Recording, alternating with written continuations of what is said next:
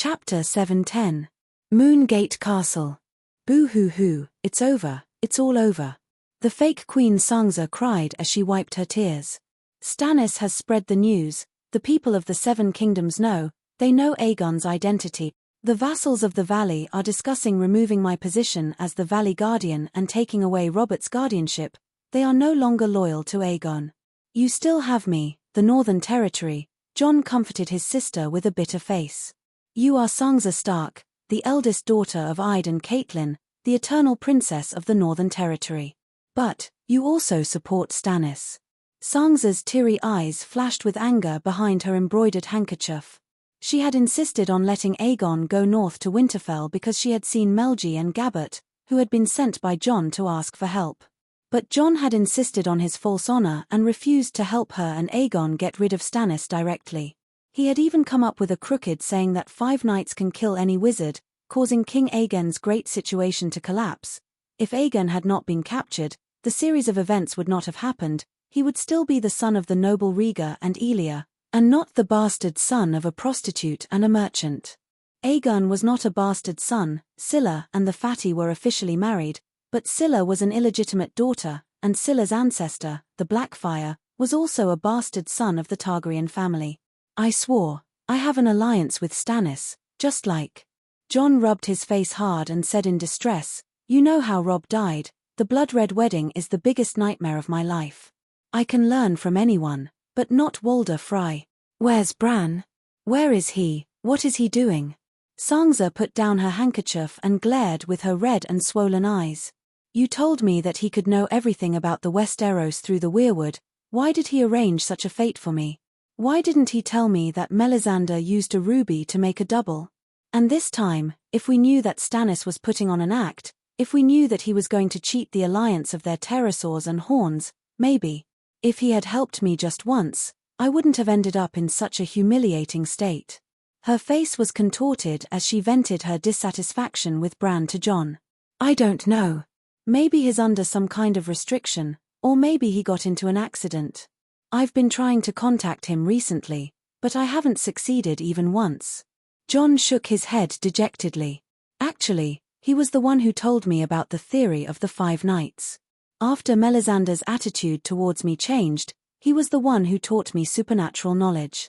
He knew the spells of the shadow-binding nights, as well as fire spells. He even helped me create the Winter Wolf Howl, based on Dany Alice's soul attacks. He clearly knew all about Dragon Queen's moves and even taught me defensive spells. But for some reason, he rarely mentioned Melisandre, nor did he analyze her spells for me. At that time, I thought that I already knew all of Melisandre's trump cards, so Bran didn't say anything. Maybe the Green Prophet's power has its limits. He doesn't know about Melisandre's abilities or her plans. Jon said hesitantly. Jon tilde Suddenly, Jon's eyes rolled back and his body stiffened as he collapsed on the chair. His 4 limbs and head twitched as if he was having epilepsy. Jon, save me, Jon, he's here, Jon, this was Bran's voice. It exploded in Jon's mind like fireworks under the noon sun, loud but weak. It became more and more urgent, forming an unrecognizable howl. Bran, is that you? What's wrong? Who's here? How can I save you? Sansa looked at Jon, who suddenly had epilepsy, then started screaming and struggling for no reason. She was confused and shocked. Jon, what's wrong? I don't blame you anymore. Don't go crazy, don't scare me, she shouted with a sobbing tone. He's here, he's trying to take the seal of the Green Prophet. No. Shouted an order to the children of the forest who were throwing magic grenades. Jon was bleeding from his 7 orifices, and the veins on his face and neck were almost popping out of his skin. He used a voice that did not belong to him to let out a thunderous roar. Burn them all. Boom. It was as if a soul nuclear bomb had been detonated in the Moongate Castle. Jon's consciousness was connected to Bran's, and the powerful willpower of the Green Prophet's seal entered Jon's mind through that connection. Then, it suddenly spread throughout the Moongate Castle. Sansa, who was shaking Jon's body with all her might, fell to the ground as if someone had hit her in the face with a club. She was bleeding from her 7 orifices, but she shouted at the top of her lungs, "Burn them all."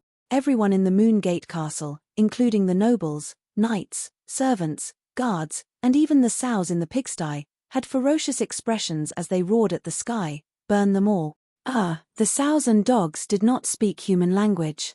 They used their own vocal cords to shout. An image appeared in the minds of everyone in the Moongate Castle.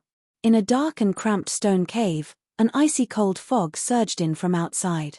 A few squirrel-like monsters were holding black stones the size of melons.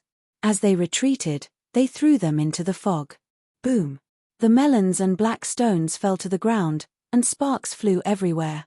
They exploded into a ball of red flames the size of a washtub. The flames sizzled in the pale fog that was suffused with a faint blue light. They weakened visibly until they were finally extinguished.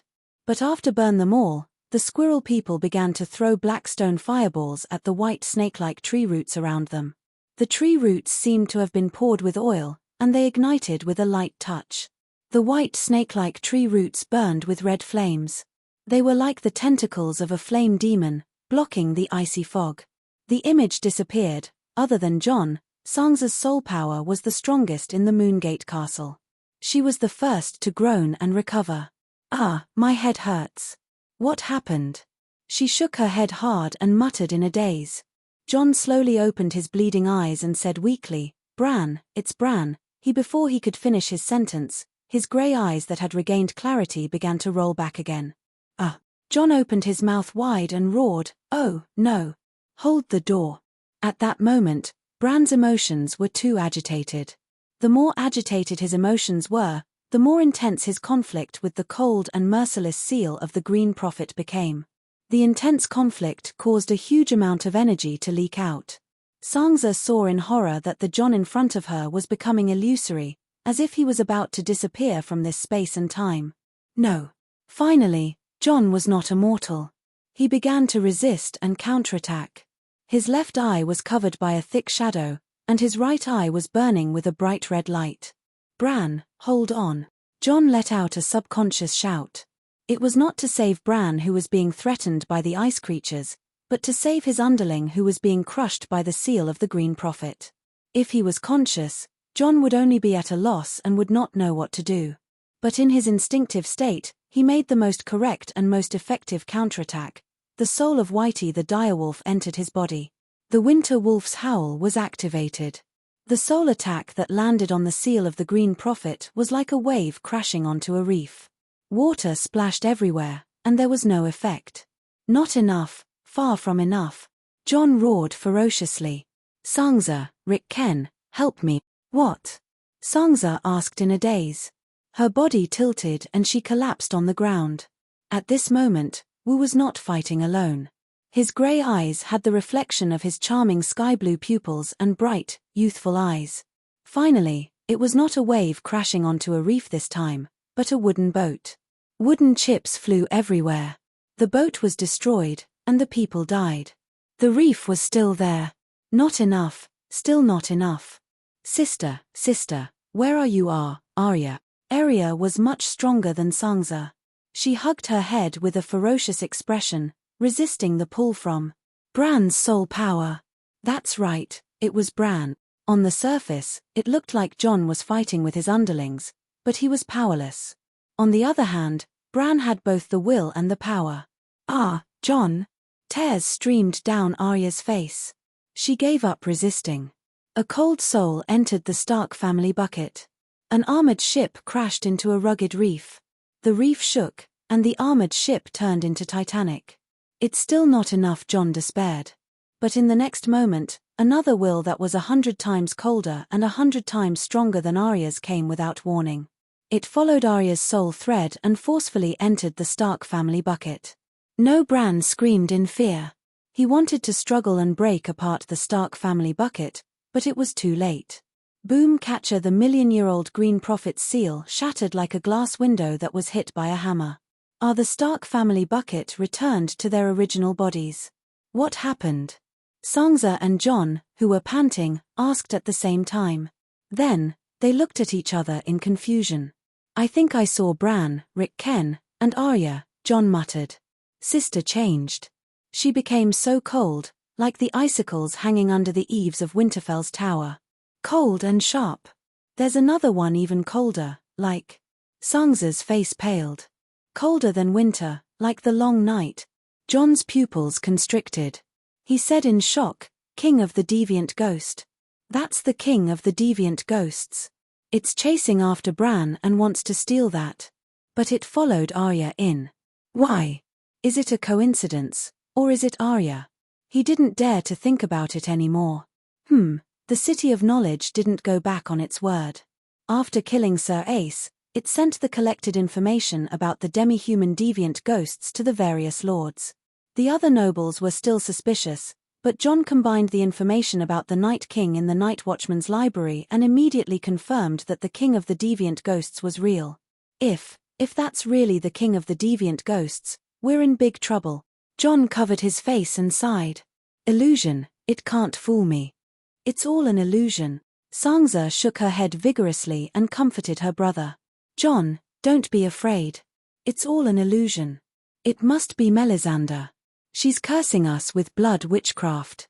What did the Stark family bucket do? Aunt May, who was blamed by Sansa, also sensed the change from beyond the Great Wall.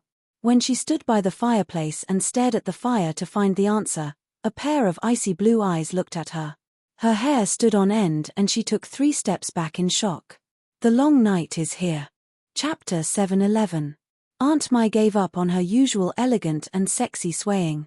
She almost sprinted at the speed of 100 meters and hurriedly found Erlu outside the courtyard. Your Majesty, I've received a revelation. There's a big change in the north. The long night is coming. She panted. Erlu was excited to experience the pleasure of riding a dragon, but Aunt May's rare expression shocked him. He quickly climbed down from a 17-meter-long shadow dragon and asked anxiously, is the sea around the East Sea Watch and the Shadow Tower starting to freeze?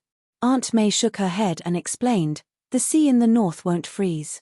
At least the bay near the Great Wall won't freeze until the magic circle inside the Great Wall is destroyed. The Great Wall is not only 500 kilometers long on the ground, but also 50 kilometers long on both sides of the sea. It's impossible for the other ghosts to dive in or wait for the sea to freeze. Erlu breathed a sigh of relief. He took off his helmet and handed it to the servant. He asked in confusion, then why did you say the long night is coming? The king of the other ghosts has appeared, Aunt May said solemnly. The kind spirit that the scholar said was haunted by the sin of extreme evil. I always thought the king of the other ghosts was the servant of the frost god. Erlu frowned. That's him. He is indeed the servant of the frost god. The scholar said it was just a human. Humans believe in the frost god and are the servants of the frost god. Erlu looked back at his pterosaur and pressed his right hand on the hot handle of the red sword. He gritted his teeth and said, where is he? I'm willing to follow fate and end the long night. After killing the king of the other ghosts, I'll come back to punish the rebels. This tone was like Guan Yu saying to Cao Cao, after I kill Hua Xiong, I'll come back to drink this wine. It wasn't that Erlu had become arrogant after having the pterosaur. It was mainly because Aunt May kept telling him that he was the child of prophecy and was destined to end the long night and bring light to the world. Erlu felt that with the pterosaur and the magic sword, he had reached the peak of personal strength. If I can't kill the king of the other ghosts, tell me, how can I improve myself? Then Aunt May began to tell him how to improve himself. Your Majesty, you are indeed the reincarnation of Yazua Ahai in the prophecy. Fate has destined you to end the long night and bring light and summer to the world. This is also true. However, the servants of the frost god are far more powerful than mortals can imagine. Your current strength is far from enough to fulfill your mission. But Yasa and Yahai ended the long night with just this sword. Erlu unsheathed the long sword at his waist. The courtyard was immediately enveloped in a strange red light. Waves of heat spread out from the sword, blowing Erlu and Aunt May's hair. However, Erlu's hair was curled and charred, while Aunt May's face was like a spring breeze. Aunt May glanced at Red Sword and shook her head regretfully. Your sword is not in its best condition, and you need strength to break through the defense of the deviant Ghost King's servants. Just like that day under the Great Wall, More than 10 deviant ghosts and thousands of ghouls were sent out in a probing attack. Danny and Liz also had to rely on the help of thousands of savages to get rid of them. Thinking back to the battle between gods and demons, Erlu's pride from the pterosaur completely disappeared. He nodded heavily and said in a deep voice, "You are right. I need more strength. First, I have to take down the valley quickly before Bronze John and the others come back. I don't need to take down the entire valley.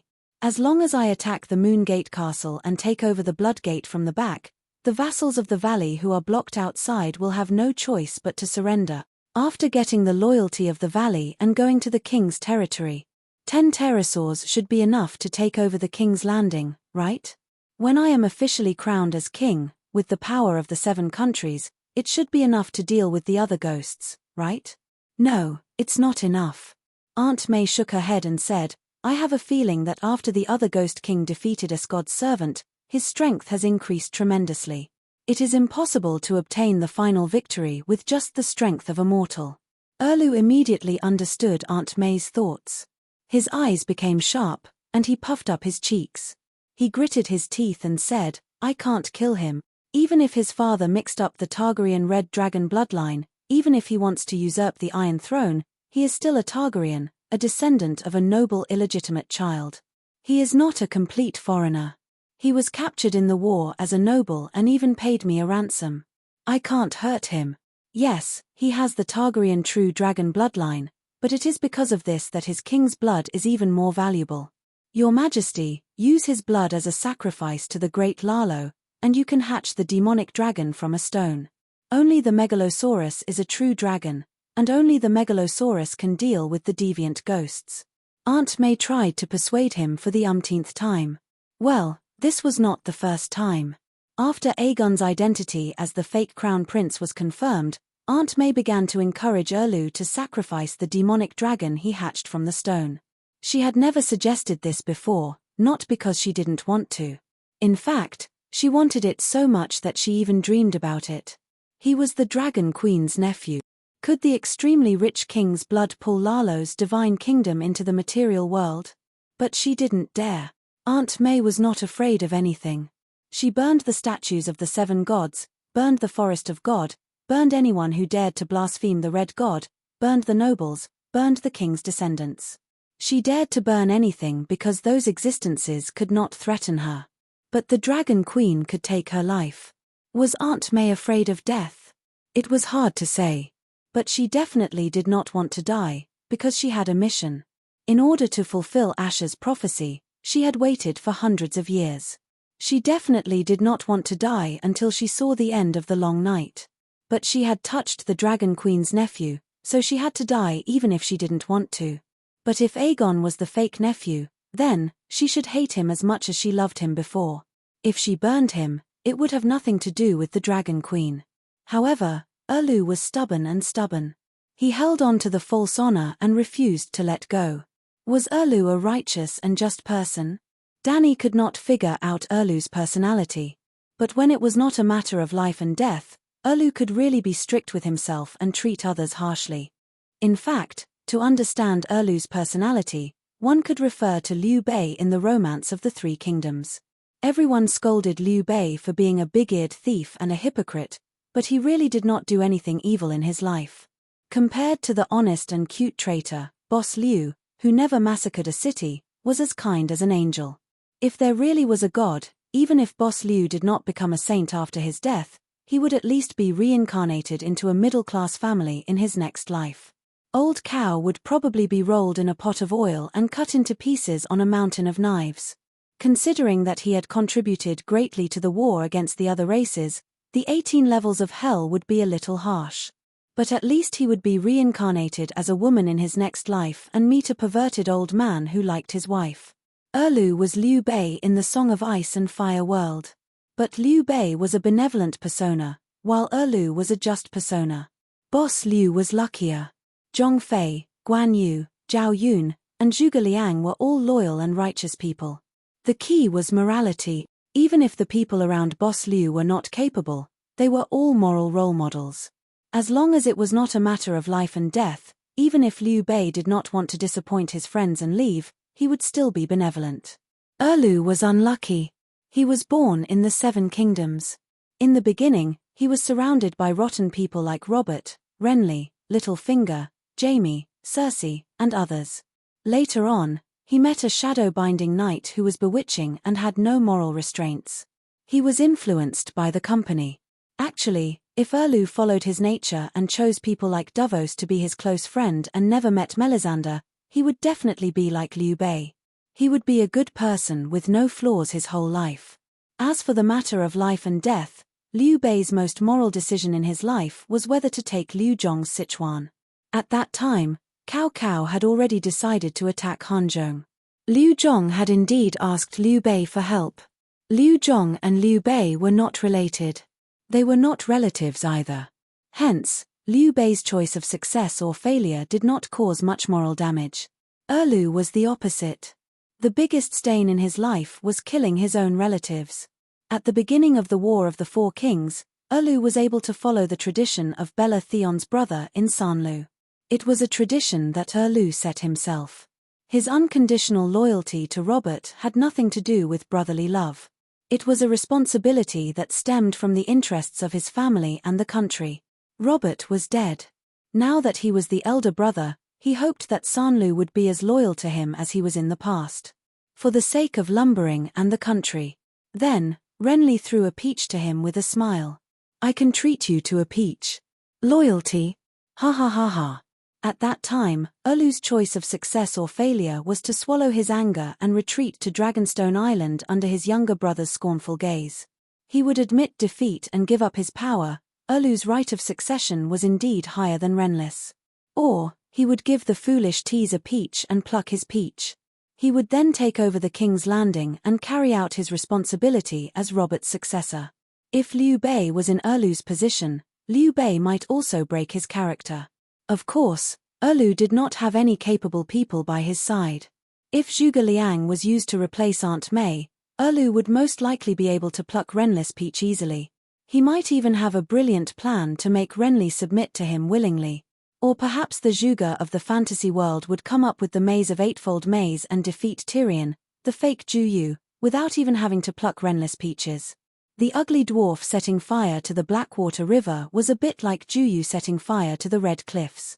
No matter what, with Zhuge Liang's wisdom, Erlu would not have to face the choice of success or failure.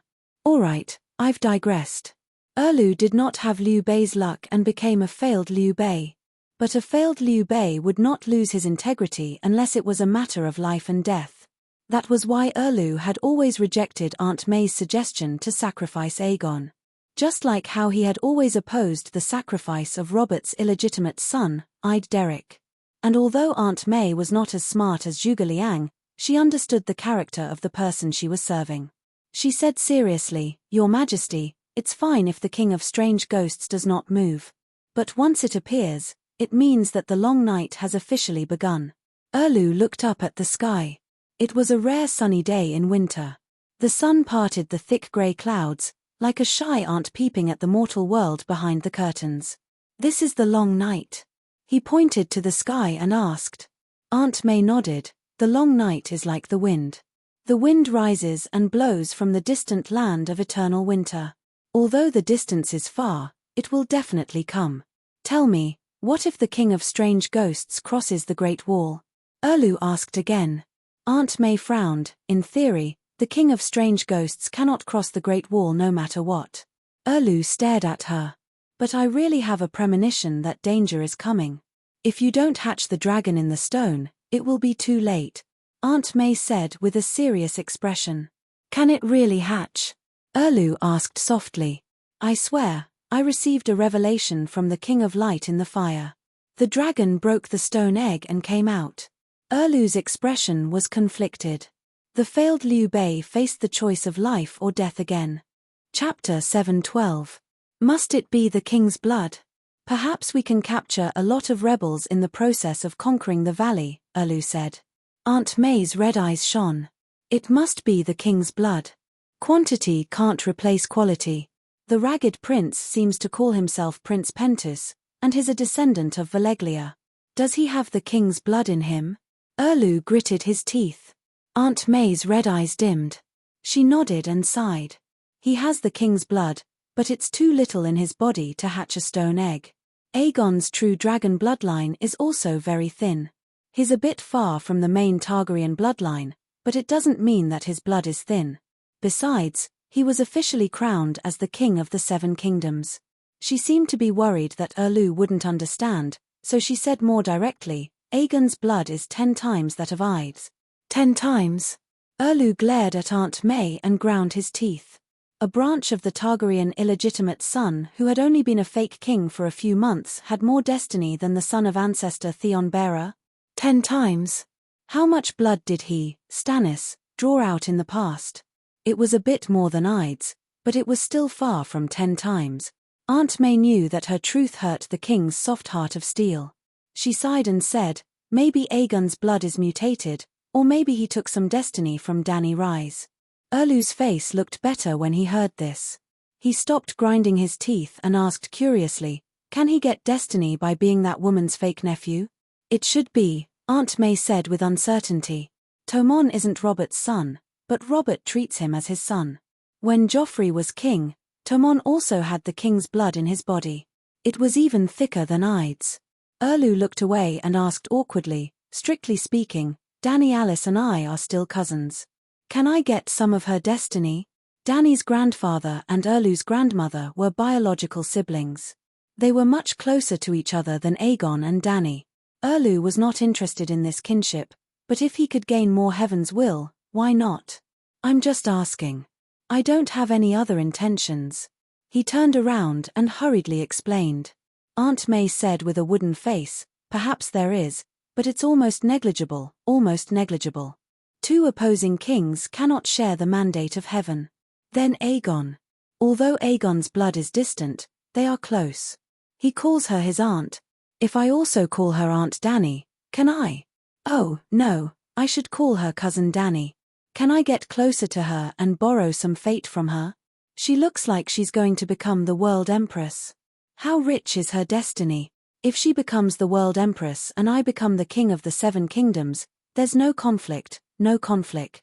The above ridiculous thoughts only appeared for a moment before they were immediately chased away by Erlu's stubbornness and pride. I'm the only legal heir to the Iron Throne. I don't need anyone's destiny. It belongs to me. Erlu pursed his thin lips and said, let's go and meet the Ragged Prince. Compared to the uncertain Megalosaurus, it's more practical to find the other 20 pterosaurs. Also, we can ask him about the dragon hatching. The whole world knows that the allies are hatching dragons. Despicable, shameless, untrustworthy, no honor. I should have known. You're even willing to kill your own brother for the Iron Throne. What honor is there to speak of? At the top of Snakewood City's tower, in a small room with bright windows, the Ragged Prince, who had removed his armor and put on his shackles, did not curse out loud. He only had a mocking smile on his face as he mocked softly. The old man's tall and sturdy body was straight. He was not defeated by this failure at all. Erlu sat across from him. The thin sunlight shone through the window onto his skinny face that did not show any shame. The treatment of the captive was not bad, but the atmosphere when the two met again was not too good. Who do you think caused this situation? Erlu's gaze was cold. He did not look away as he met the old man's sharp and mocking gaze. An untrustworthy schemer and an evil witch. It's all because of this. The Ragged Prince's huge eye bags were pulled up. His eyes were wide open as if he wanted to vent all his anger on the 2 people across from him through the window of his soul. Do you still remember the situation of our first negotiation? Erlu reminded him with a cold smile. At the time, I sternly rejected you. From the beginning to the end, I never showed any disrespect. Even if I didn't prepare any salt or bread for you, I still treated you as a guest. Even if you vaguely threatened me after I rejected you. The Ragged Prince's ferocious aura suddenly froze, and the anger in his eyes gradually disappeared. Erlu was still going on. You were completely defenseless at the time, and you were also on my ship. If I really wanted to go back on my word, I could easily take you down. But I didn't. I let you go, and the thought of killing you for your treasures never crossed my mind. But how did you treat me afterward? The Ragged Prince rubbed his nose and said, I didn't have the horn with me at the time, nor did I bring the group of winged dragons with me. I've never seen the horn before. How would I know how big it is? And how would I know if it was on you? If you had left with the dragons after I rejected you, how would this situation have occurred? Erlu retorted with a series of questions. The ragged prince sighed and said, I already said at the time that the Alliance army was determined to get Aegon. Now that things have come to this, I won't hide it from you anymore. The Alliance army had already arrived at Meereen City, and they were bombarded by the Dragon Queen's dragons every day. They lost hundreds of people every day. Not only did this damage their strength, but it also damaged their morale. But we still waited there for Aegon. You couldn't obtain victory in a direct battle, so you used Aegon to set up a trap for her? As expected, this is the style of a trading city. But even if you're used to being shameless, what does it have to do with me? Erlu's eyes were scornful as he mocked him lightly. The ragged prince was angered by his attitude. He said coldly, using schemes and not morals is a normal way of war. No matter what happened before, your betrayal during the second negotiation is a fact that can't be washed away. Ever since you brought the winged dragons to burn 15 of my ships, we've been enemies. You said that the way of war doesn't care about methods. If I don't trick you into coming down, how am I supposed to deal with the endless bombardment of 30 winged dragons? Erlu growled. The ragged prince sighed. You Westeros are really shameless. I attacked you, so we're enemies. That's right. But when you asked the Braavosi to be your mediator, when you sent a messenger crow and invited me to negotiate, it meant that the hostility between us had temporarily come to an end. Could it be that you Westeros can imprison the enemy at the negotiating table when negotiating? Your Majesty, I have to remind you that the long night has arrived, and the deviant Ghost King is about to attack. We don't have much time left. Aunt May didn't hide the annoyance and boredom on her face. Both of them had done shameless things, but neither of them wanted to be shameless, so they tried to prove that the other was shameless to cover up their own shamelessness. How shameless could they be? Hearing that the long night had arrived, the ragged prince was stunned. However, he didn't care about the deviant ghosts that belonged to the Westeros at all. He asked nervously, is Aegon really a fake? The news hasn't spread yet, right? If we're fast enough. Erlu waved his hand and coldly cut off his last hope. His Illyrio's son, it's true. Announcing it in front of so many people would cause such a commotion, and Dany Alice would definitely know. Sigh. The ragged prince's straight back immediately bent down. That damn fatty, he tricked us so badly. Westeros, this damn shit pit, treacherous and evil. There are traps everywhere, and everyone is depraved. No wonder before leaving, High Priestess Jenny repeatedly warned him to be careful, careful, and careful. But he was already being careful enough. Erlu said, the dragon's horn cracked. Did you do something to it? Do you know what's sealed in the dragon's horn? The ragged prince smiled faintly. Dragon soul, a demigod dragon soul, one of the 3 ancestors of Valeglia, Megalosaurus, Vagar, Erlu said. The tall old man's pupils contracted in shock. You know so much. Did the dragon soul leave? He almost escaped. Melisandre smiled charmingly. I was really fooled that day. Fortunately, I was the one who blew the horn. You can also stop the dragon soul? The ragged prince said in disbelief. Also, Melisandre's eyes flashed, and she guessed, is it Dany Alice? Looking at the old mercenary's expression, Aunt May knew that she had guessed correctly. I didn't expect her to really receive a gift from the Great Wall. She's clearly a Targaryen of another race, but she doesn't believe in the old gods, she said with a complicated expression. You didn't succeed in stopping him? Just as the ragged prince's face relaxed, the red-robed woman shook her head again. I couldn't stop the dragon soul, but I didn't give him a chance to return to Vagar, she said. Just like the dragon slayer's horn, if the magic runes in the dragon binder were destroyed, the demigod dragon soul sealed in the horn would regain its freedom and could instantly reunite with its master, the dragon soul. The value of a demigod dragon soul was too high. Jenny really needed Aunt Dany's nephew, but she didn't want to give her treasure to an aunt that she didn't care about in terms of identity, status, and ability. So, she used a little trick. The horn could be blown many times, but once the ability to control the pterosaurs was used, the runes in the horn would automatically be destroyed. Then, the dragon soul would break free and merge with the soul of Goat Egg's younger brother, Goat Horn, Vagar, in the form of a dragon soul. Actually, it was still Goat Egg. The three brothers had already merged into one. "Aren't you afraid of offending the Alliance?" the ragged prince said with an unpleasant expression.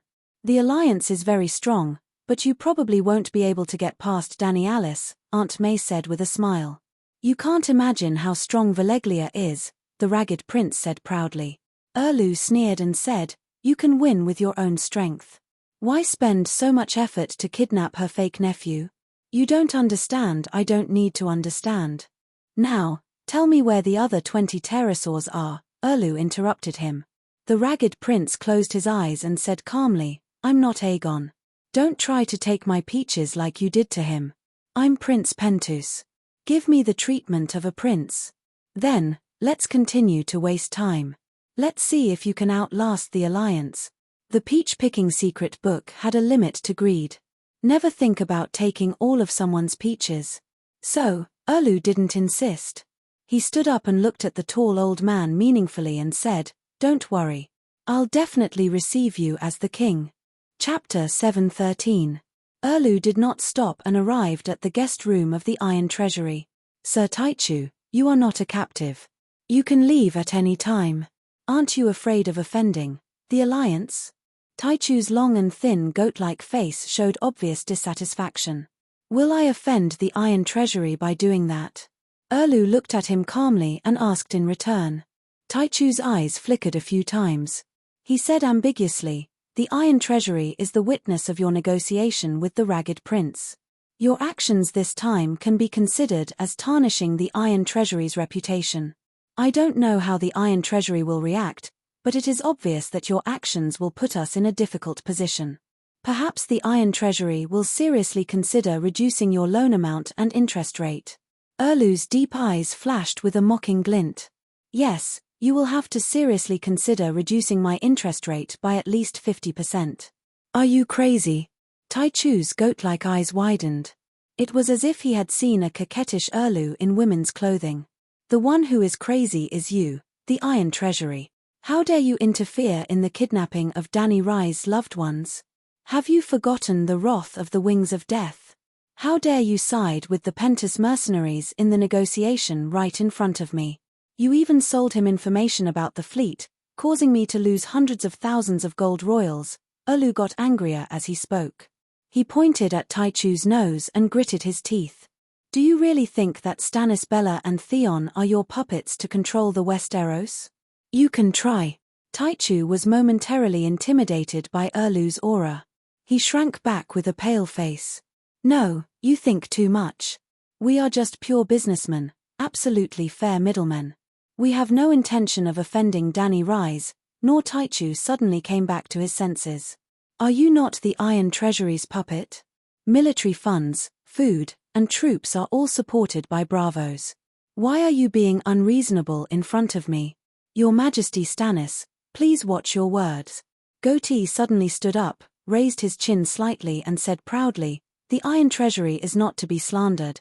Erlu's eyes turned sharp.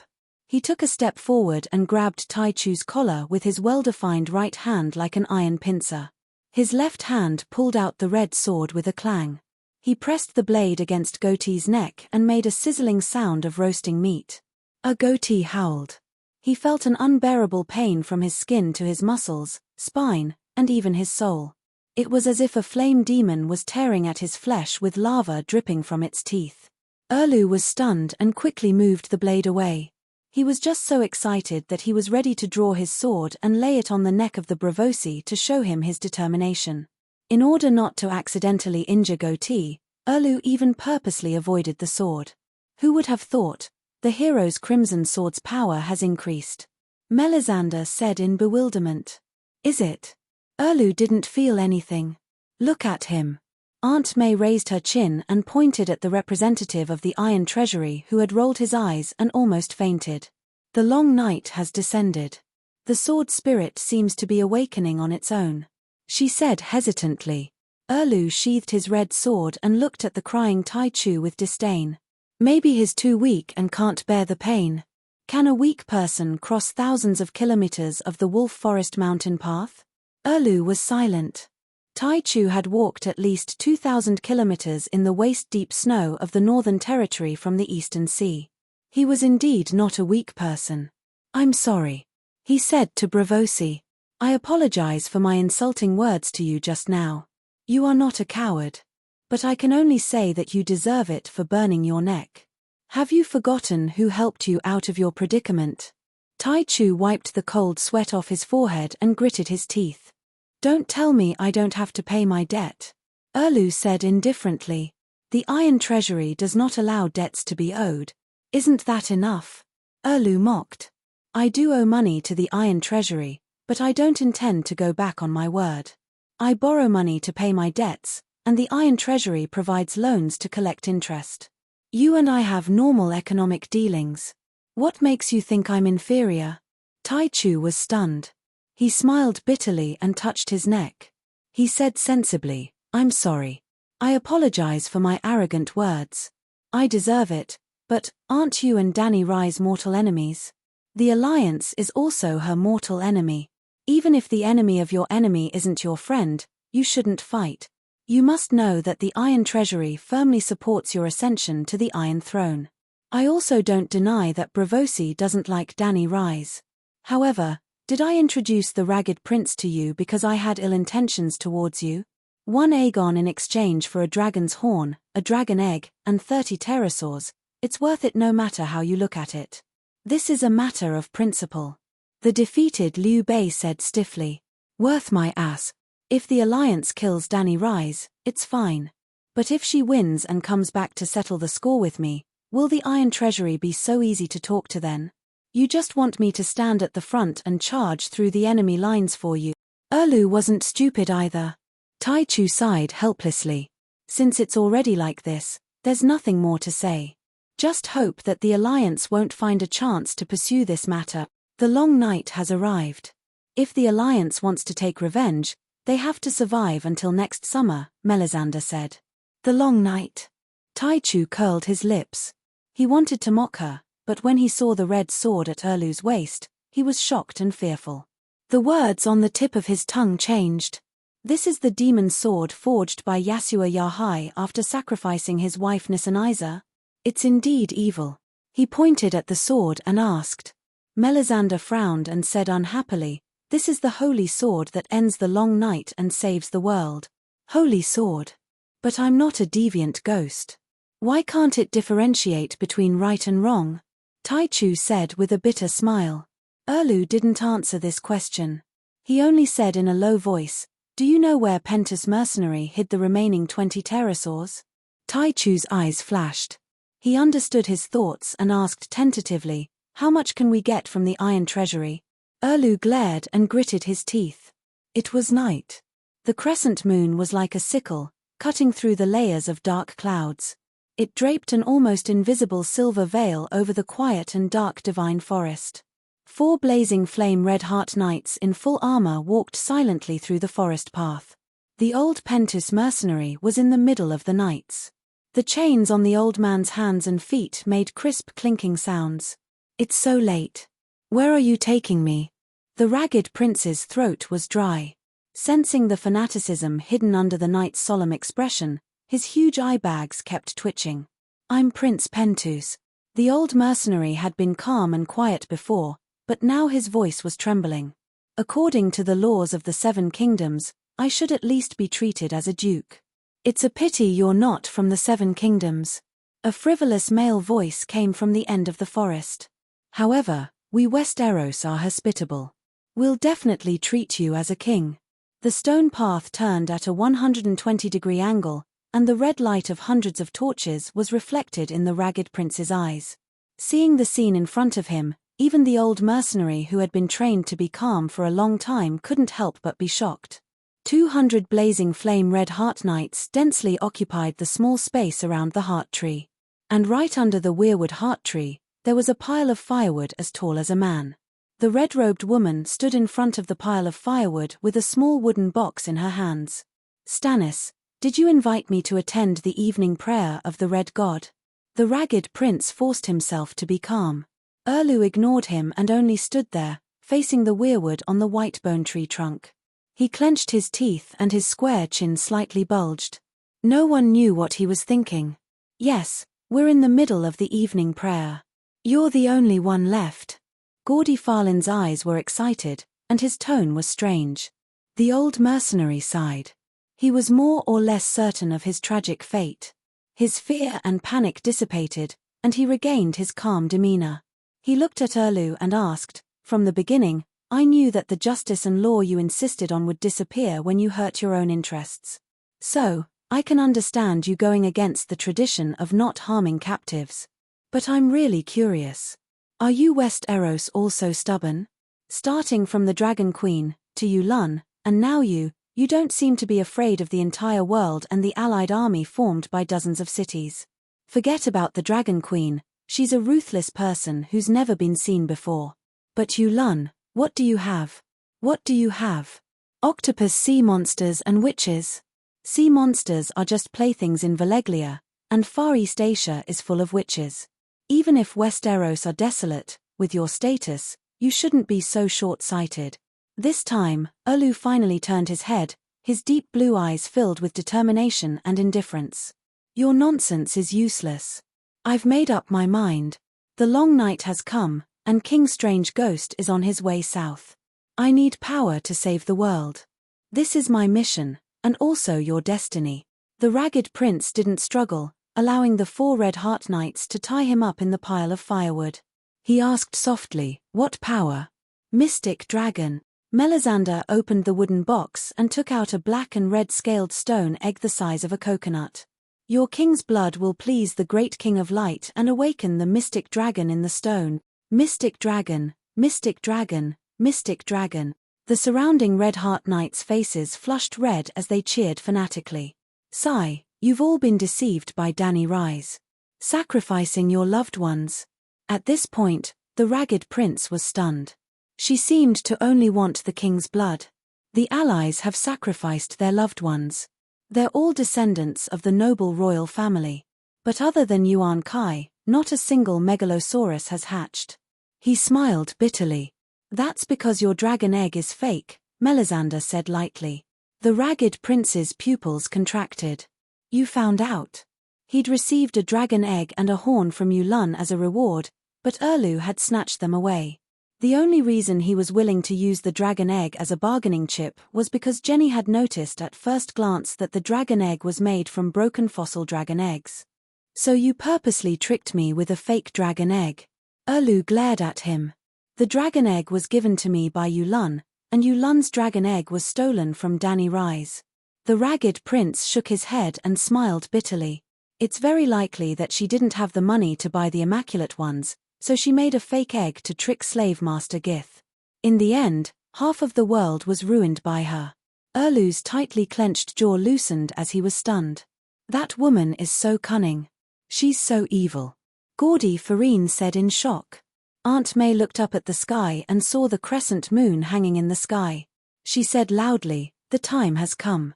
Prepare to light the fire." Scarface Knight Richard excitedly carried a basin of palm oil and splashed it on the ragged prince's head. He shouted fanatically, "Long live Lalo! Long live His Majesty Stannis! Long live the mystic dragon!" The ragged prince licked the oil that slid down his old face and suddenly roared, "Stannis, I'll wait for you in Lalo's purgatory of death."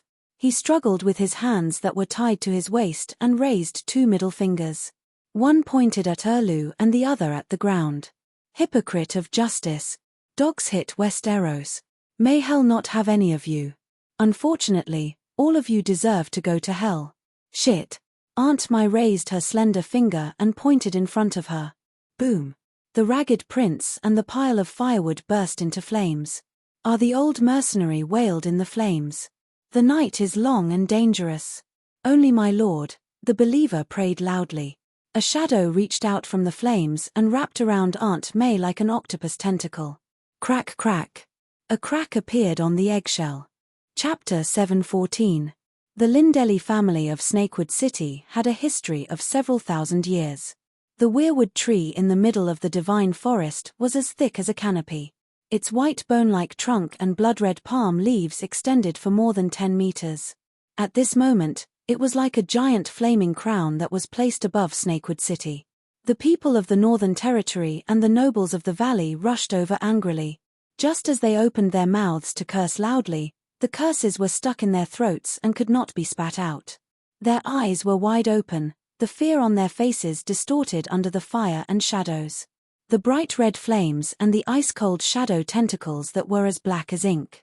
The light and shadows projected on the fanatical flame knights twisted like living creatures. Crack, crack, crack. The sound of the dragon egg cracking was very soft. The sound of the surrounding firewood and weirwood burning was very loud, but everyone present heard it and looked over. Just as everyone thought that the dragon egg was about to hatch, the shadow tentacles extended from the flames suddenly retracted. Only the crackling of the burning charcoal could be heard. Did we fail? Erlu asked softly. We failed. Aunt May nodded, but her heart-shaped face was so red that it glowed. Her red eyes flickered with an excited red light, and her waist-long, copper-colored hair danced a fire dance in the heat of the bonfire. My senses were not wrong. The long night has come, and the world has changed again. The great Light King has truly descended upon the world. His kingdom is closer to us than ever before. Melisandre's face was covered in tears. She was so excited that her whole body trembled. Originally, the Pentus people were far from enough to attract the Light King's attention, but he heard our prayers and answered us eagerly. Erlu frowned. Indeed, the Light King's miracle during this fire sacrifice was more intense than any of the previous ones. He could even feel the red sword at his waist throbbing slightly. However, Lalo had tried so hard, but he still could not hatch the dragon. But we failed. He sighed. I told you that the king's blood in the Pentus people is very thin. Erlu's thin face was conflicted. He said helplessly, I thought. Unfortunately, we only had one dragon egg. It's too late to regret now. He had always felt that it was unreliable to hatch a dragon through sacrifice. The reason was simple. This world Esper stone dragon egg was rare but not impossible. Lalo's priests were all over Urso's. As for the king's blood, it was much easier than obtaining the stone eggs. Why hadn't the Red God Temple kept Megalosaurus in the past few thousand years? Even though Melisandre had told him that times had changed. The Red Comet had made miracles possible, and Danny Lilith had brought miracles back to the human world. But the problem was, before the arrival of the Red Comet, Aunt May had already advised him to hatch a dragon. Was he slapping himself in the face? Furthermore, several years had passed since the arrival of the Red Comet. Why hadn't the Red God Temple hatched a dragon yet? It was as unreasonable as a starving beggar desperately trying to sell his miraculous skill of turning stone into gold. But now, looking at the cracked stone egg, Erlu really regretted it. Melisandre might not be right every time, but she was right most of the time and rarely made mistakes. There's still time. Just as he was annoyed, he heard Aunt May whisper, the fire is still burning, and the ceremony is not over yet. Quickly bring Aegon over. Erlu's pupils contracted, and he asked in surprise, are you sure we can continue? Aunt May nodded confidently, we have to be quick, or this dragon egg will really be wasted. The expression on Erlu's face was like a pair of love-struck men and women fighting. One moment he was on top, the next he was on top. King Yi Gui is heading south, right? He asked softly. Aunt May looked at Erlu with firm eyes and then turned her head.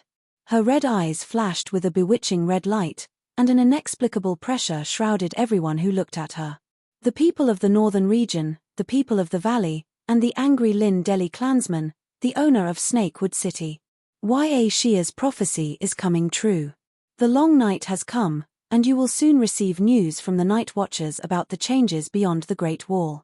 The servant of the god of frost, the king of Yi Gui, is leading countless monsters to attack. Only the reincarnation of Ya Suo and Ya Hai can save the world, she announced loudly. Her voice seemed to carry a kind of magic power. Everyone who heard her speak, everyone who saw her flashing red eyes, saw the big shining ruby on her neck, could see a kind of great horror. The horror came from the Red Witch, but it did not originate from her. What do you mean? the great John shouted, suppressing the wild panic that was growing inside him. Erlu did not hide behind the woman. He stepped out from the crowd and stood in front of the people of the northern region and the valley. He said in a deep voice, "I am the savior mentioned in Ya Shia's prophecy. Of course, it is also possible that I am not. But whether I am the savior or not, the long night has come, and Yi Gui is attacking. My responsibility to the Seven Kingdoms and the people of the Seven Kingdoms will not change. My strength is not enough to deal with the king of Yi Gui. I need the Megalosaurus, and to hatch the Megalosaurus, I need a sacrifice. You want to burn His Majesty Aegon to death?" My Ji was shocked and angry. "You dare?" Big John's face was ferocious. He unsheathed his sword and pointed it at Erlu. "If you dare touch a hair on his head, I will cut you alive." Erlu looked down and glanced at Cold Edge, who was 3 feet away, and nodded. "That's right. I declare Aegon Mapartis, the Pentosian, to be executed at the stake for the crime of mixing up the royal bloodline and conspiring to usurp the throne of the Seven Kingdom." Mapartis was Illyrio's surname. Syrah was the illegitimate daughter of Blackfire, but she was officially married to Illyrio. Thus, Aegon's real surname was Mapartis, not Blackfire, and not Targaryen. Just like Erlu, his grandmother was a proper Targaryen princess, but he was just Theon of Bella. No one would call him Targaryen. When they heard Pentosian, Aegon Mapartis, the curses in the crowd decreased by 70%. That's right. Aegon's maternal grandfather was Blackfire, and he had his own surname. He could not even be considered a citizen of the Seven Kingdoms. Even the Targaryen of the past, Targaryen had purchased Dragonstone Island, the outpost of Valeglia, which belonged to the Targaryen family, 1,000 years in advance. He had also brought with him epoch-making technology and wealth that could rival a kingdom. Then, he had painstakingly operated on Dragonstone Island for 100 years before he could barely assimilate into the Westeros. In other words, he had obtained the precious Westeros residence permit. The ancestors, the Andals, and the Loiners were all foreign invaders, but they were extremely xenophobic, just like a certain country today. "He is the son-in-law of the House of Stark." Countess Meji roared at Erlu. "Don't ever think of harming Stark's people in front of the Northerners." She turned around, and her hard old face twisted into an evil spirit under the light of the fire. She glared and gritted her teeth as she shouted at the people who had come down from silence. "I said, no one can harm the son-in-law of the House of Stark in front of us, right?" "Yes." Big John suddenly came back to his senses and roared into the sky. "Whether he is a red dragon or a black dragon, whether he is a foreigner or not, he is Sansa Stark's legal husband. No one can harm him. We swear to defend Stark's honor with our lives." All the Northerners shouted in unison. Their momentum soared to the sky, and even Aunt May's demigod soul was intimidated. Erlu clenched his jaw so hard that his teeth creaked. Aunt May carried the dragon egg and walked over gracefully. She said softly, "How ridiculous. Even Stark doesn't treat him as one of his own. You outsiders are the only ones who are so excited." Big John shouted, What are you talking about? Where have Jon Stark and Sansa Stark been these days?" Aunt May sneered. "They." Big John was at a loss for words. Were they at Moongate Castle, or had they returned to Winterfell? They hadn't been seen for days. Sansa Stark and Tyrion Lannister were also legal husband and wife. Aunt May's smile grew wider. "Do you think Aegon brought her less shame than Tyrion?" Sigh, poor girl. "No matter what choice she makes, I can understand. You should understand too." "Impossible, impossible, you're misleading us." Count Mage's old face was pale. Her eyes, which were once more resolute than a rock, were now filled with panic and doubt. Big John opened his mouth wide. He looked at Meiji, Erlu, Aunt May, and then turned to look at his companions. His heart was in a mess. He wanted to get an answer from them. What should I do? But no one could tell him. Everyone had different expressions. Some were bewildered, some were thoughtful, some were convinced, some were indifferent, some were excited to watch the show, some were hesitant to speak, and some were muttering softly. But no one shouted to die for Stark's honor. Just as the Red Witch had said, even Stark himself wanted to get rid of Aegon's stain. Why were they so anxious? Erlu gave Gordy Farlin a look, and the knight excitedly left with his 4 guards. Some saw them, while others didn't. Some of the people who saw them knew what they were going to do, but no one stopped them. After a while, the blazing red heart knights carried the roofless palanquin. Amidst the clanging of armor and scabbards, they ran through the divine forest and came to the burning weirwood tree. King Aegon. Meiji couldn't help but exclaim worriedly. Aegon. Big John didn't call him king anymore, but he looked concerned. Aegon's condition was too bad. His once soft and elegant silver hair had become oily, and his rosy cheeks were pale and sunken. His gradually changing purple eyes were as dim as extinguished charcoal. His tall body was hunched into a ball, curled up on the soft couch, as if he was escaping from the cruel and merciless reality. Hearing the cries of Meiji, Jon, and the others, Aegon finally had some semblance of a living person. Where's Sansa? Where is she? His hoarse voice was filled with fear and anticipation. Sansa. Queen. She's not feeling well. She probably went back to Winterfell. Meiji didn't dare to look at the pair of eyes that emitted the last light in the embers. Her voice was weak. The last light was extinguished, and Aegon collapsed on the palanquin. Ha ha, I told you, but you didn't believe me. Gordy Farlin's eyes shone with excitement. He bent down and spat out the most vicious words to the disheartened Aegon. Your mother is a lies prostitute, and your father is a nouveau riche spice merchant. Ask any of the knights here if they're willing to marry their daughter to the son of those two. From now on, every time your name enters Sansa Stark's ears, it's like she was raped by a noseless ugly dwarf in public. She's brave enough not to kill herself after such humiliation. What are you still dreaming about? Fut Aegon was so humiliated and desperate that he spat out a mouthful of blood and fell from the palanquin. Chapter 7:15. Awoo! Big John roared and charged at the giant killer with his long legs. He was nearly 1 meters tall, and his body was full of solid muscles. His movements were very sudden, like a tank moving at the speed of a jeep. With a powerful impact, he knocked away 3 unprepared knights of Red Heart of Flames in just a few steps. Before he got close to the sedan, he swung the iron sword in his right hand, which was as wide as a seesaw. Under the light of the giant weirwood tree burning, everyone felt a gust of wind in the sky. Then, with a smack, the giant killer's head retracted into his chest. Yes, Aegon was so stimulated that he vomited blood, and it happened to spray on Gordy Farlin's face. Big John was too fast, and his outburst was too sudden. Gordy was swearing and wiping his face, so he didn't notice the door plank coming at his head. Originally, with Big John's strength and the weight of the great sword, the giant killer's head should have exploded like a watermelon. But he was wearing an iron helmet, and the quality of the iron helmet was good, at least harder than his shoulder blades and sternum, so he became a coward. Plop! Gordy Farlin's limbs twitched unconsciously as he fell to the ground. Only then did everyone recover from the shock. Bah! The great John spat on the corpse of the Red Heart Knight as if nothing had happened. He bent down and helped Aegon up from the ground, his face as pale as a sheet of paper. Aegon, Aegon, you kai! Big John had just shouted twice when a spear stabbed at him like lightning. It hit the left side of his waist with a ding. The chain mail cushioned the impact of the sharp tip of the spear, and it only pierced 2 inches into his abdomen. Ah, be careful. It was only then that my G's warning came from behind. Awoo! Big John felt the coldness at his waist.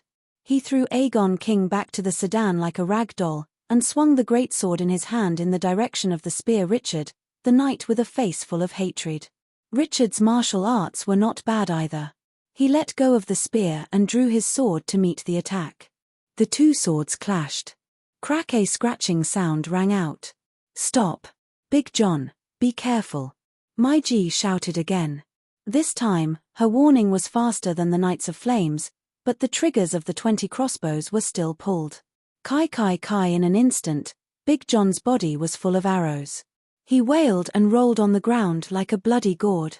Less than half a minute had passed since Big John had launched his attack and turned him into a hornet's nest.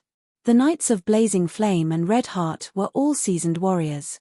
They had followed Erlu to the north and south for many years. Not to mention how skilled they were in martial arts, They would never stand there and watch their general be cut down. After seeing Big John kill Gowdy Farlin, they almost subconsciously raised the crossbows hanging from their waists. Raw seeing Big John fall to the ground, my G, Gilbert, and the rest of the Northerners went crazy. They drew their swords and were about to charge over. Aunt May frowned. The ruby at her throat flashed red. She did not seem to make any other movements, but the red flames mixed with a large amount of black smoke separated from the burning weirwood and turned into a black and red smoke python. It charged brazenly into the middle of the rioting Northerners. My G and the 20 or so Northerners were burned by the smoke and fire. They screamed and ran away like rats. The red-robed woman did not want to kill anyone. She only covered their heads and faces in black smoke and ash before she stopped controlling the fire. In just a short while, hundreds of mercenaries with the blazing flame and red heart emblem on their chests charged into the forest of God's trees. They used spears, shields, and bows to surround the rioting Northerners. Yes, there were 2,000 Northerners in Snakewood City, but they mostly set up camp outside the city. Only people with status like my G could live in the stone castle. As for the people of the valley, King Aegon was not the son-in-law of the valley. Without the disguise of Lei Jazi, the nobles of the valley would not be loyal to him at all. Erlu glared at the bound Northerners and said angrily, "Are you rebelling? You call protecting your own monarch rebellion?" Big John groaned. The chainmail and the inner layer of leather armor were of course not immune to the crossbow fire at close range. However, Big John had strong bones and muscles all over his body. The arrows pierced through the armor and got stuck in his flesh. He looked bloody and miserable, but there was no fatal wound. "Is he your monarch?" Erlu was furious. "Didn't I make myself clear? He may have a thin Targaryen bastard bloodline, but he is a standard foreign outsider. He may not be the king of the Seven Kingdoms, but he saved me in River Delta City. I don't care about the others, but I must save him today." John Amber's son was also called John Amber. Both John and Big John had participated in the bloody wedding. Little John was killed, but Big John was thick-skinned and did not die. It was only when Aegon and Sansa took River Delta City that he regained his freedom. Not only that, Aegon even helped him take revenge by hanging dozens of Frys. "Ah!" The great John roared angrily and began to struggle. The chains around his arms, legs, and neck rattled as he was dragged. 7 or 8 mercenaries swarmed over. Some grabbed his hands, some pressed his shoulders, and some even used their butts to sit on his face. Oh, Big John was pressed against the ground, unable to struggle at all. He could only let out a loud but powerless howl. "Sigh, you should understand that what you are doing is futile." Erlu's gaze softened as he sighed softly. "Ha ha, at least I killed that idiot knight who insulted him." Big John laughed bitterly. Richard's anger rose when he heard this. He rushed over and kicked Big John. Bang! The steel boot landed squarely on Big John's mouth. His lips and tongue were torn, and his front teeth were broken. "Stop!" Before the pockmarked knight could kick Big John a second time, Erlu snapped out of his daze and stopped him. Erlu frowned as he looked at his knight. Words of reprimand flowed into his throat from his heart, but he swallowed them back into his anus. "Sigh. You may have broken the king's laws, but you are still a brave and loyal man." Erlu sighed with a complicated expression. He pointed at Big John and said to the Knights of Redheart, "Take him away and lock him in the dungeon. We will deal with him when Jon Stark returns. We will continue." "No, no, don't burn my son." A fat man in embroidered clothes staggered through the crowd, wailing in grief. Illyrio had arrived. Although he was the mastermind behind the exchange of princes, and Erlu had always wanted to take him down for trial, Jon's crime of impersonating Lei Jazi had little to do with him. It really had nothing to do with Stark. Of course he did not like him, but he was still Sansa's father-in-law. These days, the fat man had been staying in the northern camp outside the city. He had limited freedom of movement. He could move about in Snakewood City, but he had to be under the protection of the northern guards. The heart tree of the Godwood Forest was a 1,000-year-old weirwood. It was over 20 meters tall, and when it burned, it looked like a candle stuck on a birthday cake. Snakewood City was that birthday cake. Anyone outside the city who was not blind would notice it. We have already paid the ransom. Why are you going back on your word? The Pentus trade prince's fat face twisted, his eyes spitting fire as he roared at Erlu. Erlu looked at him in disgust and turned to ask Aunt May, "Does he have the king's blood?" Aunt May shook her head. The trade prince is an honorary title. His political power is equivalent to that of a senator. Even if he has the king's blood, it must be extremely thin. Erlu said coldly, "The ransom was paid for the defeated Aegon Targaryen. It has nothing to do with the war now. Your son impersonated Lei Jiazi and conspired to seize the Iron Throne. His crime is unforgivable. Aren't red dragons and black dragons all dragons?" The fat merchant said angrily. "You should say that to Dany Rise, to John Clinton, to Sansa Stark, and to all the nobles of the True Dragon Alliance." Erlu waved his hand. The blazing red-heart knight carried the drooping Aegon to the bonfire. "Aegon, Aegon." Illyrio's eyes were red as he struggled against the two knights. Two hands full of rings reached out desperately, as if trying to pull his son back. Aegon recovered from his rage and spat out blood. He turned to look at the fat face that was both familiar and unfamiliar. His cheeks, as pale as charcoal, flushed with excitement. This was the first time the two of them met after their identities were exposed. Aegon was looking forward to this moment as much as he was looking forward to Sansa's "I don't care about your identity" and Aunt Dany's "you are still my nephew" acknowledgement. So he began to struggle. He roared at Illyrio, "You lied to me. You ruined my life." Illyrio's heart felt like it was being stabbed. Tears streamed down his face. "I did it all for you. You deserve the best in the world." Dog's hit. Aegon's expression twisted. "The best in Dog's hit. I pursued the Iron Throne because I was told my life's mission from the time I could remember to take back the honor that the Targaryens had lost, to avenge my parents and sister. Rhaegar, who died in Theon's rebellion, was my father. Elia, who was raped and killed by Lannister, was my mother. Rhaenys, who was chopped into pieces, was my sister. The Iron Throne that was usurped belonged to me. These are the reasons why I have always wanted to return to the Westeros. From the moment I was born, you draped me in the guise of a ghost. My dreams were given to me by you. My fate was twisted by you. Now you tell me that this is for my own good.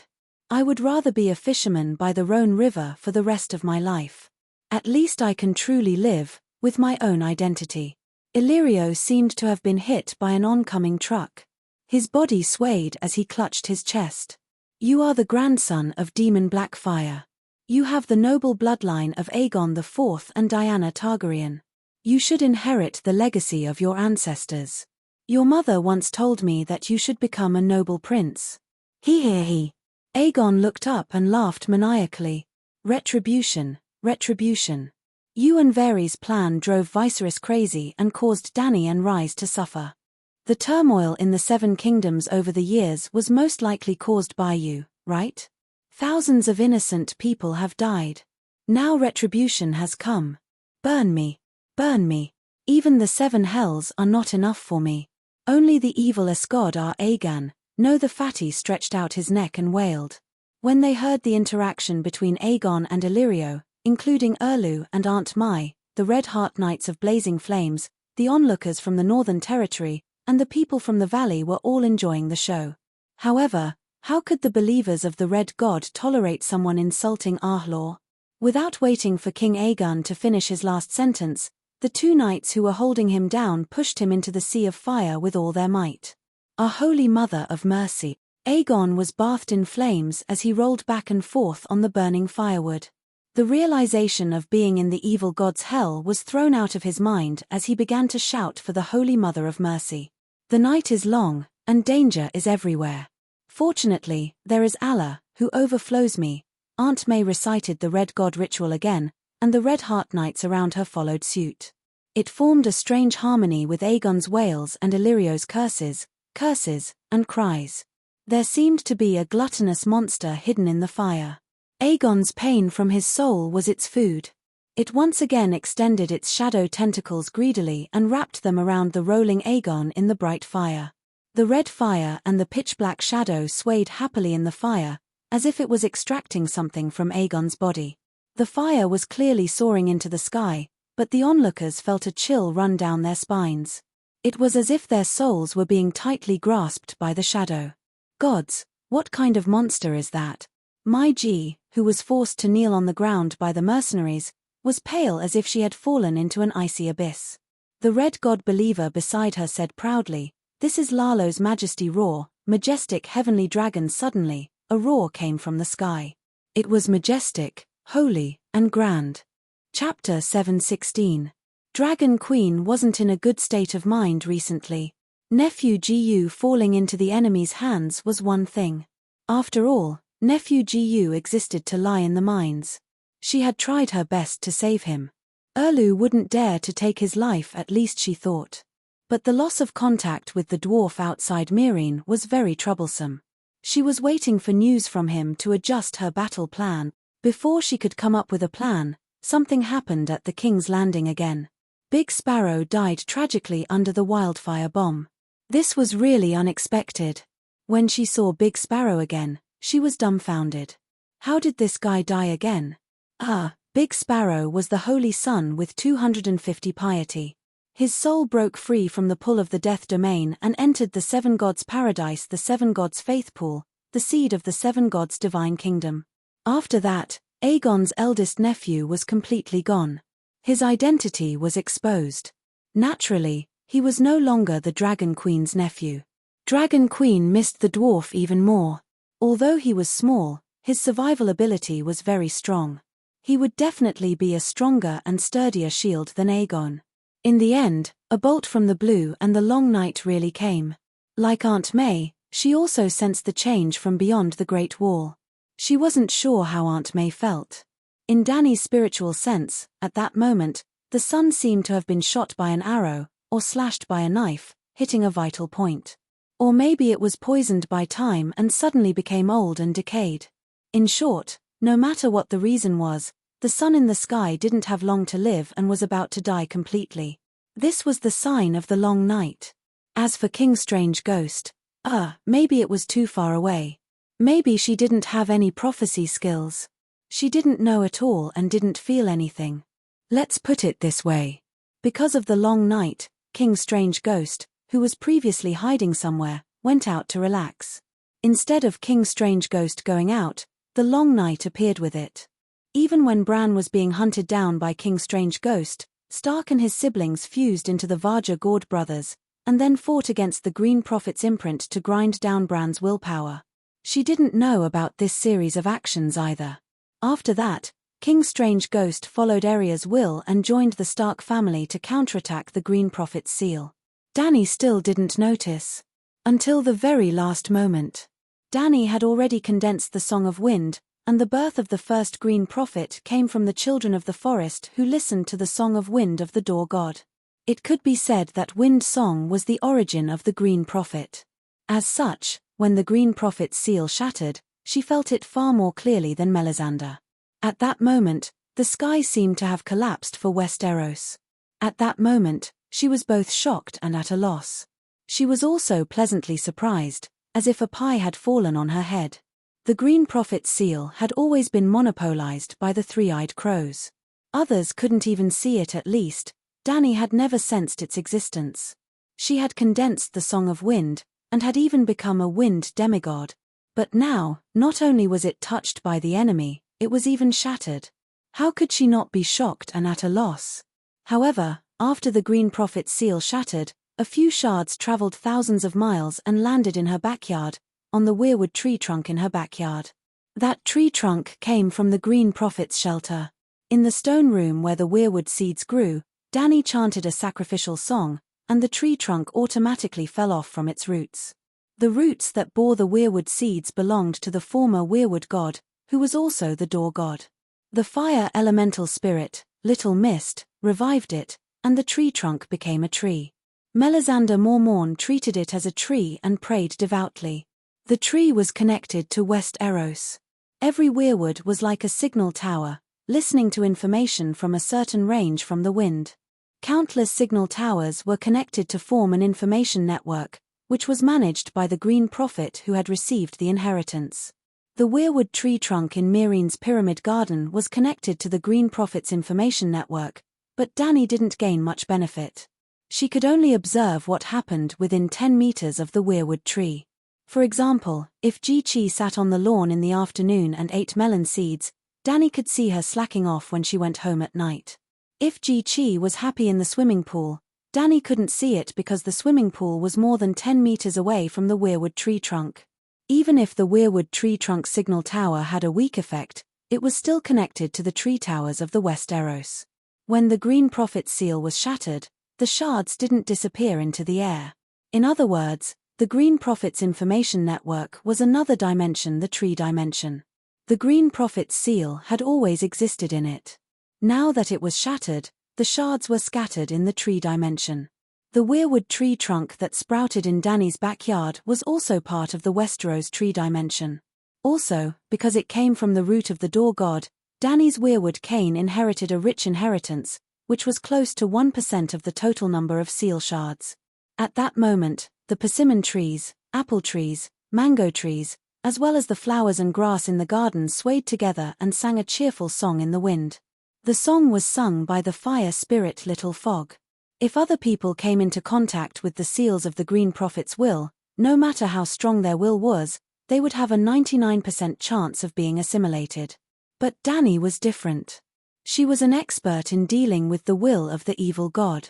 After losing the control of the three-eyed crow and coming to Meereen, which was thousands of miles away from the Westeros, how could the steel seal-like will in the shards resist? They were crushed, burned, bestowed with a spirit. They were all turned into resources and entered Dani's wind song subsoul. When Dani became a wind demigod, the Green Prophet's second soul turned into a wind belt. The wind song's divinity didn't increase by much, and Dani had to comprehend it herself. It was like eating a pig's brain to nourish the brain, but it definitely wouldn't increase the pig's experience and knowledge. Well, Dani and Bran used different methods to use the Green Prophet's seal. Dani ate it and absorbed its nutrients, while Bran connected the pig's brain to his own, which was equivalent to adding another pig's brain. Generally speaking, Bran used the seal more efficiently, while Dani wasted a natural treasure recklessly. But there weren't any side effects, and her will wouldn't be affected. But the pig's brain was too nutritious, and Dani's wind song subsoul's body increased by 100 times, and she ate until she became fat. Currently, her sea of consciousness was filled with all kinds of wind, such as breezes, strong gales, hurricanes, tornadoes, and so on. Her wind song subsoul was somewhat similar to Door God's divine domain filled with storms back then, forming the prototype of the divine domain of wind. The increase in her divine power was one thing, but the other benefit was even greater. The Westeros loved her even more. Don't think that the Westeros were a cesspool, but they were the door of the world, and had a special meaning. Otherwise, why would the long night start from the Westeros? Why would the old gods gather there? The love of the Westeros, more accurately, was the blessing of the Westeros world consciousness. To be more direct, the seal of the Green Prophet was equivalent to the creation jade disk of the Westeros. Yep, it was a simplified version of the heavenly axiom controller. The love of the Westeros gave Dani two benefits. First, when she was in the Westeros, her cultivation speed would become faster. Second, she had a general sense of the Westeros. She couldn't be omniscient about the Westeros like the three-eyed crow, because the shares she received were too little. Also, she didn't fuse with the fragment of the Green Prophet's seal, but absorbed it through spiritual bestowment. A hatchet could chop firewood, but when the hatchet was melted into iron and then forged into steel, the steel would lose the hatchet's ability to chop firewood. The fragment that Dani absorbed wasn't the Green Prophet's seal, so she couldn't be omniscient. But Dani was the mother of the seven gods. If she and Blackie entered the dragon spirit state, they could faintly sense the prayers of the seven gods' devout believers. Just like in the Seven Kingdoms, there were already more than 100 monks who received blessings from the Holy Mother through their prayers. In the past, the seven gods could only listen to the prayers of believers with more than 200 piety points at any time and place. They didn't need to be in the Holy Church, and they didn't need the believers to face the Holy Mother statue. They could only respond to the prayers of true believers with more than 10 piety points, but they needed the Holy Church, which had a long history and rich power of faith. They also needed the believers to sincerely pray to the Holy Mother statue. But now, things were different. After receiving a portion of the love of the Westeros, Blackie and Dany's dragon spirit sensed the believers, so much so that they could fly. If the communication between the 7 gods and their believers was compared to information exchange on the internet, then Blackie used the phone line plus cat mode to communicate with the believers. Not only was it slow, but it was also extremely expensive. It was so expensive that the Holy Mother Dany could only bestow divine arts to monks with more than 200 piety points. For example, the Big Sparrow had 250 piety points. He contributed 100 points of power of faith to the pool of faith. Dany deducted 50 points and gave them to Blackie. The remaining 50 points were stored in the pool of faith and belonged to the Big Sparrow. When the Big Sparrow needed to use divine arts, all the stored 50 points were transferred to him. He thought he got 50 points, but in fact, only 25 points were actually used, and the remaining 25 points were consumed in the process of transfer. Not only would the divine arts bestowed by the gods be consumed, but even the power of faith provided by the believers when they prayed to the 7 gods would also be consumed. Dany received 100 points of power of faith from the Big Sparrow. Maybe the Big Sparrow contributed 120 points, and the remaining 20 points were lost in maintaining the channel of faith. The Big Sparrow was the Holy Sun. The channels of faith of other believers were far more thin than his, and the consumption was greater. Therefore, Dany could only bless the saints with more than 200 piety points. That was the era of the phone line internet. But now, it had changed. After being favored by the heavenly axiom, the connection between the 7 gods and their believers instantly surpassed 3G and entered the 4G era. The speed and efficiency were increased dozens of times, and the cost was reduced dozens of times. Originally, in the state of the Holy Mother with the big black dragon, there were only a few hundred red dots distributed in the land of sunset in the west. Now, the red dots were densely packed and stacked, and countless information poured into the 7 gods' minds. They were all the prayers of the believers. They couldn't sense it before, but now that they had entered the 4G era, they could do live broadcasts anytime and anywhere. However, there was too much information for Dany's human brain to process. It was like 10,000 mosquitoes buzzing around her. But the big nephew's cry was too sad and desperate, and she was very familiar with him. Therefore, she responded to the big nephew and established a connection with him. The big nephew, who was rolling in the flames, saw the Holy Mother. "O 7 gods, the Holy Mother is so kind, so gentle, and a little familiar. The Holy Mother is merciful," he wailed. "Holy Mother, save me." He asked the Holy Mother for help. Then, Dany discovered in shock and anger that a familiar evil aura was entangled around her dear big nephew. It was Lalo. Lalo, the shadow devil, was extracting the power in his bloodline and corrupting his soul. Erlu, that square-jawed guy, dared to sacrifice her cute big nephew? Dany was furious. Fine, he was no longer her big nephew. But even if the family was gone, the favor was still there. There had never been any family before. The exposure of her big nephew's identity didn't affect Dany's love for him at all. Because she never treated him as family. It was the 4G era, and the transmission speed and efficiency of godly power had increased dozens of times. She didn't have any family love for her big nephew, but for him, she was willing to waste a lot of the 7 gods' godly power. Chapter 717. Great Mighty Heavenly Dragon. The burning weirwood was like a candlelight on the earth. Flames that were 20 to 30 meters high rose. Suddenly, a grand, majestic, and sacred voice came from the sky. It was like the evening drum and the morning bell. It was so loud that it cleansed everyone's souls. In an instant, everyone's fear of the twisted black shadow in the fire disappeared. They looked up and saw a platinum palm the size of a bed for 2 falling from the sky. It slapped the struggling and wailing Emperor Aegon. Boom! The red flames around them exploded. Sparks flew, charcoal flew, and smoke filled the sky. It was as if a missile had hit Emperor Aegon. At the same time, the black shadow tentacles that were wrapped around its body exploded. Squeak, squeak, squeak. The black shadow twisted and made a sound that scratched the soul. The Red Heart Knights who were chanting the Red God's sacrifice suddenly stopped. They were stunned and did not know what to do. The people of the Northern Territory, the people of the valley, and the mercenaries from the other side of the narrow sea were also shocked. "What's going on?" Erlu exclaimed. Rustle, rustle, rustle. While everyone was still in shock, the surrounding flames were pulled by a mysterious force. They quickly gathered above Emperor Aegon's twitching charred corpse. They condensed into a ferocious megalosaurus with its eyes wide open.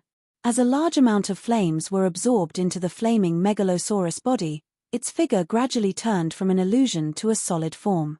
Aunt May's gaze sharpened. The ruby at her Adam's apple shone with a bright red light.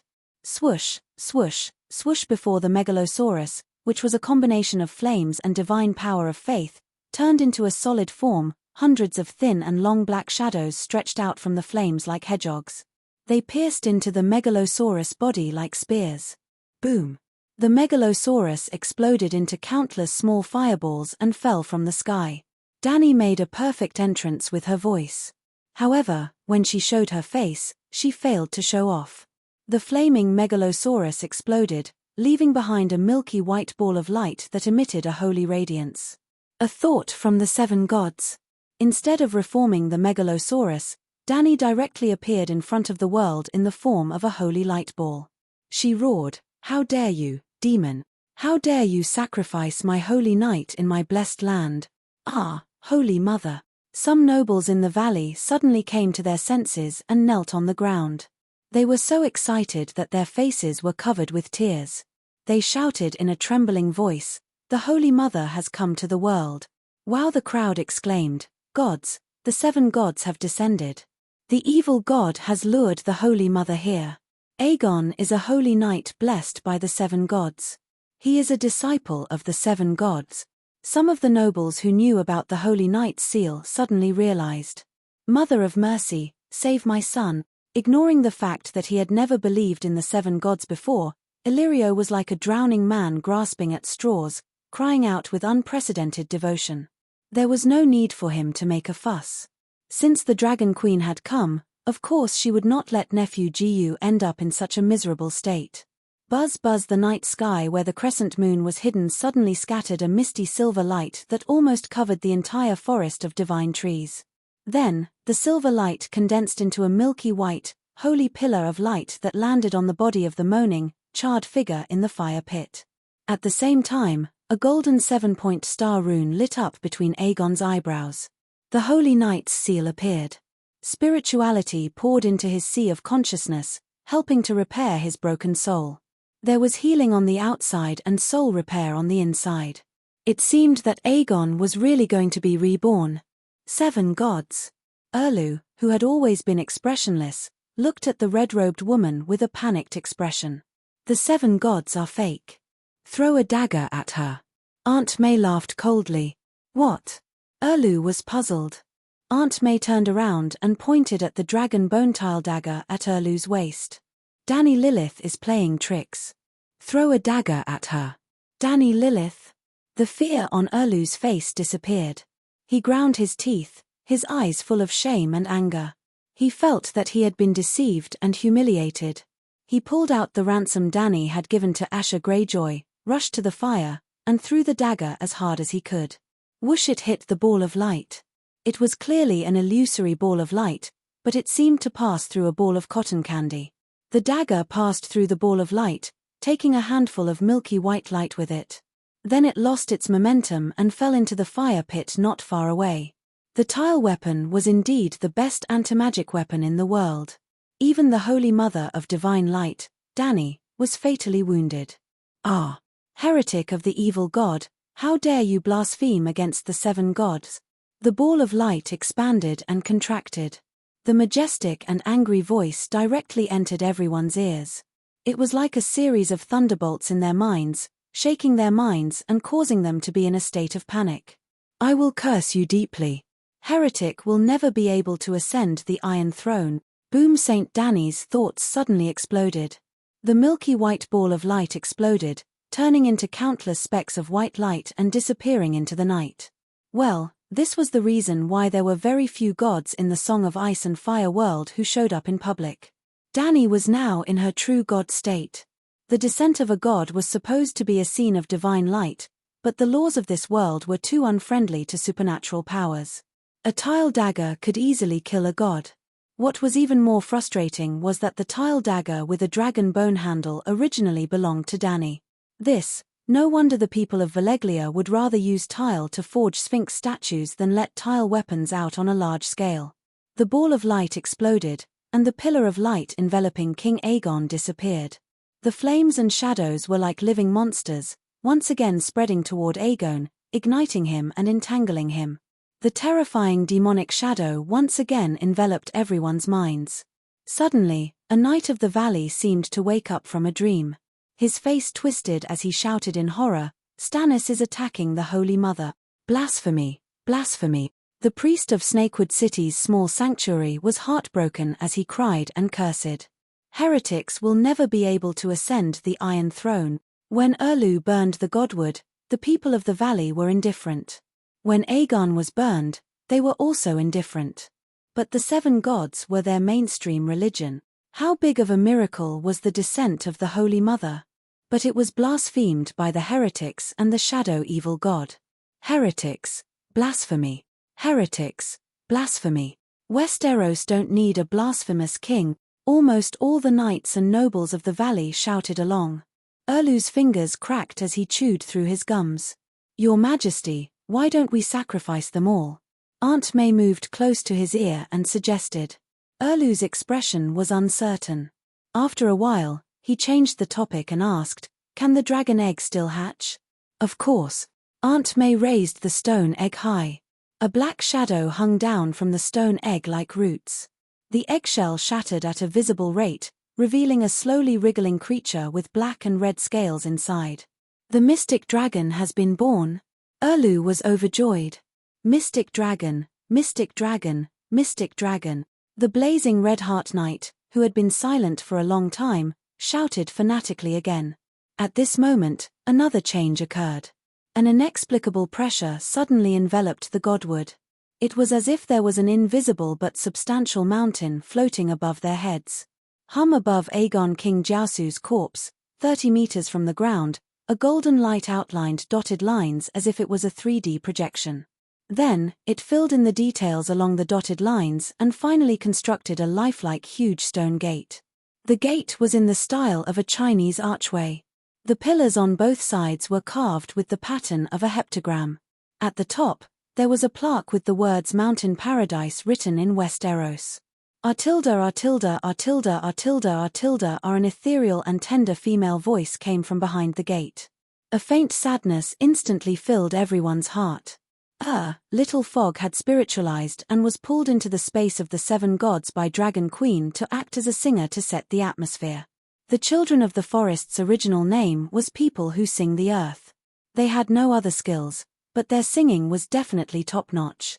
Even Dragon Queen couldn't help but be intoxicated by it, let alone ordinary people. A clean and pure city in the sky made the whole world quiet down. Erlu and Aunt May were also intoxicated. They were temporarily immersed in the song and subconsciously didn't want to wake up. Creak, the milky white gate opened, and endless soft golden light poured out. The golden light fell on King Aegon's corpse. All the shadows that touched it screamed and fled back into the flames. Finally, Aunt May woke up, and Erlu also came back to his senses. At this time, the golden light had already formed a staircase between the gate of heaven and King Aegon's corpse. Arthur Valley Knight suddenly shouted in disbelief. Someone walked out of the gate. No, it wasn't the Holy Mother. A tall and skinny old man with grey hair walked out. The old man's face had deep wrinkles that seemed to have been carved by a knife. His thin cheeks looked somewhat cold and serious, but his eyes were very gentle, like a spring breeze, like the silent gaze of a grandmother. His attire was extremely simple. Apart from a white robe, he didn't wear anything else. A pair of dark and rough feet were exposed. The old man's entire body was covered in a layer of holy white light. It sparkled but wasn't dazzling. Holy Father! The old Snakewood City cultivator knelt on the ground and shouted excitedly. Holy Father, everyone was about to follow suit, but the Valley Knight from before interrupted them loudly. "He's not the Holy Father, he's the Great Sparrow." So the Great Sparrow ascended to heaven. Gar, the old cultivator's shout stopped abruptly. "Isn't the Great Sparrow dead?" he said blankly. "That's not a living person, but a Holy Spirit. It's because he's dead that we can see him at the gate of Mountain Paradise."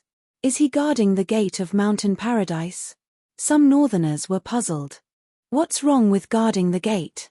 It's also an honor to be guarding the gate of Mountain Paradise," the knight who believed in the 7 gods said indignantly.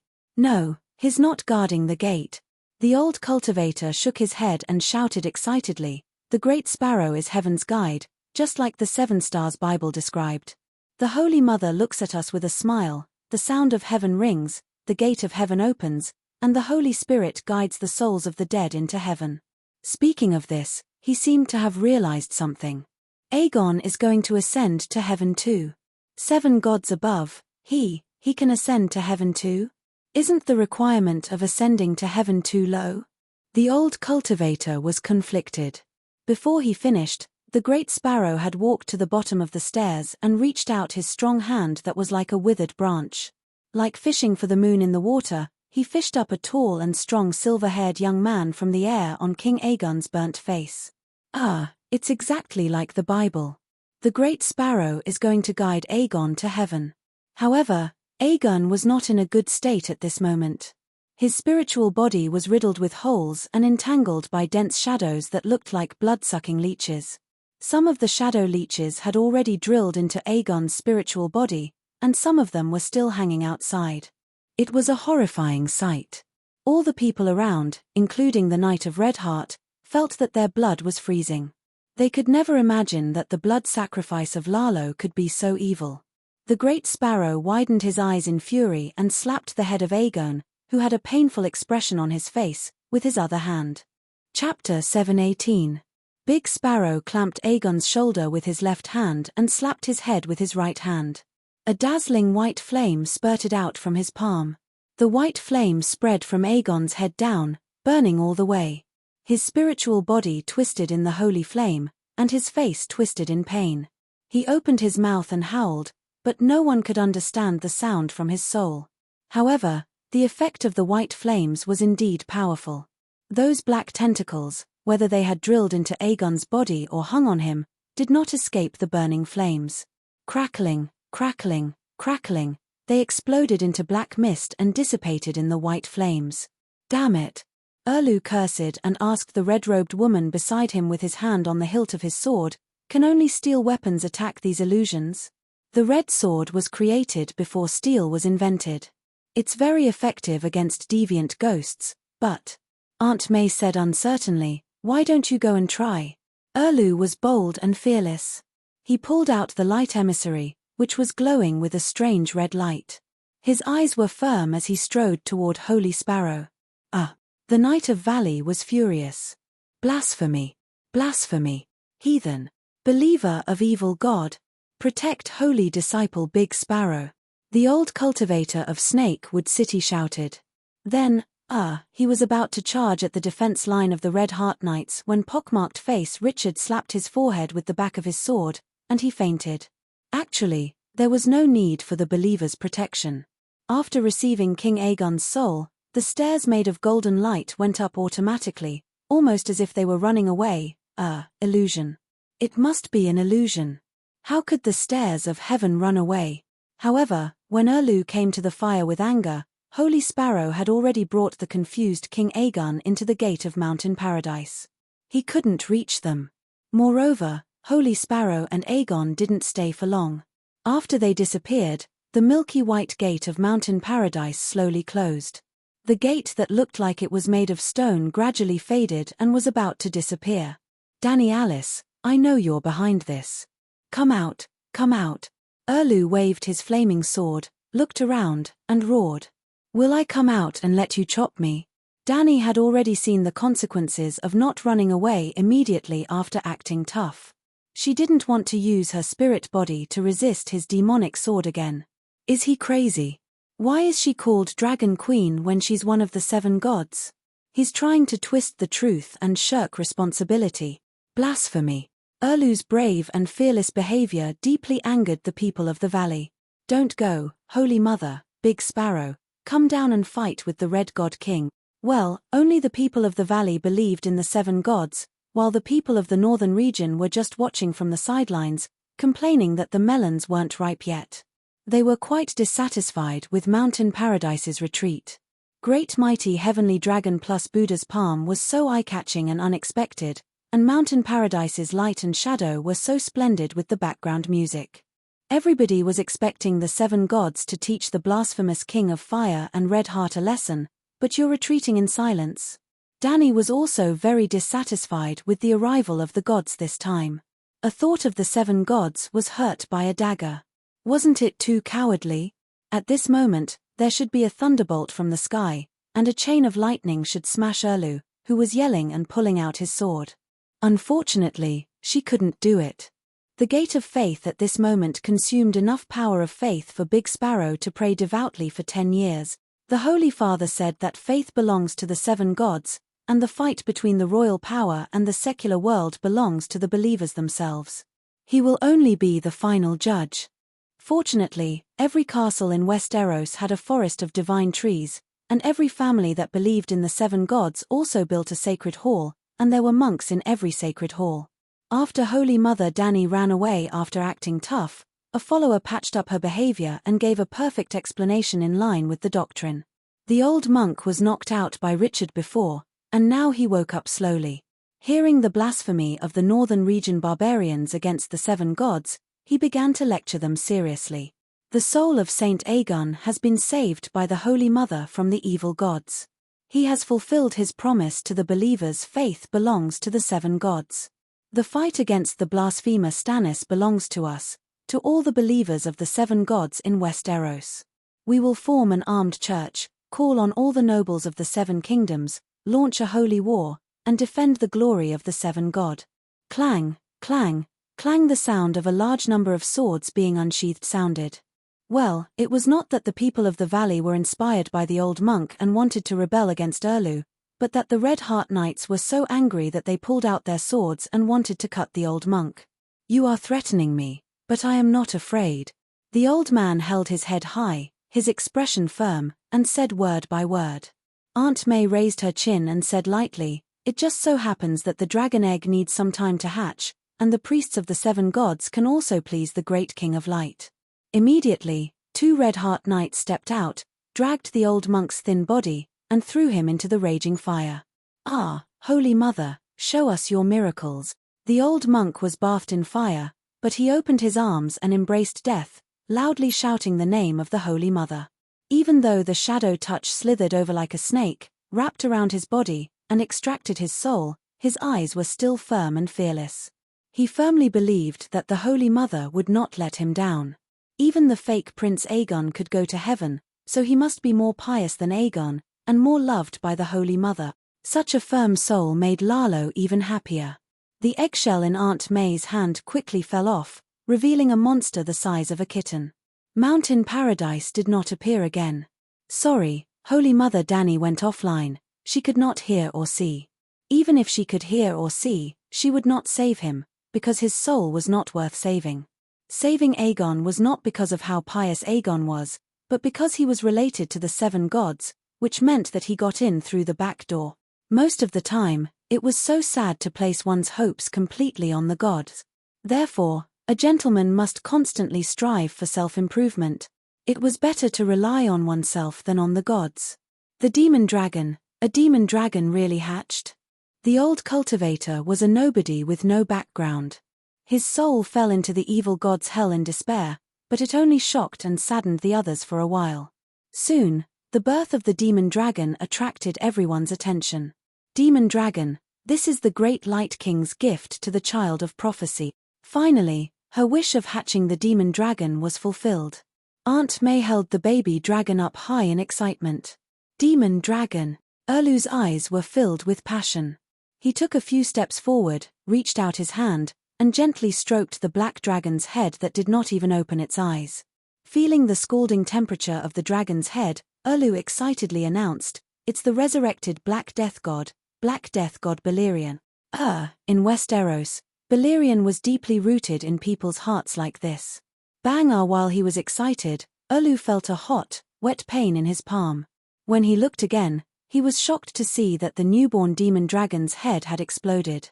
It was as if a firecracker had been stuffed into its head. What's going on? Then, something even more terrifying happened. The little dragon with black and red scales decayed visibly. Its scales fell off, its flesh rotted, and maggots as thick as a finger crawled out of its organs. Before they could crawl out completely, the white maggots trembled and died. Under everyone's dumbfounded gaze, the newborn dragon turned into a puddle of stinky black blood. Aunt May held the sticky and cold corpse water. Her expression was blank, and she did not know what to do. Olu's face was pale. Despair and pain flashed across his eyes.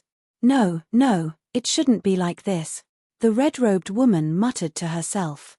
Then, she brought the stinky black, red, and yellow corpse water to her mouth and drank it in one gulp. Oh, not in one gulp. She held it in her mouth and used her pink tongue to lick and taste it. Gulp in the end, she swallowed the liquid and smiled bitterly. It died long ago. It died hundreds of years ago. This was a dead egg. It had lost its vitality more than 100 years ago, so it was forgotten by Targaryen in the Dragon Cave. Lalo answered the prayers of the believers and hatched the stone egg. He did it. He brought a corpse that had been dead for 100 years to the human world. It was also because it had been dead for more than 100 years that it rotted so quickly in Melisandre's hands. But Olu was unwilling to accept this result. You said that a demon dragon can be hatched from a stone, not a rotten dragon corpse that has been dead for 100 years. Aunt May could not give an answer. She could only look for Lalo in the flames for inspiration. Lalo really responded to her. By the fireplace, Aunt May said dejectedly, other than Dany and Rise, no one can bring a dead megalosaurus back to the human world. Why? Is the great king of light inferior to a mere mortal? Olu's eyes were bloodshot. Dany and Rise are not mortals. She usurped the position of the 7 gods and is a demigod herself. She also has a special talent. It was not an accident that she could hatch a dragon. It was the mission given to her by God to bring a megalosaurus back to the human world. If that is the case, then choose her as the savior. Olu's voice was full of resentment. You have always said that only with the help of the demon dragon can we end the long night. Now that I am destined to not have a megalosaurus, what kind of child of prophecy am I? 2 days had passed since the day of the sacrifice. Sansa and Jon in the Moongate Castle received the news and rushed back. After learning that Aegon had died tragically, Sansa fainted on the spot. When she woke up, she looked at Olu's eyes. Olu, who had always been strong-willed, could not help but feel his heart tremble a few times. He avoided that extremely venomous gaze. Jon's reaction was also unexpectedly fierce. If it was not for the fact that he had confirmed repeatedly that Aegon's soul had returned to the 7 gods' paradise, Jon would have led the Northerners away from Olu's team. Actually, the two of them were basically in a team now. If it was not for the fact that they had a common enemy in Cersei, they would have gone their separate ways long ago. If he could hatch the demon dragon, the price he paid would have been worth it. However, he had offended Jon and Sansa, and he had come out empty-handed. He only received endless hatred and curses. This made Olu very frustrated. Aunt May looked hesitant. Actually, there is another way to obtain an adult demigod-level demon dragon. An adult demigod-level demon dragon? Olu opened his mouth wide and said in disbelief, "Is there such a demon dragon in this world?" "Yes, and it is in your hands," Aunt May said softly. "Speak more clearly," Olu said with a frown. Aunt May's eyes flashed with an excited red light. Her red lips said softly, "Dragon binder." "Dragon binder?" Olu frowned. "Isn't that the horn?" "There is a dragon soul in the horn, Vargal," Aunt May emphasized excitedly, not Vargal of the Targaryen family, but one of the 3 oldest megalosaurus in this era, Vargal. "What's the use of just one dragon soul? A soul and a corpse." "Your Majesty, what have you thought of?" Aunt May said with a strange smile. "Resurrection. Jon was resurrected in this way." Erlu's eyes were deep. He remembered the Dragon Queen's mocking words to him that day in the Wolfswood. John, who was resurrected by Lalo, is the real child of prophecy. You are just cannon fodder in the king's vanguard.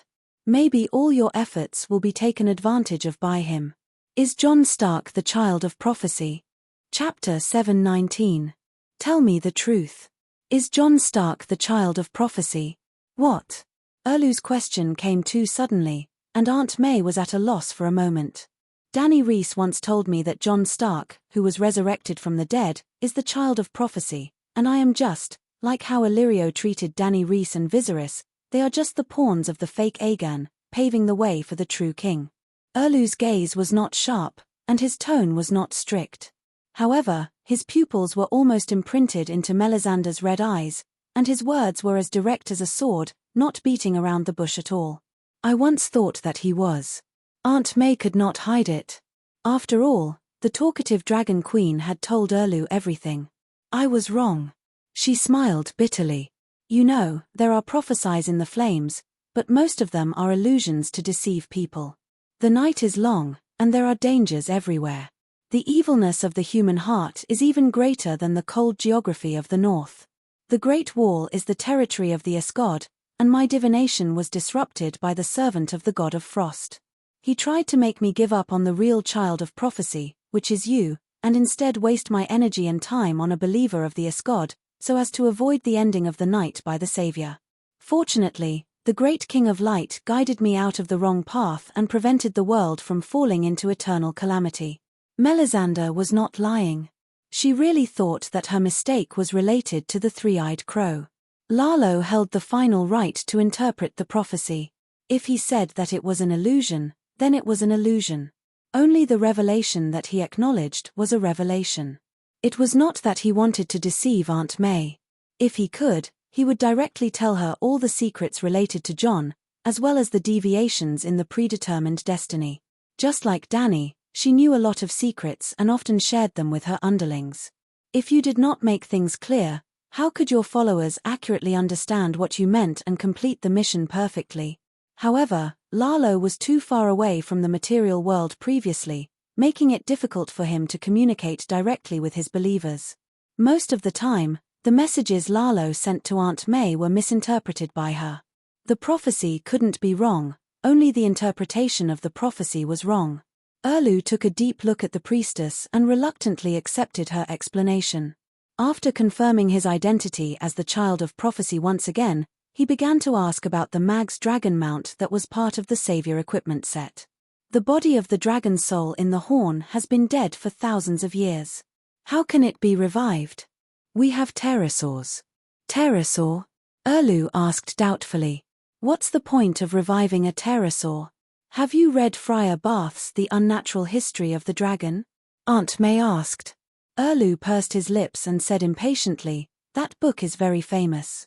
I've heard of it before, but the content of the book is absurd and evil. It was banned by St. Bailey. It's not absurd. The Targaryens moved to Dragonstone Island 400 years ago. When they left Valeglia, of course, they did not forget the family's collection of books that had been accumulated over thousands of years. Many of Valeglia's secrets were recorded in those books. For example, the masonry techniques used to build Dragonstone Island and the magic arcane techniques used to mine volcanoes. For example, the secret of the origin of the mags. Friar Barth was once the manager of the Royal Library and was a close friend of King Rui. He had the opportunity to come into contact with those rare books. Therefore, the unnatural history of the dragon has a high reference value. If Friar Barth dared to publish such a book before Valeglia was destroyed, not only would he not be able to survive, even the Targaryens would be implicated. What's the point of saying this now? Those books have been burned by St. Bailey long ago, Erlu said impatiently. If you had read that book, you wouldn't be asking so many questions now. Aunt May sighed inwardly and said directly, the mags of this era were born from blood witchcraft. The ancestors of Valeglia fused pterosaurs and dragonworms to form the first megalosaurus. After that, the first megalosaurus gave birth to all the megalosaurus in Valeglia. And Vargal in the dragon binder's horn was one of the first megalosaurus. Vargal's soul, body, and bloodline all came from a pterosaur. And when the first Valeglia used blood witchcraft as a sacrifice, it was the former Lord of Fire, the current Lord of Light, the great Lord Lalo. So, do you understand now? Erlu nodded slowly. The red-robed woman had explained it very clearly. How could he not understand? In other words, with a simple sacrifice, Vargal's soul can be fused into the pterosaur's body, and the pterosaur can be revived into a megalosaurus? More or less, but… Aunt May's eyes wandered, and she stuttered, the sacrifice isn't simple. It requires the king's blood, I know. It requires your most precious. Facing Erlu's suddenly widened eyes, Aunt May turned her head, unable to continue. What do you mean? Erlu's gaze became dangerous. How did Yasore and Yahai forge the hero's red sword? Aunt May lifted her head slightly, her beautiful eyes looking at Erlu, and said, he failed countless times in forging the sword, until he sacrificed his most cherished wife, Nisaniza. The mags are your hero's red sword, and you have to forge your own divine weapon of salvation. Erlu's stern expression suddenly became very strange. I'm going to sacrifice Celes. If he could obtain an adult megalosaurus, sacrificing that big-eared, long-bearded, bad-tempered wife of his who was as tall and burly as him was not unacceptable. No. Aunt May's face twitched a few times. How could there be such a good thing in the world? It's… Shireen. Smack the slap came suddenly and fiercely. Aunt May's head was knocked askew, and she was also dazed. Her ears rang, and her face instantly swelled into a greenish-red bun. She was about to question him, but when she turned her head, she saw Erlu's crimson-red eyes that looked like they were about to swallow someone whole. She sighed softly, and silently swallowed her anger. Shireen is my successor, don't even think about touching her. Erlu left this sentence, and angrily left. Where is this? Aegon walked in a white world. He looked left and right, and was at a loss. There was a white jade staircase under his feet, and as far as his eyes could see, it was empty. Only clouds that emitted white and golden light floated past him. The big sparrow who was leading the way in front did not even turn her head, and said calmly, "This is Mountain Paradise, the place where the true souls of the saints of the 7 gods reside." Ah, I'm in heaven, Aegon shouted, and suddenly his expression changed a few times as he recalled what happened before his death. Stannis wanted to sacrifice me to Lalo, but I ended up being a saint, and my soul came to heaven. At this point, Aegon's lips curled into a bitter smile. Well, the human world has become hell for me. It's good that I'm dead, at least I can go to heaven. The big sparrow finally turned her head, and frowned. You're not a saint. You just said that heaven is where the saints reside. Aegon was confused. Yes, this is the holy heaven, the final resting place of the saints, but you're not a saint. The big sparrow's cold face was full of disgust, and she looked at Aegon as if she was looking at a stinky poop that tainted a pot of delicious chicken soup. If I'm not a saint, why can I come to heaven? Aegon was very dissatisfied with the old man's reaction. Master Guide, I grew up in a foreign land, but I've always believed in the 7 gods, and I've never done anything wrong in my life. It's not too much to go to heaven, right? You believe in the 7 gods, but you're not devout. You should have entered the world of strangers, and never come here. The big sparrow shook her head. Now, I'm here, Aegon said with his head held high. That's because of Dany Rise. Aunt Dany. Aegon's expression became absent-minded. That was a familiar yet distant name, but he did not expect to hear it in heaven. What did she do? He said in disappointment. She's also a saint, and she can go to heaven like me after death, and become a manager of heaven. When you were about to be pulled into hell by the evil god, she sensed what happened to you through the seal of the Holy Night. Then, she begged the Holy Mother for help, and finally used her qualifications as a saint in exchange for your place in heaven. This answer was too unexpected, and Aegon was stunned. But, is this true? Can I lie in heaven? The big sparrow shouted angrily. But, I'm not Lei Jazi, I'm not her nephew. Aegon covered his face, squatted on the ground and started crying. Sigh, she said that even if you're not related by blood, you're still friends, and she couldn't bear to see you being devoured by the dark devil god. Thinking back to the scene where Danny Rise knelt before the Holy Mother and loudly explained the heart of compassion, the big sparrow could not help but sigh. In terms of kindness and selflessness, I'm not as good as her. No wonder I didn't pass the final test, and returned to heaven before completing the mission of ending the long night. Woo woo. Aegon heard this, and cried even harder. The big sparrow was surprised.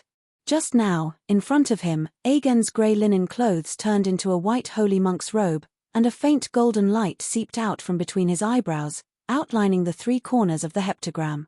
Then, the 3 corners overflowed with golden light, and another 2 corners lit up.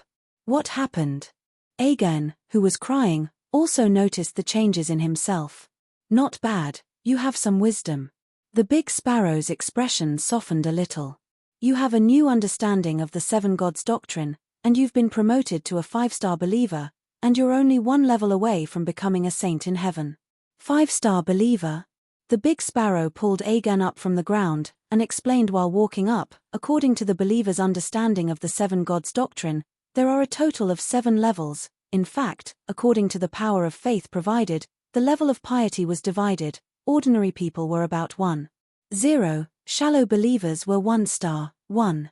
0 to 10, 0 true believers were 2 star, 10 to 50 devout believers were 3 star, 50 to 100 fanatics were 4 star, 100 to 150 petitioners were 5 star, 150 to 200 saints were 6 star, 200 to 250 saints were 7 star.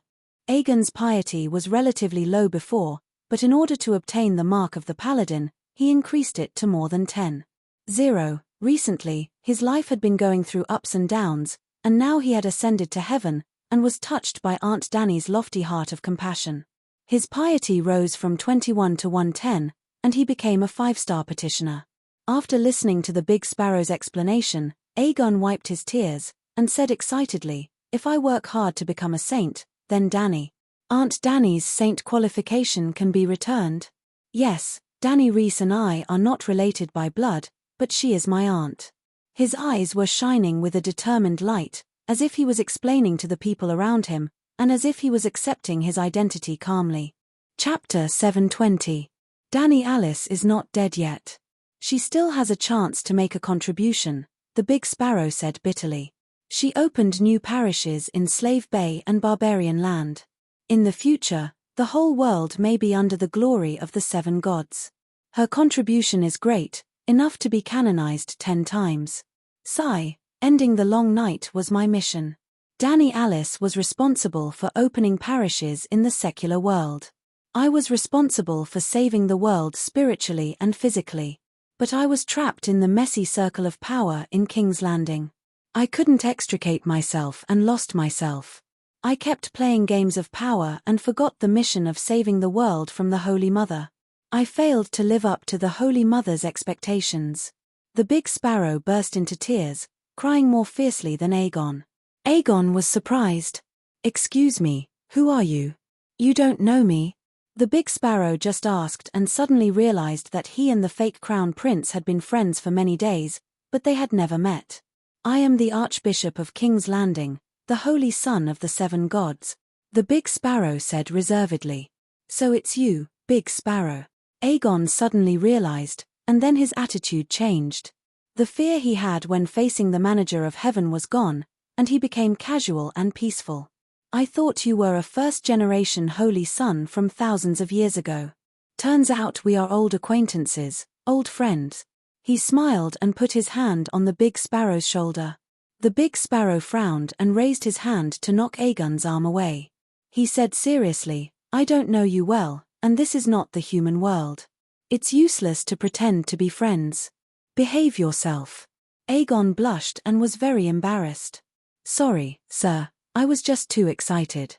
He was very sensible and immediately bowed to apologize. As the big sparrow said, this was heaven, and the other party was the Holy Mother's favorite, but he was just a person who got in through the back door. While talking, the two had already climbed up the stairs. Suddenly, their field of vision became very wide. On a boundless grassland, there stood a huge temple. The temple was carved out of a whole piece of white jade, and it emitted a holy 7-colored light under the sun. But other than the temple, There were no other buildings around, not even a single person. This is heaven. What about the other saints?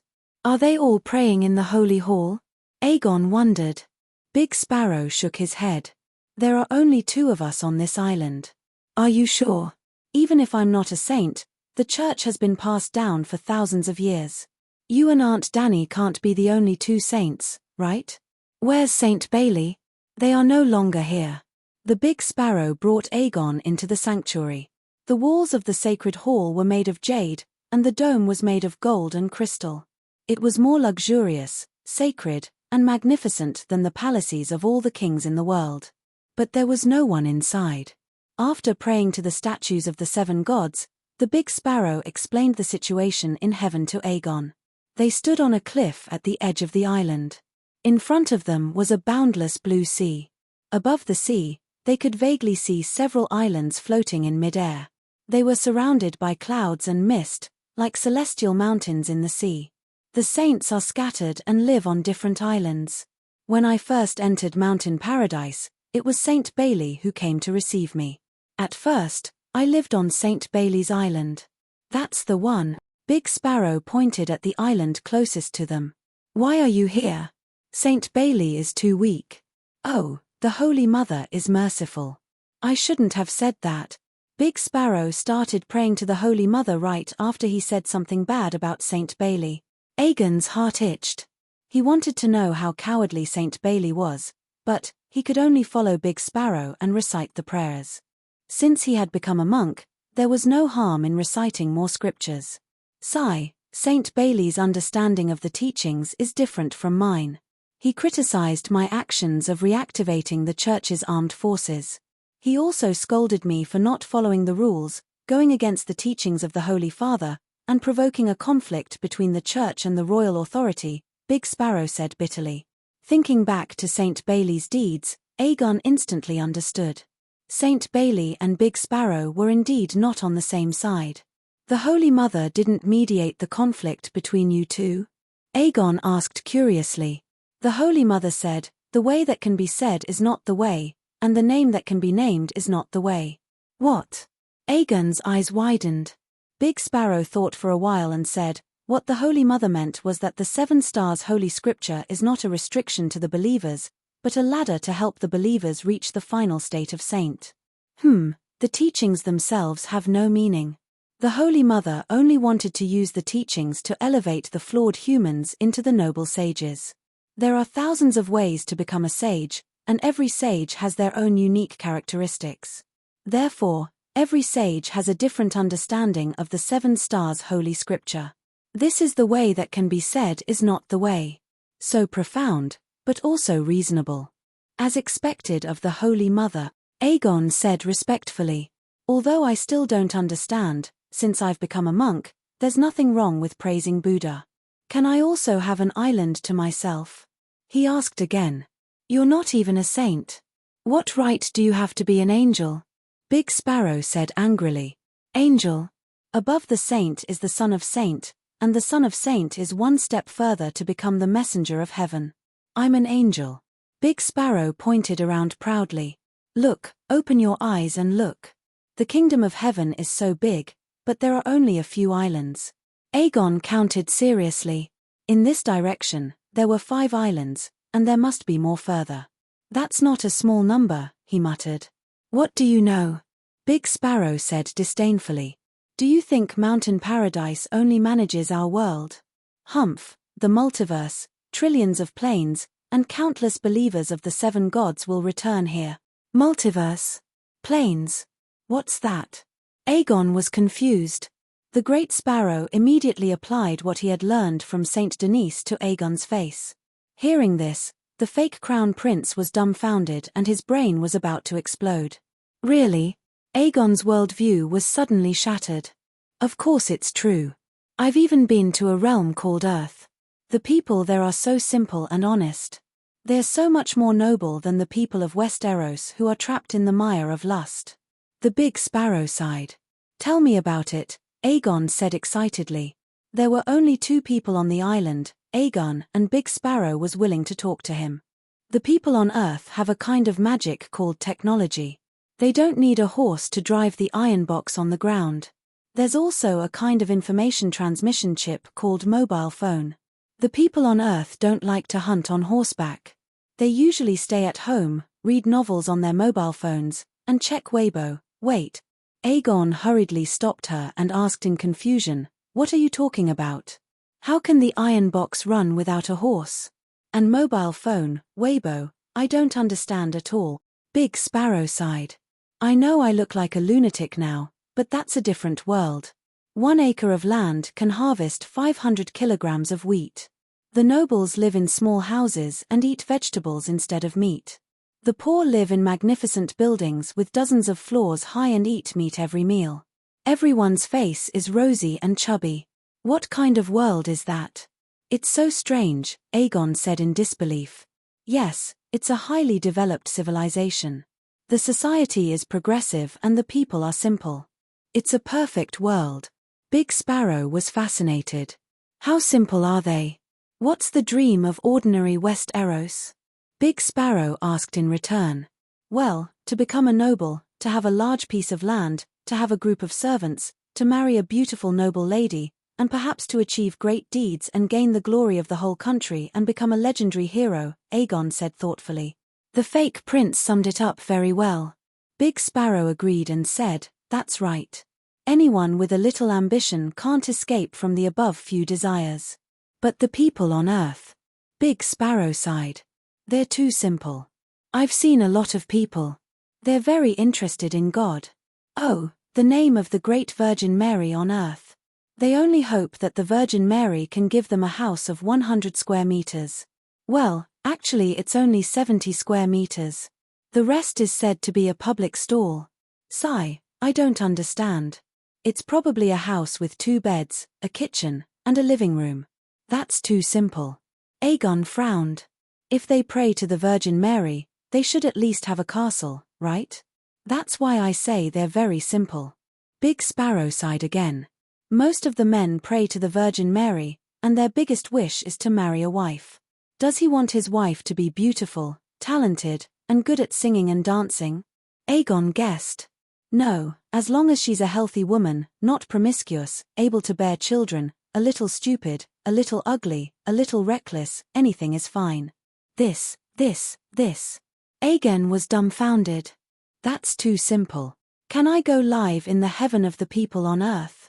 It takes a lot of divine power to travel between planes. You're not even a saint. What choice do you have?" Big Sparrow said angrily. Even he himself was too curious about the other world. It took him a lot of effort to beg the Virgin Mary to take him out to see it. He would need to pray for 100 years to pay back the divine power of faith that he consumed. Aegon looked back at the vast grassland and sighed. "But it's so desolate here. There's not even a place to live. You have to learn from the simple people on Earth. Know your place and have little desire. Build your own house and farm your own land," Big Sparrow said calmly. "How do I build a house? There's not even a forest." "Pray to the Virgin Mary." Big Sparrow knelt on the ground and demonstrated to Aegon. He chanted the 7 Stars Bible. A white light flashed in his right hand, and a piece of gold the size of a brick appeared. "Here, worldly power and wealth are meaningless. Here, as long as you give your devout faith to the Virgin Mary, you can get everything." Big Sparrow spread out her arms and raised them high. "Here is heaven." Soon, Aegon also received a big apple through prayer. Crunch. He took a bite. It was crunchy and delicious. The juice was full. It tasted great. "Ah, so this is heaven." Aegon was wild with joy. He was really in heaven. After a moment of excitement, he thought of the fetters in the human world. The joy on his face disappeared and was replaced by sadness. He asked Big Sparrow, "I want to see my wife. I also want to see Aunt Dany. Can the Virgin Mary arrange it?" Slap. Big Sparrow was furious. She slapped Aegon's head hard and scolded, "You really got in through the back door. Do you think the Virgin Mary is your nanny? If you don't want to stay in heaven, you can ask the stranger to send you to the 7 levels of hell." Aegon was submissive. He didn't dare to be angry or say anything. Dragon Queen looked at the sandbox-like scene in front of her and said with a smile, Maybe you can start a dream-telling service and let the saints communicate with the human world to a limited extent. Big Sparrow's island of thousands miles was like a grain of sand floating on the sea of divine power of water song. The sea of water song was in Danny's mind. A thought was born from a wave of neurons. In other words, the heaven of Big Sparrow and Aegon was just a thought of Danny, a thought. Chapter 721. The pool of faith of the seven gods was a strange space filled with the power of faith. Only spirits and magic power could exist. Since the trial of martial arts, when the soul of the Big Sparrow broke in for the first time, Danny had the idea of building a heaven of the seven gods. Before Dahé usurped the position of the seven gods, the pool of faith of the seven gods was in a closed state. It could only passively absorb the power of faith. No matter how devout the believers of the seven gods were, they couldn't open the door of faith and enter it.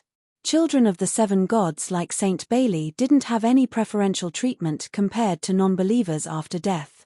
They all entered the world of death, returned to heaven and earth, were captured by evil gods, or became wandering ghosts. When the pool of faith had an owner, it began to form a real space with structure and scale. At that time, along the line of faith between believers and Dahé, devout believers could enter Dahé's kingdom. Dahé didn't have a kingdom, so they could only enter the space of faith in the prototype of the kingdom. In other words, after Dahé obtained the first priesthood of the seven gods, uninvited believers like the Big Sparrow would definitely appear. The Big Sparrow wasn't the first. As Dahé and Danny's strength increased, the threshold to enter the pool of faith would be lower. In the beginning, only saints with more than 200 piety points like the Big Sparrow could enter. Later, saints with more than 150 piety points could also enter. When Danny obtained 1% of the fragment of the Green Prophet's seal and received the blessing of the will of the Westeros world, the threshold was further lowered. Fanatics with more than 100 piety points could also enter after death. If Danny was willing to consume extra power, believers with more than 10 piety points could also take the initiative to enter, such as Aegon. If Danny's strength continued to increase, one day, she would condense the complete Song of Law, one day, she would become a true god, one day, she would become a god king. The threshold to enter the kingdom of heaven was getting lower and lower. In the end, as long as people believed in the seven gods, 1, 0 and above, could take the initiative to enter the kingdom of heaven.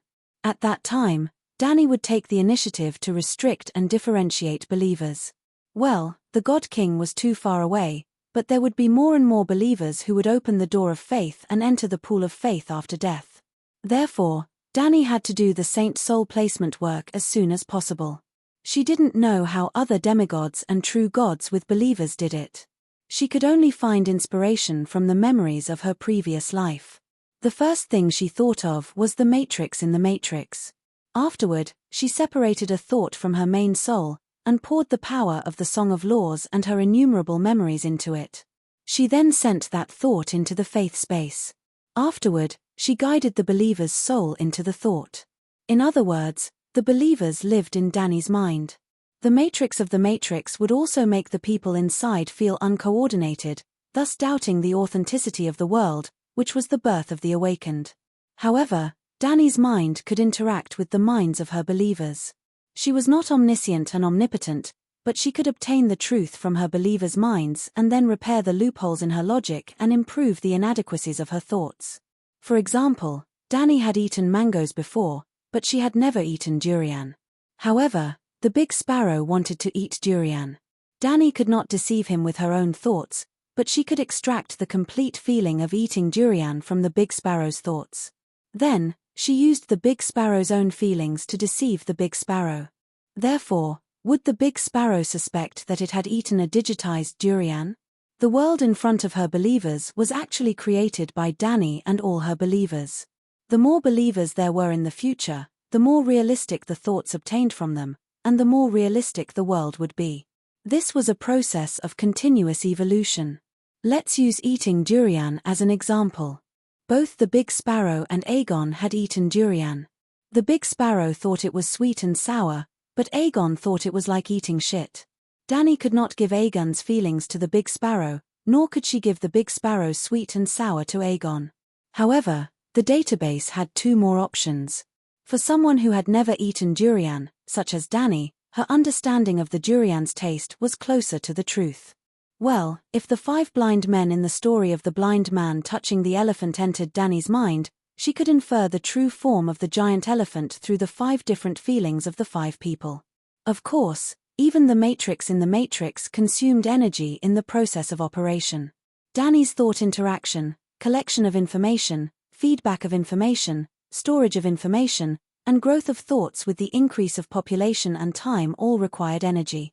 Where did the energy come from? That was why she placed her thoughts on the pool of faith. The essence of the power of faith was the power of thought. It could completely satisfy the growth of the mind's mind. Moreover, the souls of the saints in the mind's mind were not for nothing. They were all devout believers and had to pray every day. The power of faith produced by praying was used to maintain the operation of the mind's mind and even infinitely evolve. Danny was looking forward to what this mind would develop into after thousands or tens of millions of years.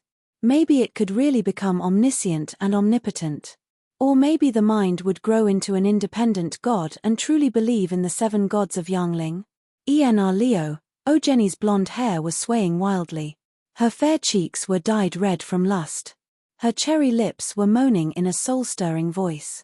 Moving his gaze down, he saw her flushed neck, her fair shoulders dripping with sweat, and further down, was a scene that would dispel any man's fantasies.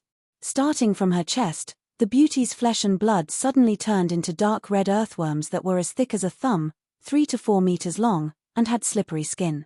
There was no A4 waist with 2 abdominal muscles, no delicate and round pelvic bones, no 2 long legs that could crush the ambitions of men in the world. There was only a pool of squirming dragon worms. It was as if a peerless beauty was cut in half at the waist and then sewed on 1,000 long giant earthworms from her broken waist. As for the dwarf, he was buried under the red and sticky dragon worms. Only his head was exposed. Dozens of giant earthworm-like dragon worms were wrapped around his neck. It was wet and hot. Jenny on top of him was in a frenzy. The dwarf below had his eyes tightly shut and his teeth clenched. His face was pale as if he was enduring extreme pain. "My dear, scream. Don't be like a block of wood." Jenny was very dissatisfied with the dwarf's reaction.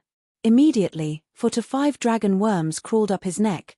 Before his mouth was stuffed, the dwarf hurriedly opened his eyes and shouted, "Fuck you." After shouting, he said in an extremely aggrieved tone, "Can you not use this form? I'm scared." "What are you scared of? You're a dragon. How can you be scared of dragon worms?" Jenny was dissatisfied. "I'm not scared, but it's horrifying," the dwarf shouted with a sobbing tone. "This is my body. My original body was destroyed by Danny Rise and her White Knight. I can only use dragon worms to reassemble into a human form." "Then use your human form," the dwarf begged. "You really don't know what's good for you." "I've already accommodated you," Jenny said unhappily. This was the truth. Jenny's face, body and temperament were all top-notch. The dwarf had always been more focused on his body than his heart.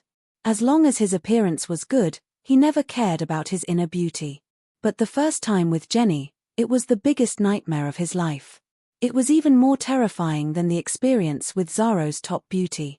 It was 10,000 times more terrifying. No matter what, those beauties were still humans. But when Jenny took off her clothes, they immediately turned into a pool of squirming dark red dragon worms that spat out sticky liquid and covered his entire body. It was like a giant with terminal roundworm disease who ate a large basin of pagoda medicine and then poured wisdom on the dwarf's head. The dwarf fainted immediately. But we all know that in the matter between a man and a woman, no matter who fainted, as long as the other party persisted, the matter could still be completed. Because of the dwarf's strong resistance, Jenny was already reasonable and only turned the lower half of her body into dragon worms. At least by only looking at the upper half of her body, one could still see some beautiful scenery. "You should understand that I'm doing this for your own good." Seeing the dwarf close his eyes and pretend to be dead, Jenny couldn't help but soften her tone.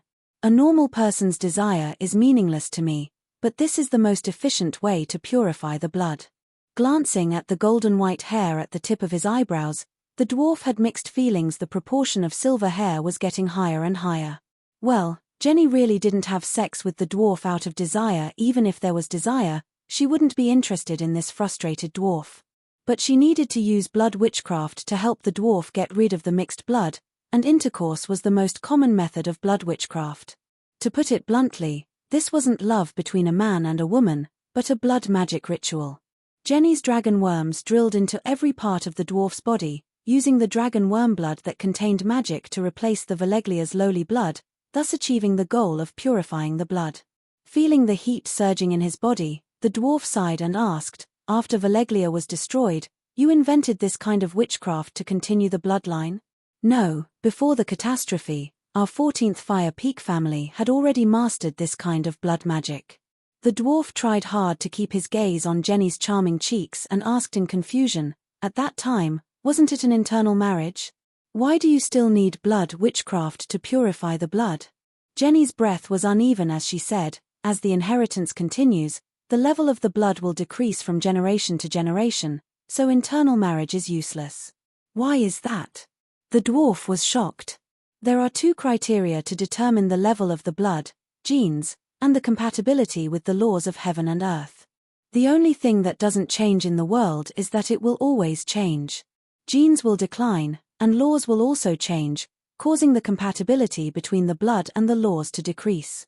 Of course, if one of the descendants has a deep understanding of the laws, for example, comprehending the Song of Laws and becoming a demigod, the blood will also increase. The secrets of bloodline inheritance were not much in Veleglia, so Jenny explained in detail. The dwarf frowned, as if he had grasped something in his heart, but he couldn't put his finger on it.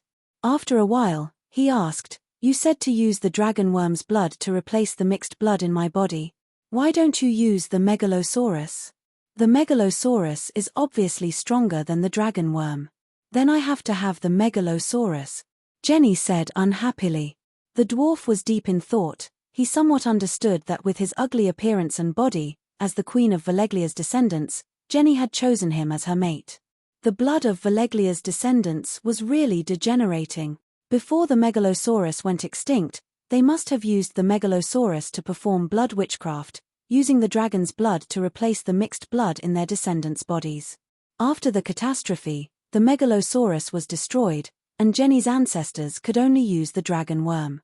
When Jenny's parents gave birth to Jenny, they must have used this kind of blood purification witchcraft, so Jenny's body was filled with the genes of the dragon worm, and she could directly fuse with the dragon worm. Chapter 722. I heard that Veleglia's ancestors were just shepherds under the 14 Fire Peaks. Their bloodline wasn't that great. Before the dwarf could finish his sentence, his words had already touched Jenny's sensitive nerves. She immediately used a move called earthworm burrowing, and the densely packed giant earthworm-like dragon worms entered the hole they saw, covering the dwarf's entire body. The dwarf's body twitched as if he had been electrocuted. After a while, Jenny let him go. She only let him go halfway and let his head out. "Don't you dare speak to me of your ridiculous hearsay insults to the great ancestor," Jenny warned him. After being tormented, the dwarf was also angry. He stubbornly said, "There's only the 2 of us here. What's so hard to say? Whose ancestors didn't rise from humble beginnings?" Jenny shook her head and said, "Veleglia's ancestors are divided into the ancestors of the 14 Fire Peaks and the ancestors of the rest of the Veleglia family. The ancestors of the 14 Fire Peaks were 3 noble princes. They ruled over all the nomadic tribes on the plains around the 14 Fire Peaks. The 3 princes were born with noble bloodlines, far more noble than anyone else in the world. They comprehended the laws on their own and engraved the bloodlines that fit the laws into the genes of the 14 Fire Peaks. The remaining first-generation Veleglia were the prince's subjects. They were the shepherds.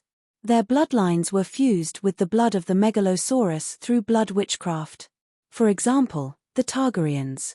Their ancestors didn't even have a name. They were just one of the first prince's many servants. But the Targaryens' bloodline isn't low. The dwarf was skeptical. That depends on who you're comparing it to. Compared to the uncivilized savages of the Westeros, the Targaryens are of course as noble as gods, Jenny said proudly. I mean, Dragon Queen's bloodline seems to be more. The dwarf carefully looked at Jenny's expression. Jenny was not angry this time. In fact, Everyone had seen the Dragon Queen's achievements. There was no way to hide it with words. After the Great Cataclysm, Valeglia lost her right to rule the world, and the Targaryens became royalty instead. She sighed helplessly. As I said before, royalty can be recognized by the laws of the universe, and this gave her the foundation for the positive mutation of her bloodline. Just like you are also a member of the royal family. Although the Valeglia bloodline is thin, because of the royal blood, there is a slight possibility of atavism. If that's the case, why didn't you fuse with the Targaryen bloodline after the Great Calamity? They are royalty, and there is also a megalosaurus. The dwarf was puzzled. Jenny's expression changed a few times.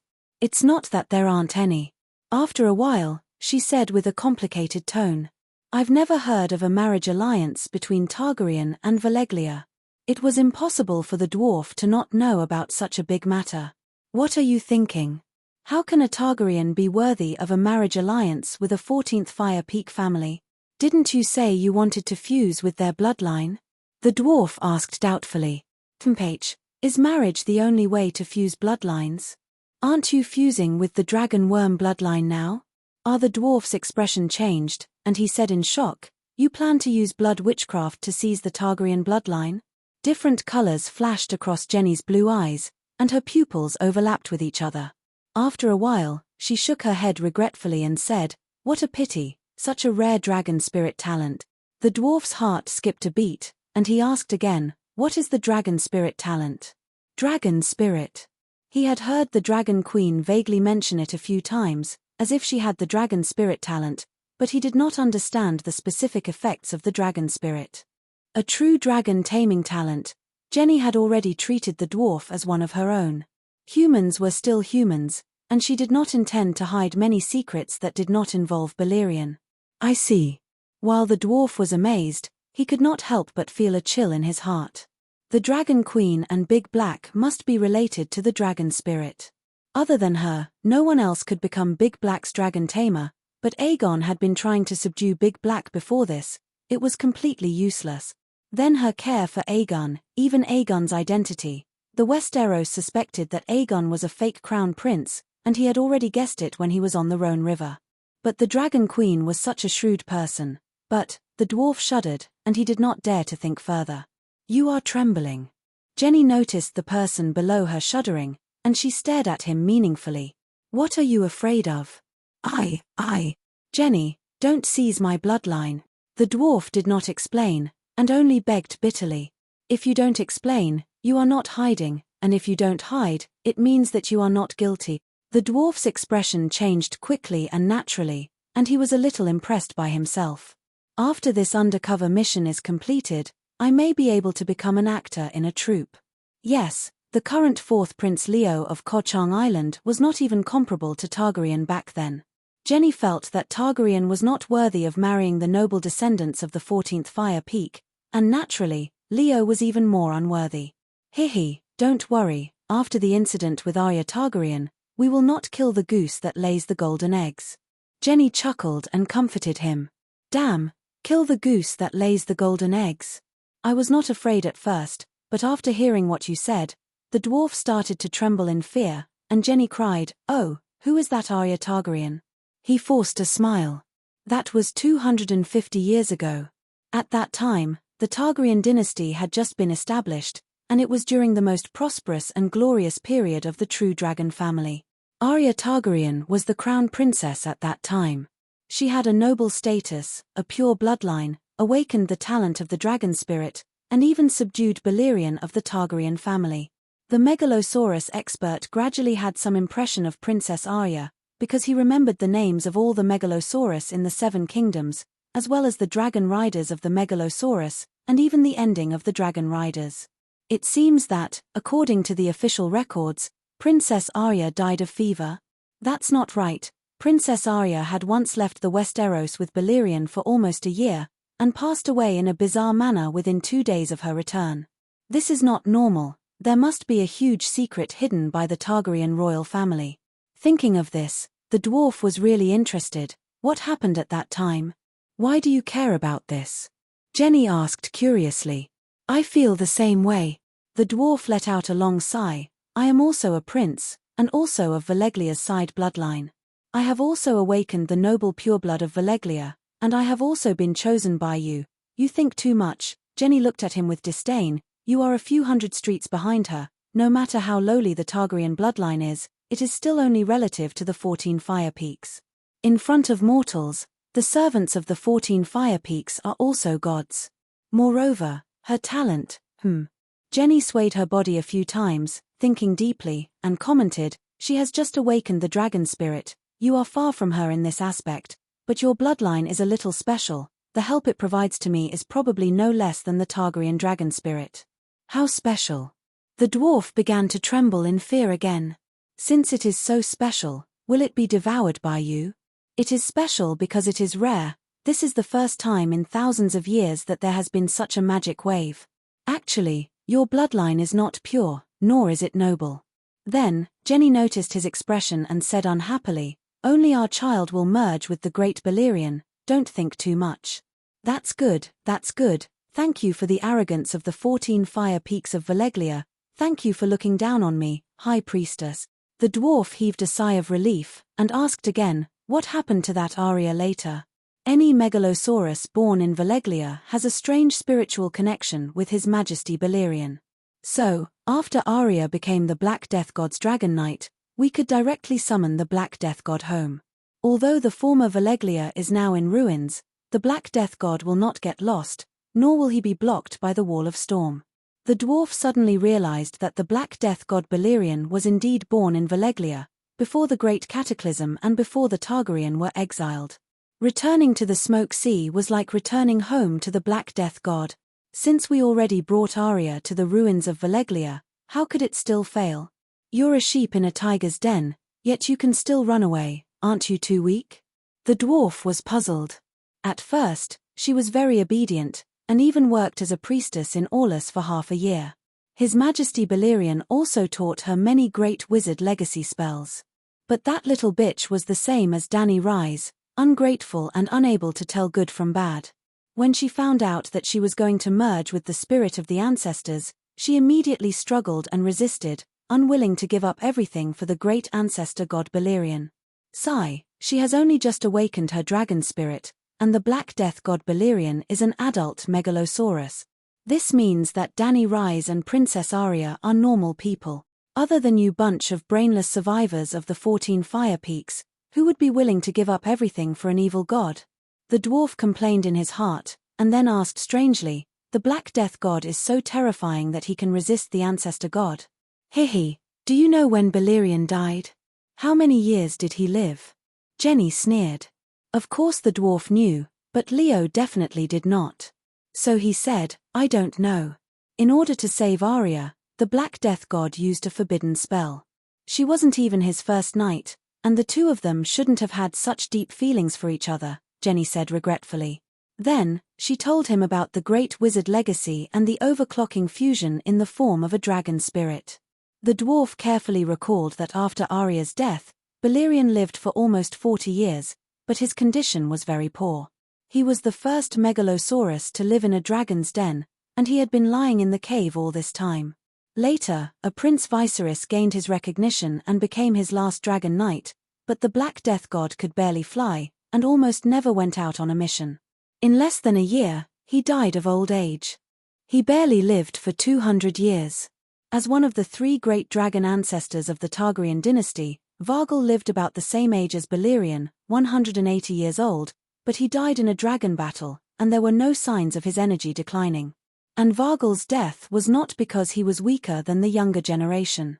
It was mainly because his dragon knight was a one-eyed dragon, and in the dragon battle, his only eye was blinded by the afterglow of the setting sun, and the enemy took advantage of his blind spot.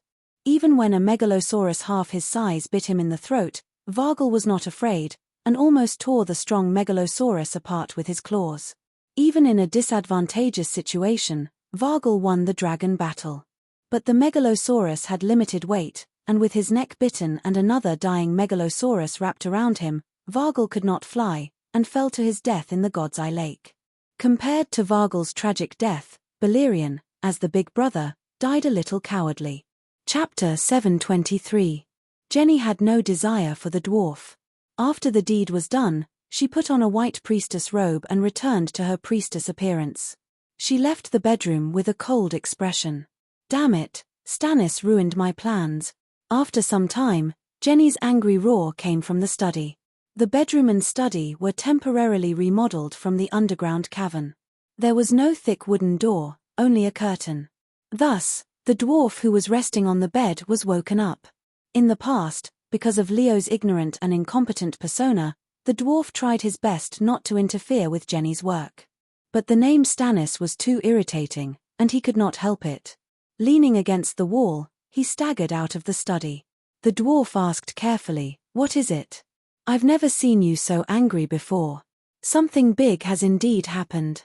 Stannis went back on his word and harmed the ragged prince, and then, originally, he thought that Jenny would chase him away, but he didn't expect that she would really answer.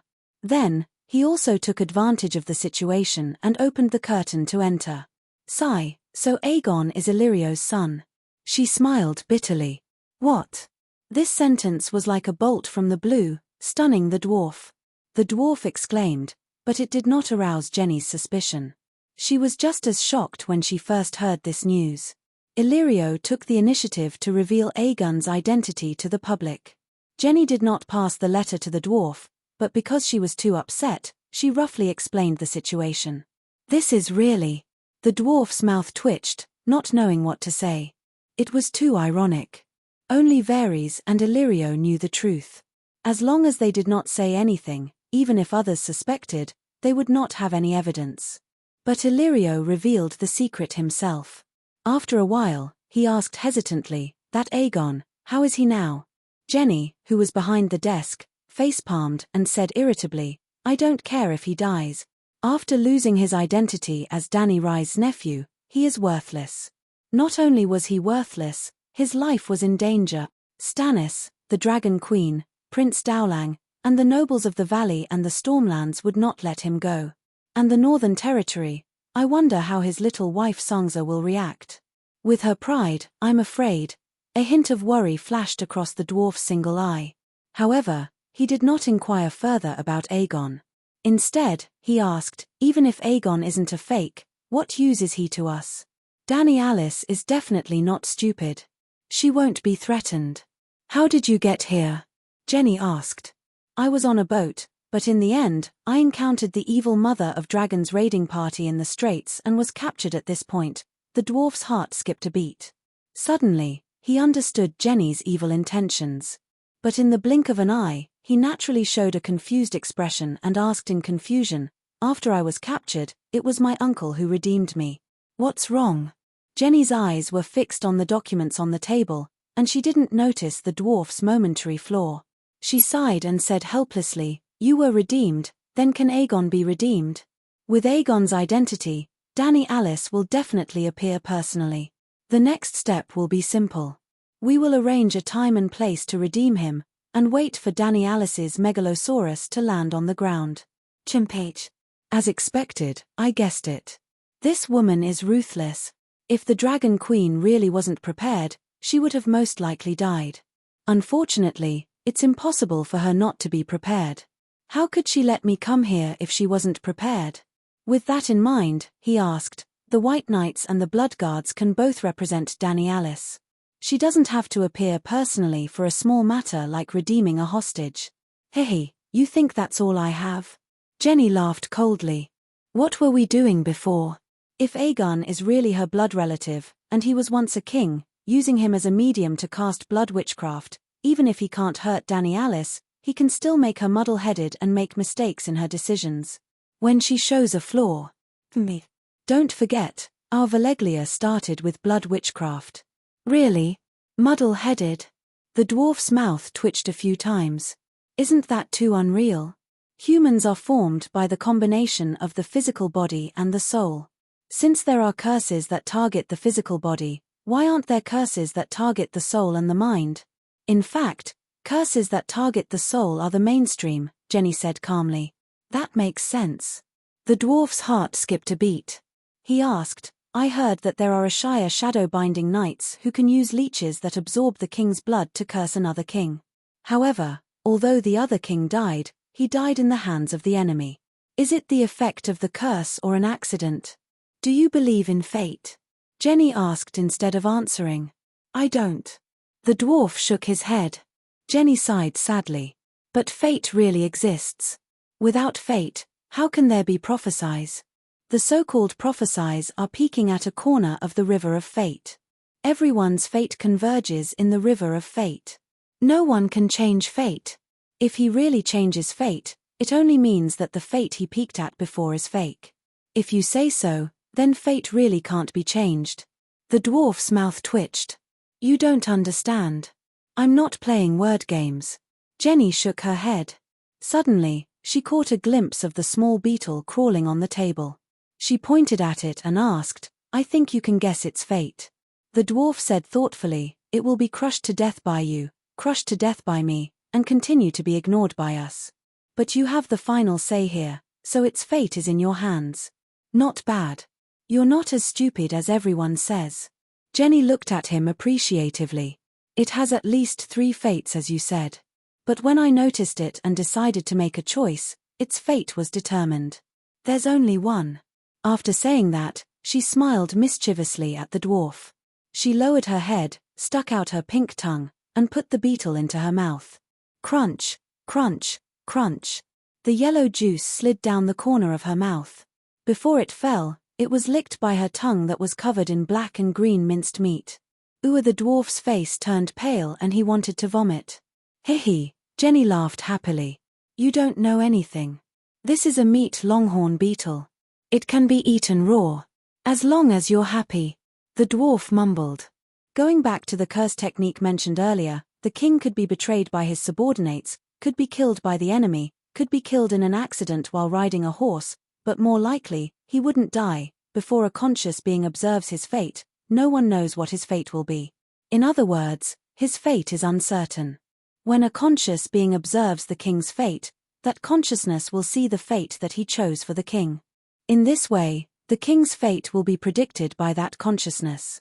If that consciousness has ill intentions towards the king, he might subconsciously choose a fate that is not good for the king. Of course, his prediction might not be accurate. It's very likely that what he saw was just a fantasy. Understanding this, it's not hard for you to understand how the curse works. Even if I can't observe his fate, I can sacrifice power to the river of fate and pray that the worst fate will befall the king. Yes, if you can't come into contact with the river of fate, you can sacrifice evil gods to obtain temporary power. The dwarf frowned and said, if that's the case, it's best not to find someone to help you predict, and don't come into contact with witches that know how to curse. Yes, if you don't have power, don't come into contact with extraordinaires. If you have extraordinary power, it will be very difficult for the curse to work. Otherwise, I would have cursed that little bitch Daenerys to death.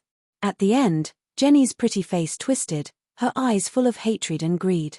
The dwarf said strangely, you said before that you want to use Aegon to curse her. Blood relatives have a miraculous effect. I don't want to be cursed. Jenny, can you teach me witchcraft? The dwarf asked expectantly. Jenny looked at the dwarf from head to toe, and finally stopped at his waist. Her blue watery eyes flashed with satisfaction. She nodded and said, I've been purifying your blood these days. You're almost qualified to come into contact with Valeglia's secret technique. Ah, you're really willing to teach me? The dwarf was overjoyed. Without Aegon, I'm afraid this battle will. Jenny closed the document, sighed helplessly, and said, Meereen is built at the mouth of the river, and the underground water is too abundant. 3 days ago, in the process of digging a tunnel under Meereen City, 5 adult dragon worms drowned. In a head-on clash, although the dragon worms are strong, they can't fly. Since that's the case, you have to prepare for the worst. If something happens to me, you have to live on. His Majesty Balerion can't be without a clone. If I die, you will replace me and become the new High Priest of the Land of Long Summer. Jenny's subtext was like this. Jenny. The dwarf didn't understand, so he was really touched, and his eyes turned red. Jenny waved to the dwarf, come here, I'll teach you the inheritance of the great shaman. The dwarf took a few steps forward excitedly, went around the desk, and came to Jenny. Suddenly, He reacted and asked in confusion, "The inheritance of the great shaman? Is it another way of saying the inheritance of the great wizard? What are you thinking about?" Jenny's eyes widened, and her big blue eyes were suddenly dyed with a layer of blood red. Her flat round pupils also turned into the multi-layered deep vertical pupils of the megalosaurus. In the next moment, the dwarf's body stopped moving, and he couldn't see what was happening in the outside world. His consciousness came to a blood-red spiritual space. It wasn't the first time he encountered this situation. The last time when he and Jenny were on their wedding night, facing the complete high priest, he howled and wanted to run away. Jenny used this move, Magic Dragon's Gaze, and fixed him on the spot, allowing her to do whatever she wanted. In the real world, Jenny pinched open the dwarf's mouth, lowered her head. Jenny was taller than the dwarf, and opened her mouth. Ugh! Jenny hugged the dwarf's head, like a drunk woman hugging the toilet bowl in the bathroom. She spat out a pile of sticky roundworms. "Oh, no, that was a baby dragon worm. What are you doing?" In the dark red space of consciousness, the dwarf howled in confusion. He couldn't see what was happening in the real world, but his soul could feel the piercing pain coming from his body. It was full of holes. "Helping you understand the inheritance of the great shaman, not the great wizard." The dwarf finally realized that something was wrong. "You don't have the qualifications to become a great wizard, you can only be like me, a holy priest under His Majesty Balerion." "Like you?" The dwarf was trembling. "You're lucky, it's just that the direct descendants of the 14 fire peaks have withered. Sigh, when we first met, I didn't even like Danny Rise." "Oh, no!" the dwarf howled. At the same time, a large amount of information turned into a silver stream, and rushed into the dwarf's forehead. After understanding the true meaning of the great shaman, he howled even more miserably. Chapter 724. Sob sob sob. Feeling the pulsating placenta at the core of his meditation foundation, the dwarf sobbed and wiped his tears. "What are you crying for? You're lucky to have condensed a 6-colored vortex. You should be happy," Jenny scolded with a frown. The 9-colored vortex was a perfect inheritance, and the 6-colored vortex was also a top-grade mid-grade. It was indeed something to be happy about.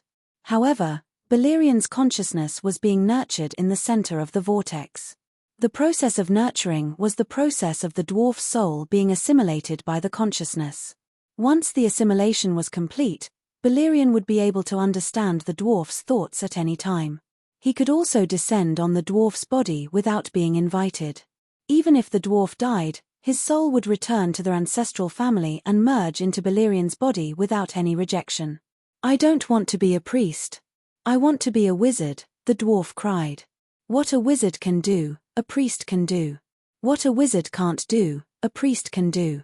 But, thinking of Jenny's attitude towards Arya and the Dragon Queen, who were ignorant, ungrateful, normal people, the dwarf's normal words immediately changed. "But I don't believe in His Majesty Balerion. Without the power of faith, I'm afraid I'll never be able to hatch the divine will embryo." "You're starting to change your faith now," Jenny said. "I don't even understand His Majesty Balerion's teachings. How can I believe?" "It's okay. The embryos will slowly change your thoughts. As time passes, you'll become a devout believer of His Majesty." The dwarf's face turned pale. He was about to cry again. "No, I have to leave this place immediately and find the Dragon Queen for help. I can't let the embryo brainwash me." Perhaps he was quick-witted, the dwarf immediately thought of a way to get out of his current predicament. "Jenny, I have a plan that can achieve the same effect as capturing Aegon." "Oh, tell me about it." Jenny did not even raise her head. It was obvious that she did not think highly of this person's wisdom. Directly challenge Danny Rise. "This is Myrene. It's a tradition to challenge the hero of the city," the dwarf said. "City protector hero." Jenny thought carefully. She might not follow the traditions of the Gith people, and she has countless generals under her command, so it's not her turn to fight. City guardian hero was a tradition of the Gith people. Choose the most capable hero from the Great Lord and his children to represent the city and challenge the enemies of the city. To put it bluntly, the Guy's people loved gladiatorial matches. They even turned the duel in the Romance of the Three Kingdoms into a duel. However, The Gith people did abide by the rules. In a formal one-on-one battle, even if their own people were at a disadvantage and even had the possibility of being killed, they would not bring out their own generals to help. In the original plot, Dany Rise came to the city of Meereen and met the city guardian hero, P.S., who was Lord Doway's nephew. She didn't come out to fight, so they used the most vicious words to humiliate her. "And I'm the best at scolding people. Give this mission to me, and I'll go down to the city to challenge you. I guarantee that I'll give you a big surprise." The dwarf said very honestly. "Well, you can try." Jenny nodded. There was no loss even if she failed. What if she succeeded? Just as the dwarf's face showed joy, she shook her head and said, "But you can't go out. It's too dangerous. I'll arrange for someone else to choose her. I'm not afraid of death." The dwarf said righteously, "I'm afraid that you'll die. If something happens to me, His Majesty Balerian's will descend on you, and you'll be the next high priest." "You mustn't die." The dwarf knelt on the ground with a plop, hugging Jenny's legs and wailing, "I can't bear to part with you. Let me die in your place." Jenny looked at the dwarf with a strange expression. His feelings were sincere, and he cried bitterly. It didn't seem like he was faking it. But he was quite afraid of her before, and even more afraid of paying the public grain. Could it be that his mouth said no, but his heart yearned for it, and his body enjoyed it? Alas, she had already given everything to His Majesty Balerian, and could not respond to his feelings. For the sake of his deep affection and sincerity, she would be more unrestrained when collecting public grain in the future. Dang dang dang! Just as the two of them were being lovey-dovey, a hurried bell suddenly rang in the cave outside the house. It was an alarm. Dragon Queen is attacking our camp on the surface. The dwarf stood up in surprise. Jenny closed her eyes, and through the faith communication device, she contacted the believers of Balerian on the surface. In just a few seconds, her expression changed. Dany Lilith has launched an all-out attack. What? The dwarf was stunned. It was not an act this time. He, the ace spy, had yet to spread the news. Why was the Dragon Queen so impatiently blowing the horn for the final battle? Also, didn't she say it before? The longer the time dragged on, the more advantageous it would be for her. It was around 10 in the morning. The sun in Slave Bay seemed to be covered with a thin veil, and it was no longer as bright and warm. The dwarf was surprised to find that he could even look up at the sun in the sky, but it was not glaring. Although the sky was still blue, and the air was still fresh, he felt that the sky in Slave Bay was slightly dimmer than before he entered the cave. One of the entrances to the cave was located in a dangerous cliff 1 kilometer northwest of the Allied Army's camp. The dwarf begged 100 times before he could go up to the surface with Jenny. Standing on the cliff that was more than 30 meters high and looking down at the camp, the dwarf felt indescribably shocked. This was an unprecedented final battle. The sky, the sea, and the ground were all fighting at the same time. Dragon roars, battle cries, drumming, centaur bells, scimitar and metal swords clashing. The battle of the dragons in the sky was especially shocking. 40 pterosaurs of the Allied army vs 1 Dragon Queen and 4 Megalosaurus. Oh gods! Is that even human?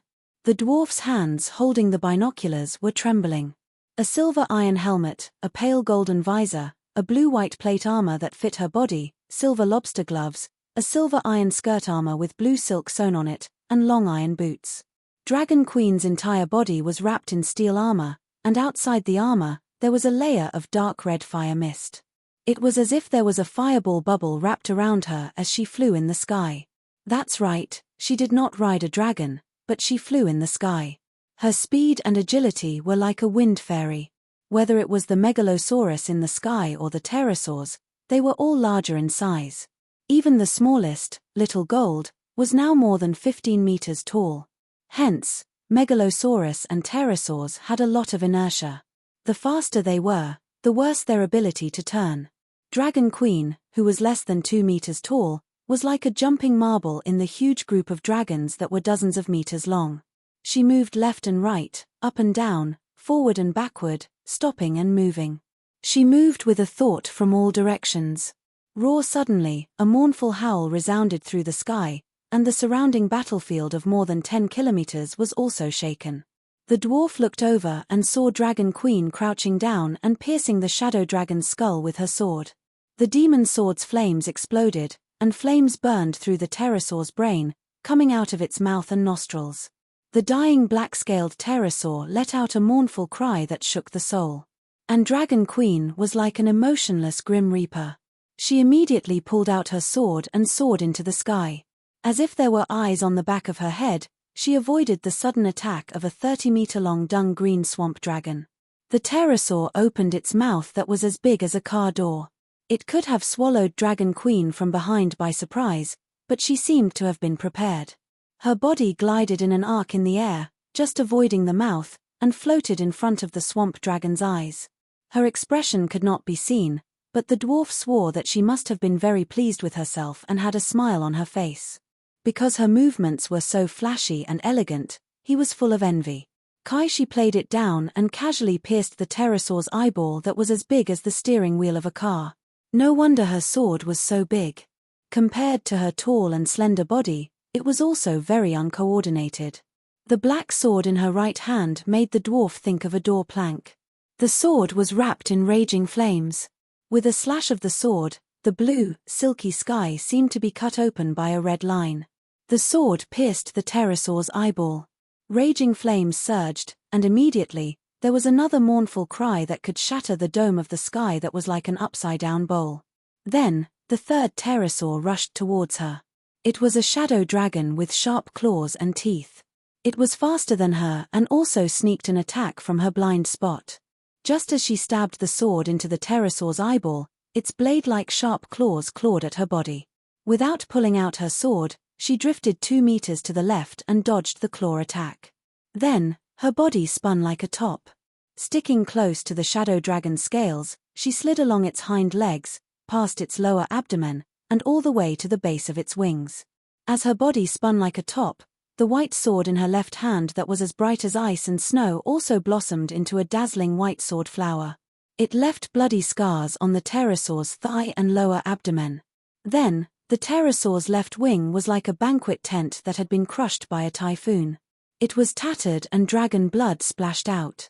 The pterosaur could no longer control its flying movements. Like a plane that had lost its momentum, it fell to the ground with a sorrowful cry. When the storm of swords broke through the pterosaur's wings, it also moved a few steps to the right and cut the dragon knight on the dragon's back who was adjusting the pterosaur's movements in a panic into two. Then, Dragon Queen jumped lightly and landed in front of the forehead of the pterosaur that had pierced its left eye. She slowly pulled out her black sword. His Dragon Queen has become a god. The dwarf watched in a cold sweat and felt dizzy. Dragon Queen's fighting style crushed his worldview. How could a single person be so strong? Yes, she has become a demigod. Jenny's face was gloomy. A powerful elemental demigod, wind god. Demigod, wind god. The dwarf was at a loss at first, and then he said in horror, Dragon Queen is a demigod. She's using her divine power right now. In my eyes, she's like a small sun. Her divine splendor is dazzling and eye-catching. Speaking of this, Jenny's voice became more resentful. She cursed, damn it, how did she master Wind Song? Hasn't Wind Song always been in the hands of the Westeros monster? The dwarf glanced at the flustered and exasperated Jenny and asked carefully, is Wind Song very strong? Can't you see? She is flying. She is fighting a group of pterosaurs alone. Jenny roared at him. The dwarf shrank his neck and whispered, Wind Song let her fly, but she is so strong not only because she can fly. Ravens can also fly, and flying into a group of pterosaurs is a piece of cake.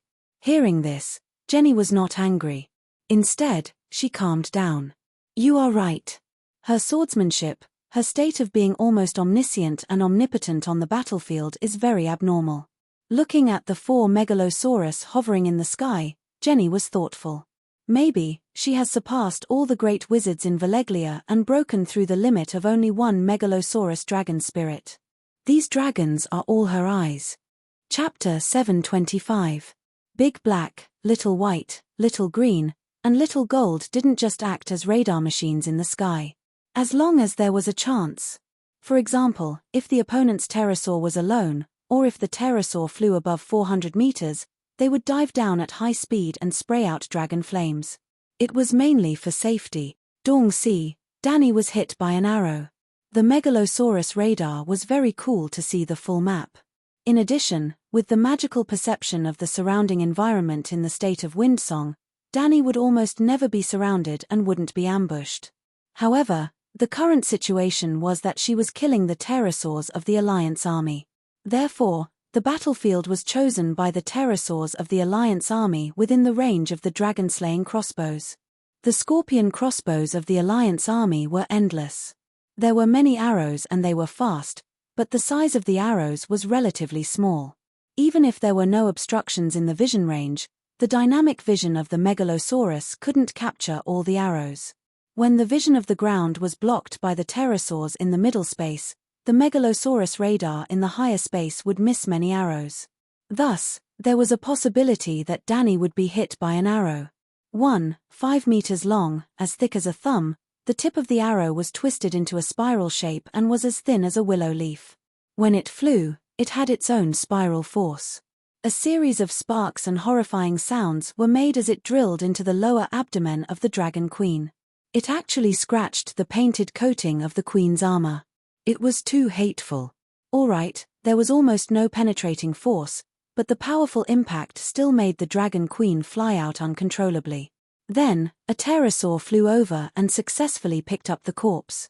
Woo-ow, it swallowed the Dragon Queen in one bite.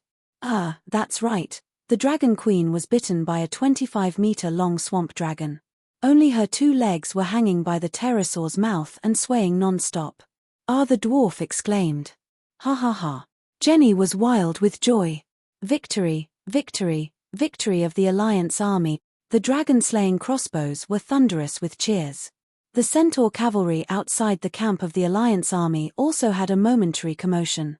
Mylin City, at the top of the Great Pyramid, old Yimont, who was observing Long John through telescopic glasses, almost fainted.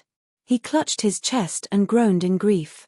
But the pterosaur was already chewing with its cheeks puffed up, and the Dragon Queen's exposed legs were still swinging. There was no blood splattering, no broken limbs falling off. Suddenly, there was an almost inaudible cracking sound in the sky, as if something had broken. "Awoo!" The pterosaur wailed in a muffled voice. 2 broken teeth that were as thick as the soles of feet fell from the sky, reflecting bits of light under the sunlight. "Gods!"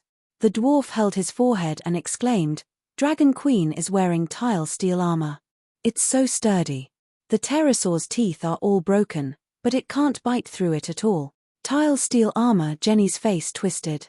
I shouldn't have forged those 2 statues. Valeglia's control over tile steel weapons was extremely strict.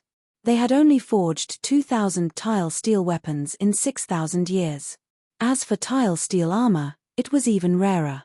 Only the direct descendants of the 14 Fire Peaks were qualified to wear it. Maybe it was because they were too pleased with themselves, or maybe it was fate, but Valeglia had left 2 huge loopholes in Gado. At this moment, Big Black, who was high up in the sky, without anyone noticing, lost its agility and went into a stiff gliding state. Then, everyone was shocked to see a string of golden flames filling the mouth of the pterosaur that was biting Dragon Queen. Black smoke and pillars of fire spurted out from the pterosaur's nostrils, teeth, and eyes. The dwarf even noticed that the dragon's eye, which was as big as a rice cooker, was connected to a green-red nerve tentacle that was as thick as an arm. It hung under the pterosaur's eye socket, and it was like fried meat in a pot of oil, sizzling with oil. Dragon Queen's entire body was covered in flames. She broke free from the dragon's kiss and continued her massacre as if nothing had happened.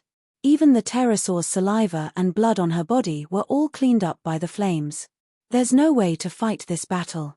He looked at Dragon Queen, who had split the pterosaur knight into 2 with a sword, and said with a complicated expression, the pterosaur's bite earlier might not have caused a penetrative wound, but it would definitely have caused a blunt injury. If it was a normal person, their organs would have bled and their body would be paralyzed, but she, the dwarf, touched his big nose, and could not help but shed tears of sympathy for his allies. The Dragon Queen must also be injured, but she knows healing magic. Strong attack, agile movement, high defense, and rapid recovery of HP. This, not to mention this low magic and low martial arts world, even in the game, she would be a bug-like existence. I didn't expect her to have such a strong trump card. Jenny gradually regained her composure. If she didn't expose herself today, I wouldn't even know that she had become a demigod, and even learned the Song of Wind and the Song of Fire. She has at least cultivated 2 top-notch meditation techniques, wind and fire, and can at least fight with 2 megalosaurus dragon spirits. If we follow the original plan, even if we successfully kidnap Aegon, I'm afraid we won't be able to kill her who can fly quickly. What do we do now? If this goes on, our winged dragons will all die today, and then we'll completely lose control of the air. I can even imagine that the mother of dragons, winged dragon knights, who didn't appear today, will carry kerosene bombs tomorrow and bombard our ports, ships, and barracks without restraint, said the dwarf worriedly. The Allied army's main camp was built near the sea, so they also built a temporary cargo port by the sea. Every day, ships from Tolos would transport food and military supplies. Yes, Tolos did not have any food, it was only a transit station.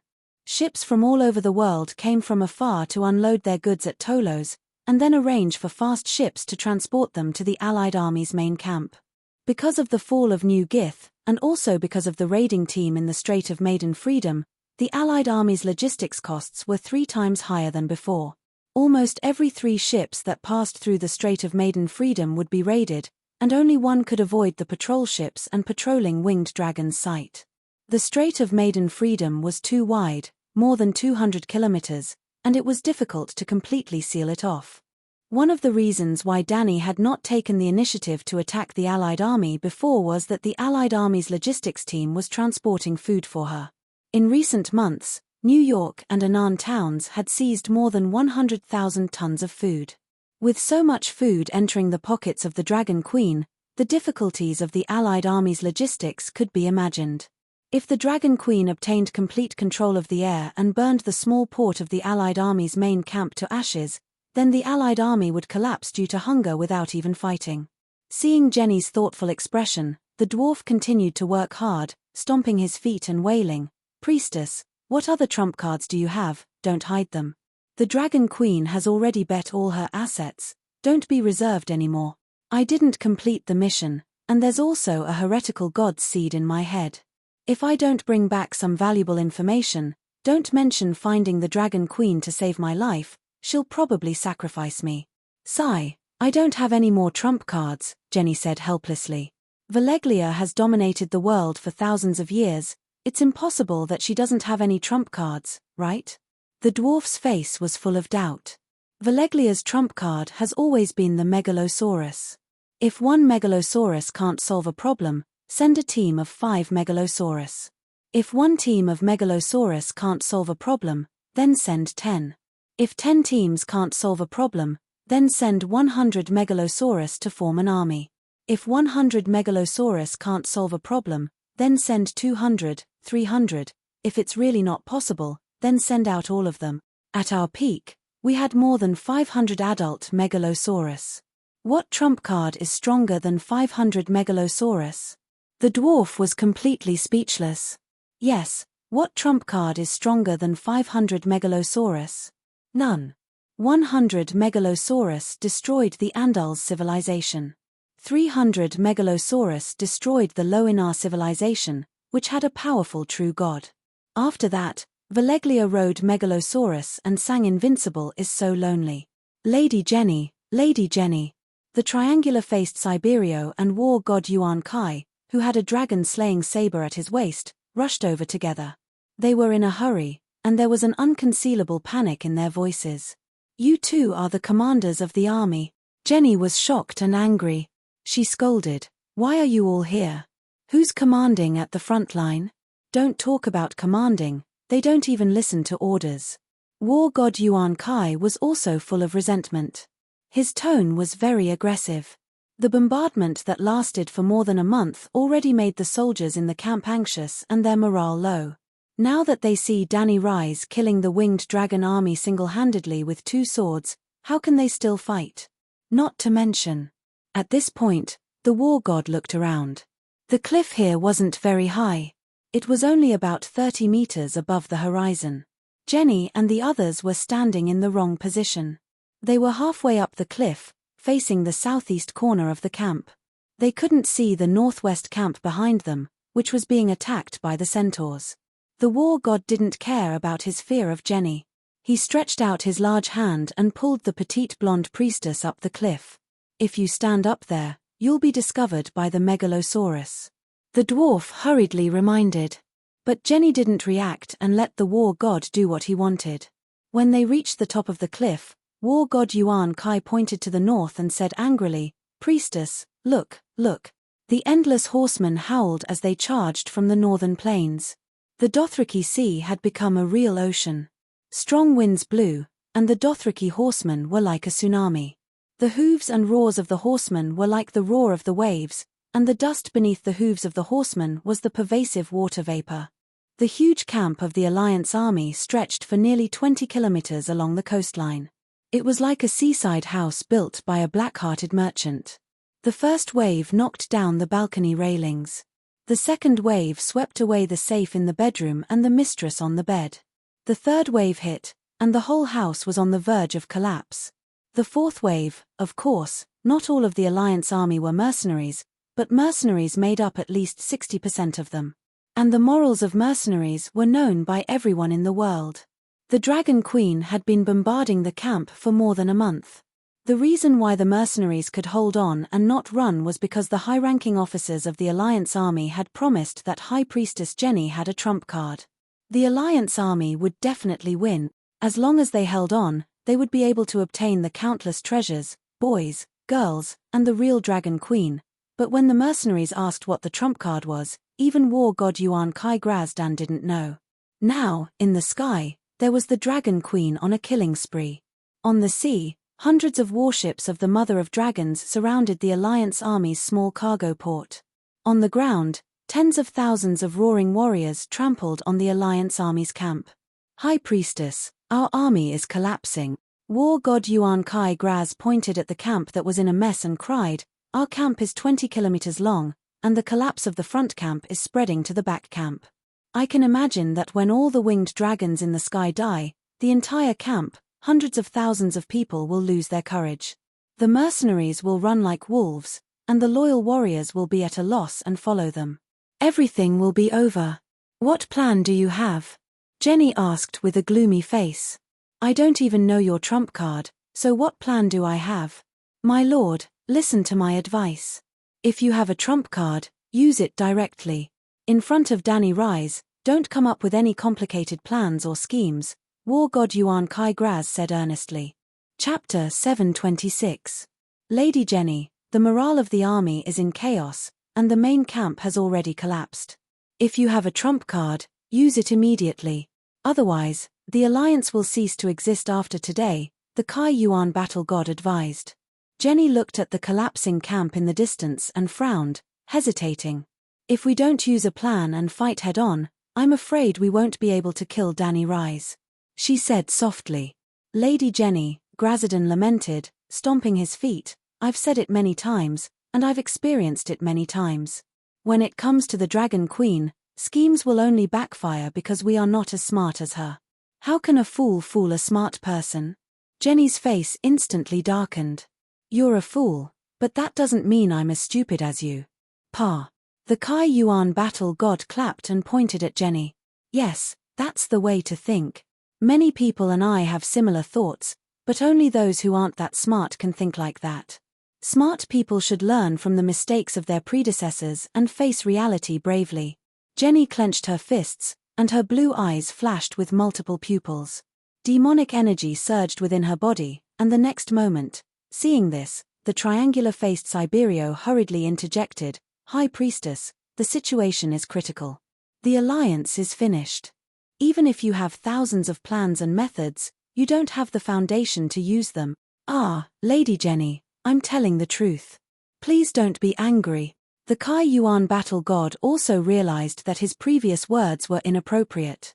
However, he really had a lot of things to say, and he couldn't help but say them. "You've been hiding your trump card all this time, not even telling a high-ranking officer like me. But the problem is, can you hide it? 5,000 elephant soldiers have disappeared, and large amounts of food have mysteriously disappeared every 3 days. Even if I'm an idiot, I can guess that you dug a tunnel. It's not on the ground, it's not in the sky, and it can't be in the sea. It can only be underground. The Kai Yuan battle god's tone was certain, and Jenny was speechless. Is the Dragon Queen stupid? The battle god continued, only an idiot would think that she's stupid.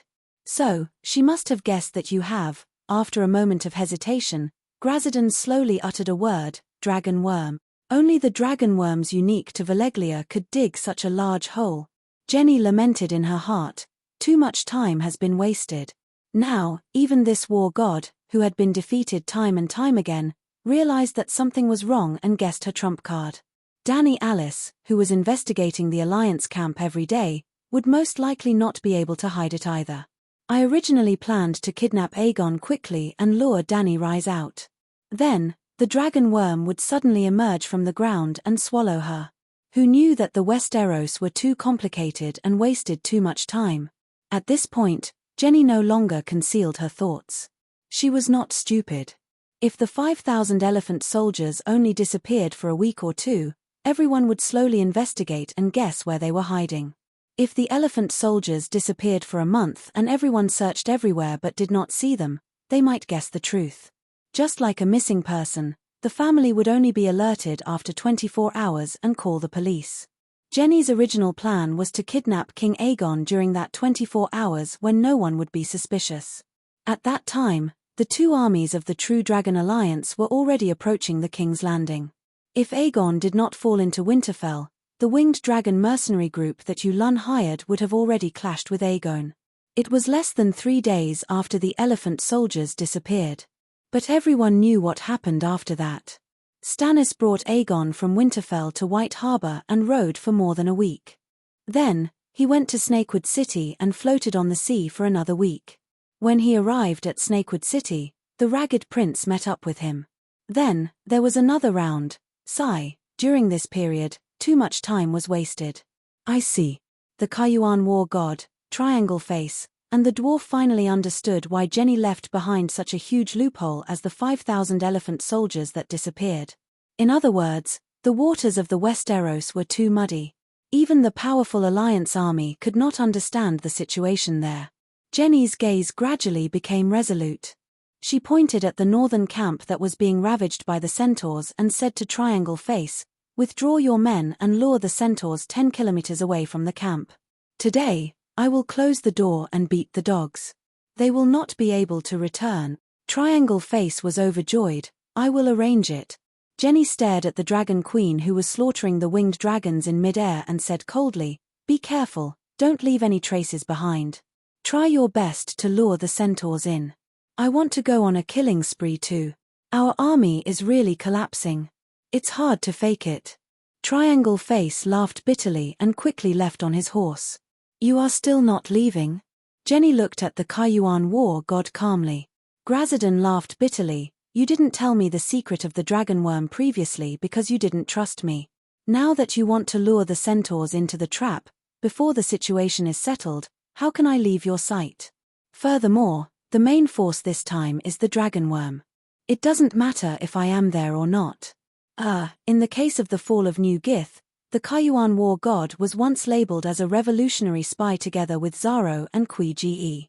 Even after Jenny discovered the secret of the shape-shifting animal companion, the three of them were defeated. However, they were still in an awkward situation. They were not trusted and were even alienated by their former companions. In a fit of anger, Zaro and Kui-Ge really betrayed the alliance and became the Dragon Queen's lackeys. Grazidon's faith was firm, and even the Dragon Queen did not dare to corrupt him. However, it was difficult to judge a book by its cover. His determination was not known by others. For example, Jenny's suspicion of the war god was even higher than Zaro and Kui-Ge. That was because Zaro and Kui-Ge did not make any mistakes after that. Instead, the Kaiyuan war god. The entire East Army was wiped out. Even Bayasabad was taken down by the Dragon Queen.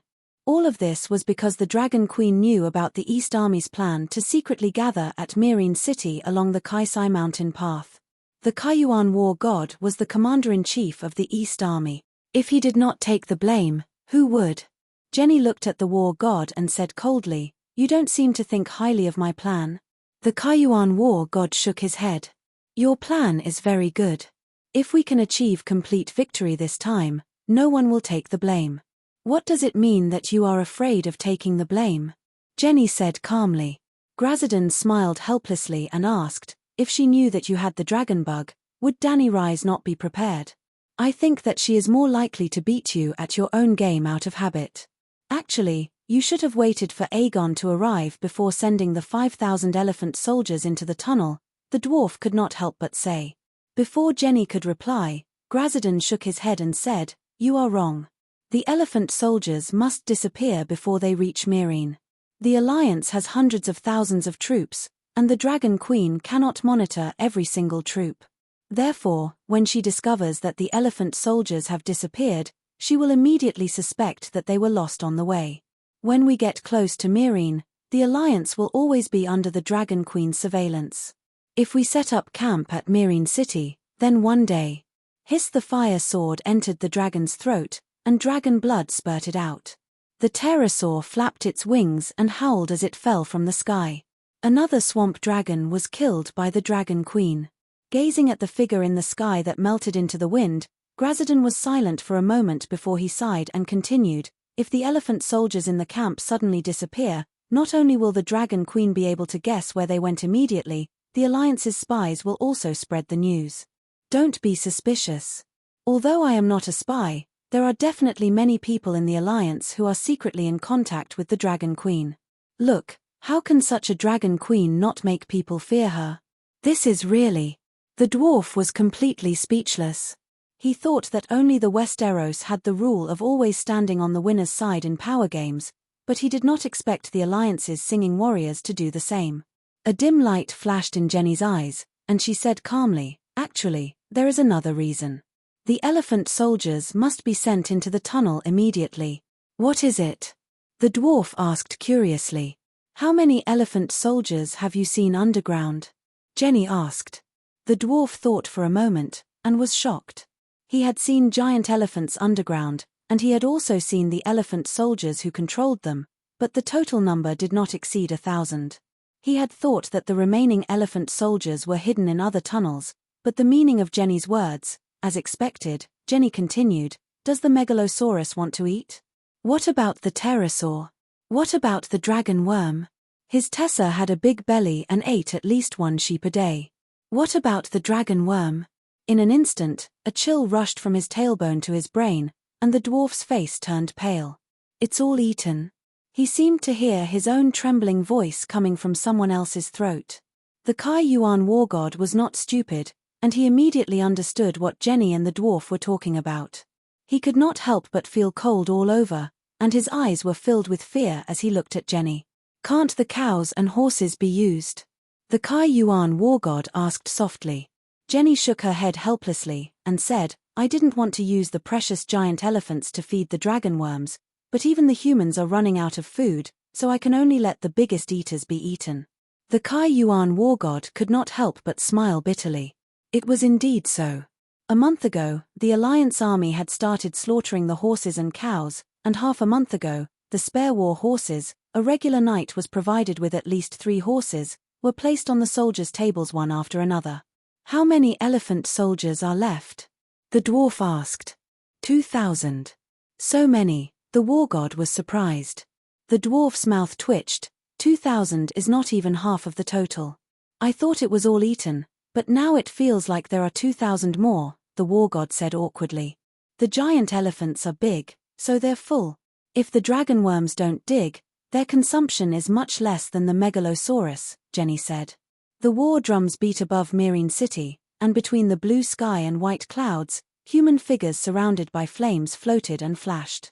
Pterosaurs' blood splattered across the sky, and their cries spread for more than 10 kilometers. To the north of the Alliance Army's camp, the excited sounds of the centaurs could be heard from afar. The horses galloped for more than 10 kilometers, and the cries of the Alliance Army mixed with the cries of the pterosaurs in the sky. However, it was obvious that there were more than 50,000 centaurs that had besieged the camp. Now that the gates of the camp had been broken and the morale of the Alliance Army had been destroyed, Only about a fifth of the centaurs had charged into the camp to chase after the ducks. The rest of the centaurs had spread out and hunted the Alliance Army's knights in the vast plains outside the camp. In the first half of the camp, tents had collapsed, swords had broken, and blood had dyed the ground red. The fences were burned, and black smoke rose into the sky. It was like the withered fingers of the Grim Reaper reaching for the sky, wanting to take away the lives of all living things on this land. Only 10,000 men. Jenny's expression was gloomy. The Alliance army has completely collapsed, and the soldiers have no fighting spirit. 10,000 men full of energy is enough to wipe out 100,000 deserters, Glasden lamented. If that's the case, then let the blood and bones of the centaurs reforge the soul of our army. Chapter 727. Danny turned into a ball of fire and blended into the natural wind between heaven and earth. The 4 megalosaurus in the sky transmitted visual and auditory information to her from all directions. She was like a little loach, swimming nimbly in the sky, taking away the lives of the dragon knights and pterosaurs. In the beginning, she was still using her swordsmanship and flying. Every move, she was purposefully slashing the dragon knights and attacking the pterosaurs' vital points. But as she killed and killed, she gradually entered a state of enlightenment. Just like Wang Shiji writing preface to the Orchid Pavilion collection in Kuaiji Mountain, just like Li by singing Bringing in the Wine While Drunk, just like the last night of Damo's 9 years of meditation, Danny's divinity of fire, divinity of wind, and divinity of sword were sublimated together. Swinging the sword, slashing, flashing, and flying were no longer skills in her subjective consciousness, but turned into Tao and integrated into her instincts. Others may only feel that her movements were becoming more concise and her sword was becoming sharper, but a master swordsman like Beristan could clearly feel the changes in the Dragon Queen. Because their own realm was not enough, they only felt that the Dragon Queen had changed and become much more powerful, but they did not understand the reason or where her changes were. Suddenly, Danny stopped and summoned Dahe, because the remaining 8 pterosaurs in the sky were scared out of their wits and began to flee in all directions. The fire ladder technique allowed her to levitate, and the song of wind allowed her to fly in the wind, but she was only at the speed of a car on the street, 30 to 40 kilometers per hour, far slower than the pterosaurs. When she landed on Dahe's back, exhaustion surged like a tide.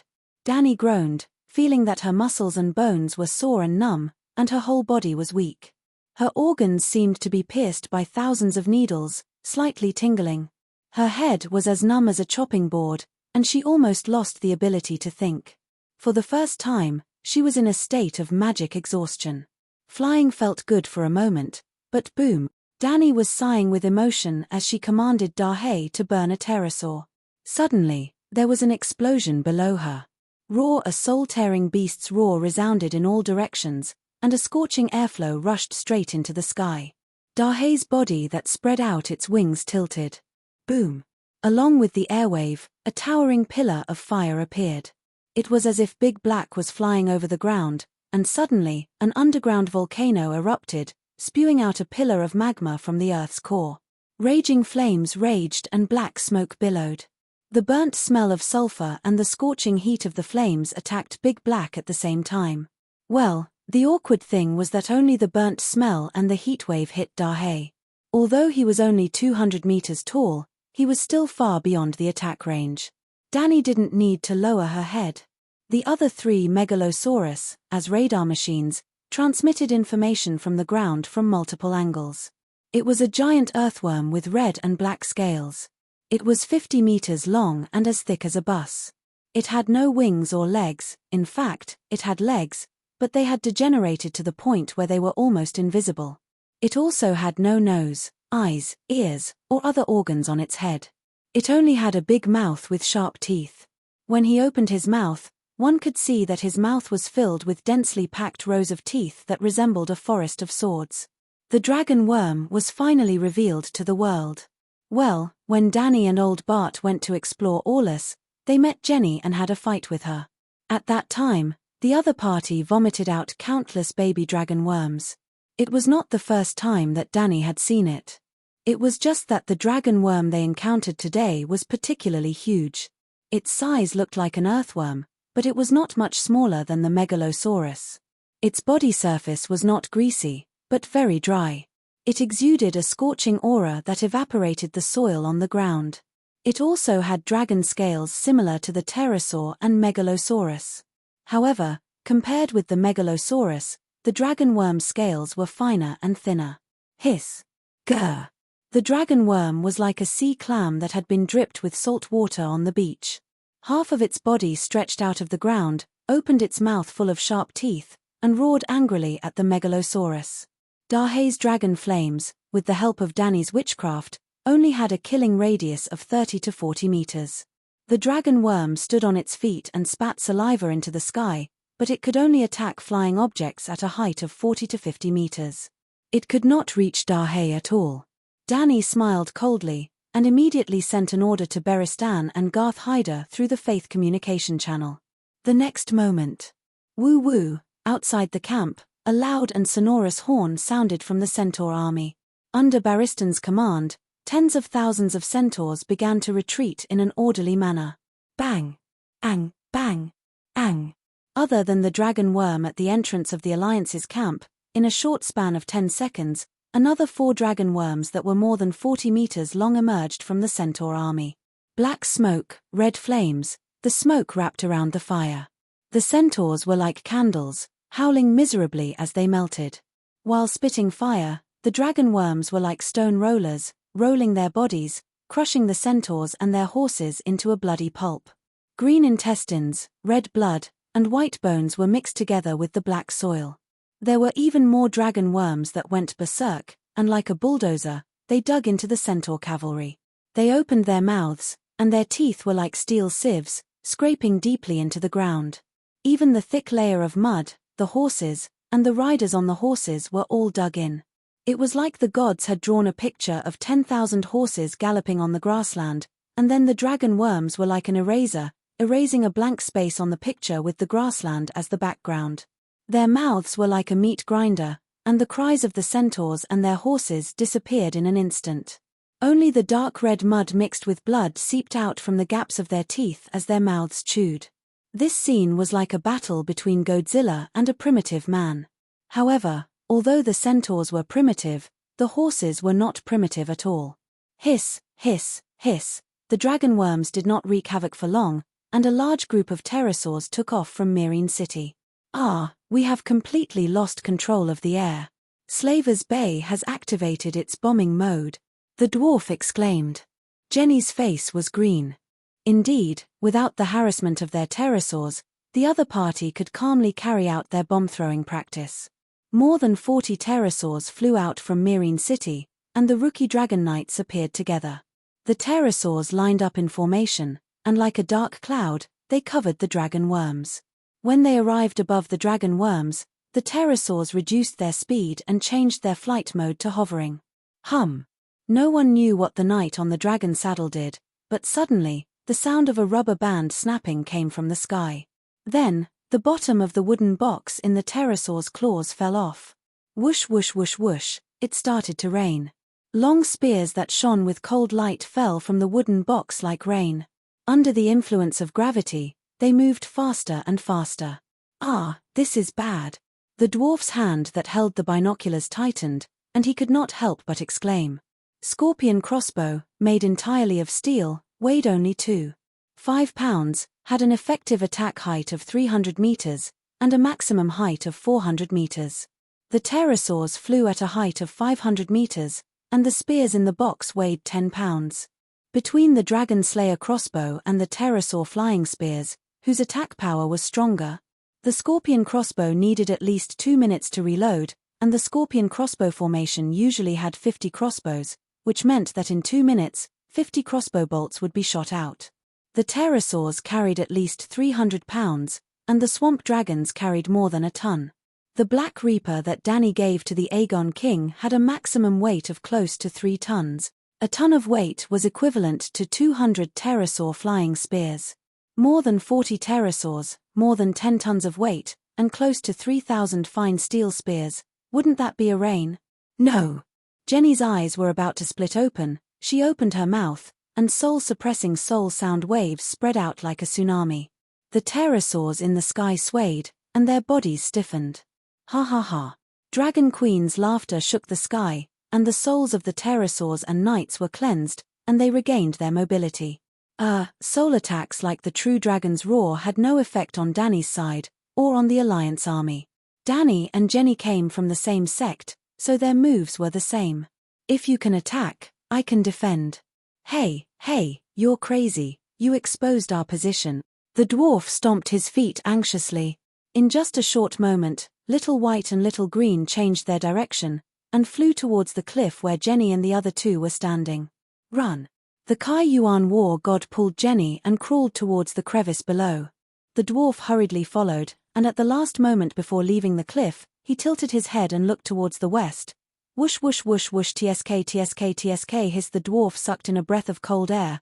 The scales of the dragon worm were like beautiful silk cloth, beautiful but useless. All the spears that landed on them didn't even reach the top. The 2-meter-long steel spears actually pierced into the dragon worm's body. Roar roar roar, the dragon worm's round body was like a tire filled with tomato juice, and then it was stabbed a few times with an icicle, and red juice with thick smoke splattered more than 10 meters high. The blood was like lava, falling on the grass, igniting the withered grass stalks, and falling on the centaurs' faces, burning through their bones. Queen of Cal, Dani Lisi, Queen of Cal. Suddenly, the cheers of the centaurs resounded through the sky. Tens of thousands of centaurs shouted together, shaking the heavens and the earth. The sound waves dispersed the clouds in the sky, and washed away the fear that the dragon worm exerted on their hearts. The centaurs suffered heavy losses, eaten by the dragon worm, burned to death, and crushed into teppanyaki. They were also accidentally injured by the steel spears that fell from the sky, just like the cockroaches in Old Ghost Village.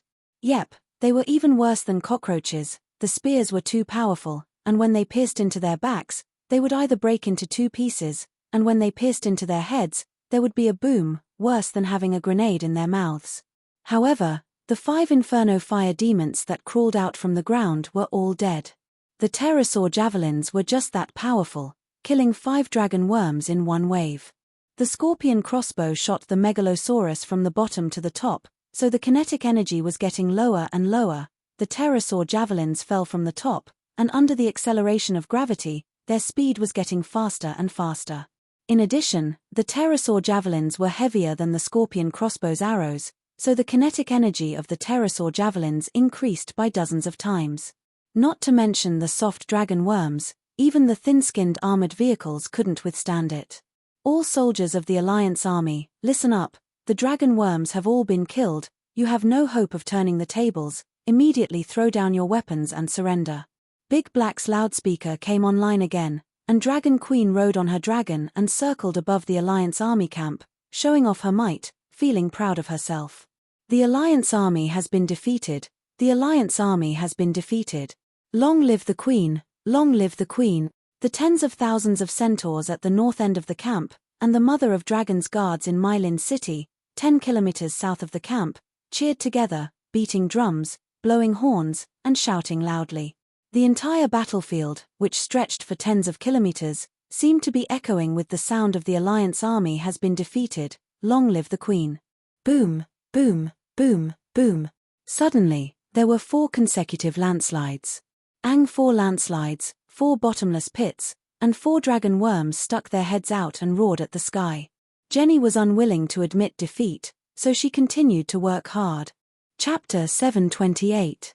In an instant, the world was silent. Apart from the roar of the dragon worm, Blackie, the centaurs, and the Mother of Dragons guards in Myrine all went silent. The fleeing Alliance army also stopped and stared blankly in the direction of the dragon worm. Their eyes that were filled with despair once again lit up with the flame of hope. Victory to the Alliance army, Myrine will be broken. In the silence, the Alliance army camp began to shout sporadically. The appearance of the 4 dragon worms not only saved the Alliance army from defeat, but also re-established the belief of victory in the hearts of the crumbling soldiers. Well, it was not certain how strong this belief was, but the Alliance army finally won half of the battle in the afternoon. This time, Jenny was prepared for the pterosaur spears in the sky. The dragon worms still crawled out of the ground to attack the centaurs, but they did not leave the range of the tunnel. If a small number of pterosaurs threw the spears, the dragonworms would quickly dodge. The spears needed about 10 seconds to fall from 400 to 500 meters. If the pterosaurs threw a rain of spears in a wide range, the dragonworms in the tunnel would immediately dig a hole in the ground. The dragonworms on the ground would be near the tunnel and would be able to drill back into the ground with a few wiggles. After wasting 3,000 spears, Dani began to lower the throwing height of the pterosaur spears. 200 meters, 150 meters, and even 100 meters. She had absolute control of the air, so she could play with it however she wanted. Well, the law of the universe was there for all to see. She could not play with it however she wanted. By lowering the height, the spears would fall faster, but the kinetic energy of the attack would also decrease. In the first wave of attack, the 2-meter-long spears pierced through the dragonworm's body and blood splashed more than 10 meters high. When the spears were lowered to 100 meters, even if the spears hit the dragonworms that did not have time to drill, only a small part of the spears would be embedded under the scales. It was like a toothpick stuck in a python. If the spears did not hit the vital parts, it would be difficult to kill them. Anyway, the battle with the dragonworms started at noon. By 3 in the afternoon, the Myrine pterosaurs had wasted nearly 10,000 spears and only killed 1 dragonworm. The efficiency was too low, and the cost was too high. Dani could only beat the gongs and retreat. Dragon Queen's goal of destroying the Alliance army during the day had failed, and the Alliance army had barely managed to defend their base. At night, in the Queen's palace at the top of the Great Pyramid in Myrine, the giant crab was the first to speak. Your Majesty, we have achieved a great victory in this naval battle. The docks outside the Allied camp have been completely destroyed, and the seas around Myrine have been sealed off by us. If nothing goes wrong, the Alliance will lose control of the sea. Towards the end, his expression was very strange, as if he had encountered something incomprehensible. That's a good thing. What's the problem? Dani was puzzled. Your Majesty, the Allied Navy shouldn't be so weak. The performance of the Allied Third Fleet is too poor, and the Maritime Escort Fleet is slow to react. Could it be a conspiracy? Eris the giant crab frowned. The Third Fleet that was guarding the Allied Army's port was led by Zaro, and the Allied Army's escort fleet was led by Qui-Ge.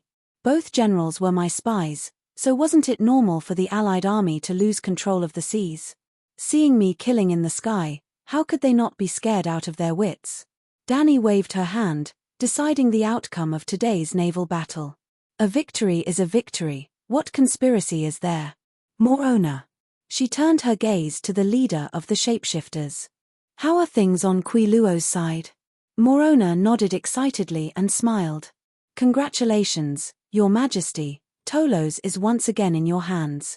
Well, today's decisive battle didn't just take place in Myrine. Dragon Queen had 200,000 howling warriors, and was fully capable of splitting her forces to attack from multiple directions. Quiluo led a team of 10,000 men to approach Tolos early in the morning, and blew the horn to attack almost at the same time as Dani. Very good, now the Allied army has lost all their ports at Slave Bay. In the end, Dani turned her gaze to Old Bo, and said with a heavy expression, Sir, how many men did we lose today? More than 5,000 centaurs died, and more than 80% of them died in the first wave of dragonworms. The main reason was that 10,000 centaurs entered the Allied army's camp, and the dragonworms came out from the entrance of the camp, blocking all escape routes. If not for the winged dragon spears you prepared in advance, killing 5 dragonworms in the first wave, the centaurs who entered the camp would have been wiped out. In today's battle, Dragon Queen was the commander-in-chief of the Air Force, and she single-handedly crippled the Allied army's air force, obtaining absolute air supremacy. Beristan commanded 5 teams of 10,000 centaurs, and attacked the centaur camp from the front. Garth Hyder was more talented in the dragon battle, so he led the Winged Dragon Legion, and was responsible for leading the Winged Dragon Spears to kill the dragonworms. We've crippled an army of 10,000 men. Dani was not feeling good. Sigh, as expected, plans change again and again. I originally planned to eliminate the Allied army without losing a single soldier, Beristan said in a low voice. Your Majesty, in a world war of this scale, the idea of not losing a single soldier is a shackle on one's mind. People die in war. We lost 5,000 light cavalry, but the enemy's casualties were at least 5 times more than ours. We cut through half of the 20-kilometer-long camp, and burned countless rations, tents, and supplies. This is a great victory. Sacrificing 5,000 centaurs is completely worth it. Under normal circumstances, we have already won a true victory, and without food, the Allied army will definitely collapse. You said it was normal, but is it normal now? Big Bear retorted sourly. If Big Bear had been at Queen's Horn, the task of leading the centaurs would have been given to him. Before Big Bear came, Danny had already deduced today's tactics. Well, today's battle was a little sudden for the Allied army, but the generals of Meereen had already started preparing. During the drill, Big Bear was the centaur commander, and Dragon Queen's bloodguards were the captains. But today, Big Bear stood on the walls of Meereen for half a day, and only threw a few hundred spears when Dragon Queen began to summon the winged dragons. No matter how abnormal it is, the Allied army still needs to eat, Big Bear said in a low voice. Just as they were talking, an Unsullied came to inform them that the Allied army outside the city was moving. Danny instantly summoned the dragon spirit, and with the eyes of Big Black in the sky, she saw the changes in the Allied army's camp. The Allied army was moving. The camp was crowded with people, war horses neighed, and the vanguard had already begun to move to Meereen City. Sir Beristan is right, the Allied army also needs to eat. Now that most of the camp has been destroyed, and they have lost the docks, it will be difficult for ships to bring in food, and they can't hold on for more than a few days. If we can't take down Meereen City quickly, 100 Megalosaurus won't be able to stop the mutiny of the hungry army. At this point, Danny couldn't help but smile coldly. The setting sun was like blood, making the blood-stained land even more desolate and cruel. The north camp of the Allied army was trampled by the centaurs, and there were countless holes drilled out by the dragon worms, making it impossible for people to live in. They only managed to salvage the tents and resources that were not burned, and tens of thousands of troops slowly moved towards Meereen City. The middle and high-ranking officers brought the soldiers to build new barracks 500 meters away from Meereen City, while the Allied army's leaders were in the tunnel below the camp, having a meeting with Priest Jenny. There weren't many people, just Jenny, Grazadon, Cyberio, and the long-nosed king. If it was a meeting of the Allied army's leaders, there should have been a few navy generals. However, the Allied army had lost the battle this morning, the docks were destroyed, and the coastline was sealed. Quiji and Zaro were floating in the open sea with dozens of ships, so they couldn't come even if they wanted to. Oh, and there was also the dwarf. As Jenny's lover, he stood behind her, listening but not speaking. Too tragic. Cyberio's triangular face almost became an oval shape. Including the troops and cooks, we originally had 180,000 people. However, in the battle this morning, we lost nearly 30,000 people, and 80,000 deserters. They only slowly returned when Meereen retreated. It was obvious that these deserters couldn't be relied on, so they could only fight battles that went smoothly. Lady Jenny, we can't lose anymore. Not only can we not lose, but we also have to take Meereen as soon as possible. We lack food, and our soldiers have been beaten, so they lack fighting spirit. Meereen City has countless rations for us to eat, and a large amount of treasure to turn the mercenaries into wolves, the Kayuan war god said in a low voice. Can we quickly break through the gates of Meereen City? Triangular Face asked expectantly. Jenny nodded. Breaking through the gates isn't difficult. If the 150,000 soldiers are willing to sacrifice their lives, taking Meereen City will be easy. However, Meereen is only one of the 3 cities in Slave Bay, and it's not even Danny Rye's main camp. If we don't kill her, this war will be far from over. Grazadon heaved a sigh of relief. As long as there is hope of winning, our mercenaries are no different from the Dragon Queen's most loyal guards. Once the gates are broken, they will definitely go and take over Meereen. As for Danny Rye's sigh, let's take it one step at a time. Despair appeared on the war god's face. Even the pterosaurs couldn't bite her to death. It's almost impossible to kill her. The long-nosed king rubbed his large nose. The goal of the alliance isn't to kill Danny Rye's and make her take back her oath to free all the slaves in the world. If we can first take over Meereen, Then take down Yuan Kai and Astapor, and make her lose her ability to free the slaves. We will win. That's the right thing to do. Grazadin nodded. We only want to protect the slavery that is the foundation of our survival. We don't have any special hatred for the Dragon Queen herself. Chasing her away or forcing her to take the oath to free the slaves will be our victory. Jenny frowned and said solemnly, we must kill Dani Rise. That's my goal. She was not interested in freeing the slaves or defending the slavery. Her only goal in joining the alliance was to take away the Dragon Queen's bloodline and destiny. I'm afraid it will be difficult. The war god shook his head and looked at Jenny expectantly. If the priestess still has a trump card, then it's a different story. Jenny's gaze was cold as she asked, what trump card do you think can take Dani Rise's life? How would I know? Grazadin complained in his heart, but he guessed that Valeglia's descendants were probably at their wits' end. He frowned and thought for a moment before asking, to capture Aegon, Lady Jenny has been delayed for more than half a month. You must have been digging for a long time, right? Where are you now? If you can reach Myrine, or even hollow out the foundation of the Great Pyramid and let it suddenly sink into the ground at night, you might be able to bury the sleeping Dani Rise. Chapter 729. After a moment of hesitation, Jenny took out a scroll with a map of Myrine on it and spread it out on the table. Her slender fingers slid along the red line on the map and said, this is the general direction of the tunnel. Why did it take such a long detour? The Kaiyuan war god frowned. The Alliance army set up camp at the north gate of Myrine City.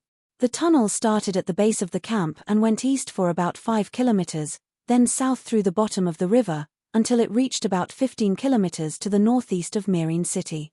Finally, after a series of twists and turns, it barely reached the outer wall of Myrine City. It was about 200 meters away from the wall. The camp was clearly 10 kilometers north of Myrine City, but the tunnel did not go in a straight line. Instead, it went in a circle to the south of Myrine City. The dwarf stood on his tiptoes and carefully recorded the route on the map. Like everyone else, he was also puzzled. Suddenly, he remembered what he saw on the way out of Myrine City, a large paddy field in the north of the city. Even today, the ground in the north of the city was still wet and soft. War horses left deep hoofprints as they passed, and shallow puddles of water seeped out of the prints. Moreover, there were ravines near the paddy fields, and lakes of all sizes could be seen everywhere. When he crossed the ditch, he deliberately fell off his horse and caught a cold. The cold made his voice hoarse. I see. Dragon worms must avoid underground rivers. The terrain north of Myrine is lower, so there is no need to divert water from the river. There is naturally water, so the Gith people planted rice in the north of the city. The terrain south of the city is higher, mostly low hills, which are more suitable for wheat and soybeans. The dwarf clapped his hands and suddenly understood. Jenny, the war god, the triangular-faced war god, and even the dwarf's new father turned to look at him in surprise. Damn, I'm exposed. I'm not the intelligent little demon, but the stupid fourth prince of Ko Chang Island. With this thought, the dwarf naturally raised his chin slightly and looked at the sky at a 45-degree angle, revealing an extremely exaggerated smile. Not bad, Leo. You're finally enlightened. The new father's puzzlement turned into joy.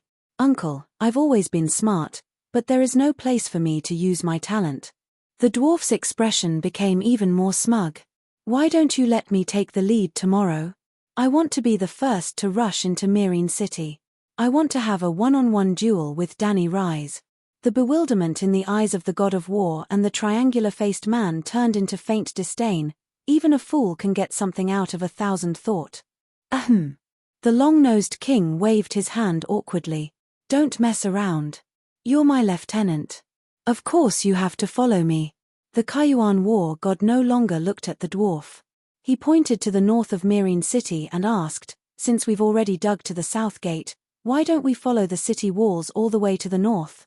The Great Pyramid is also in the north. I would like to continue digging. What do you mean? Glass was puzzled.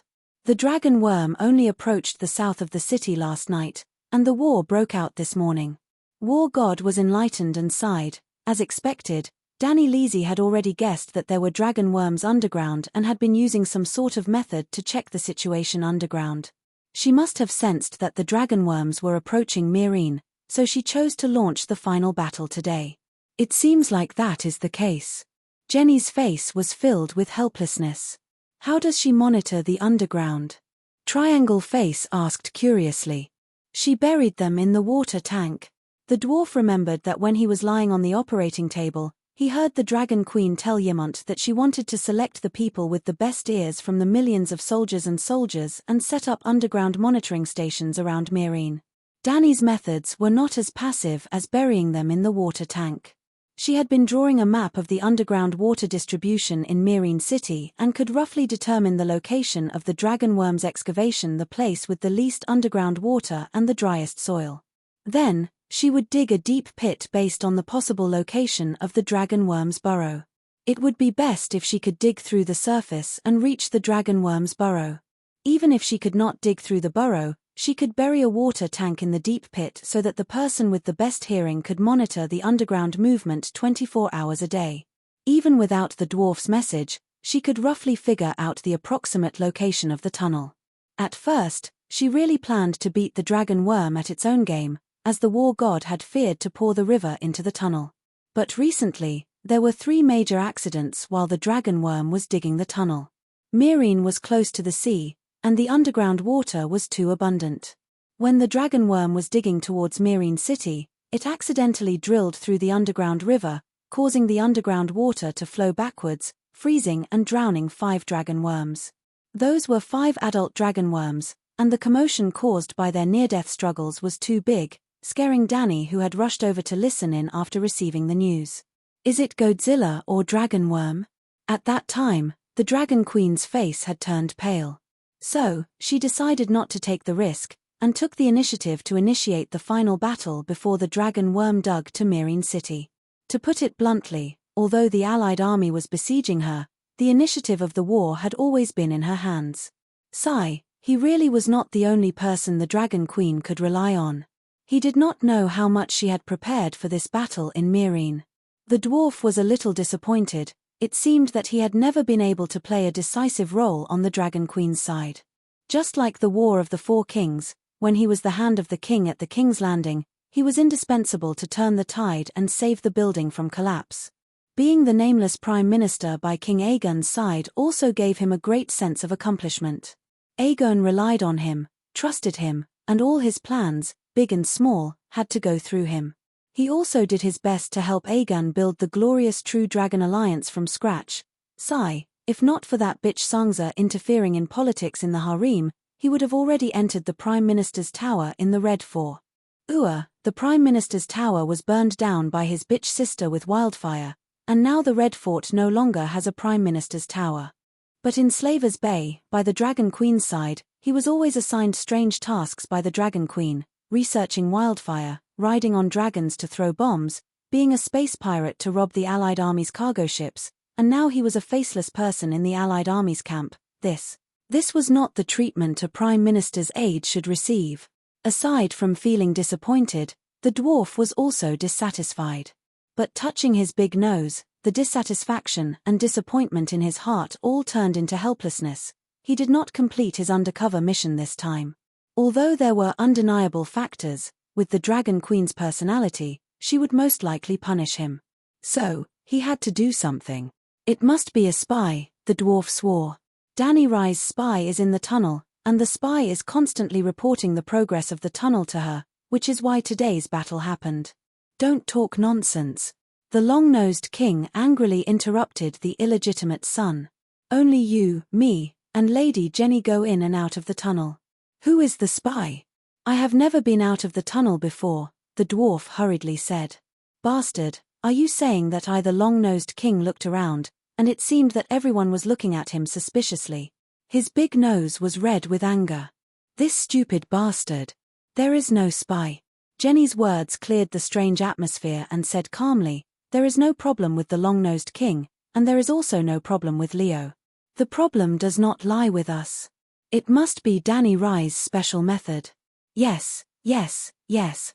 The long-nosed king wiped the sweat from his forehead and agreed. After looking at each other awkwardly, the triangular-faced Siberio asked doubtfully, "Are the dragon worms' requirements for the environment so strict?" Jenny said helplessly, "Dragon worms like to move around in volcanoes and are actually not suitable for fighting on plains. The cold underground water is like poison to them." "Then how did they cross the sea?" the dwarf asked curiously. "Dragon worms can't swim, right? I once read in an ancient book that dragon worms almost die upon contact with water." At this point, the Kai Yuan war god looked at Jenny with a hint of complaint in his eyes. "There should be a tunnel between Long Summer and Myrine.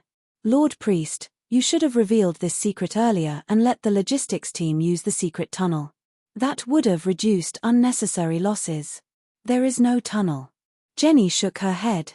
"There are volcanoes under the Smoke Sea, and they are also under high-level magic radiation.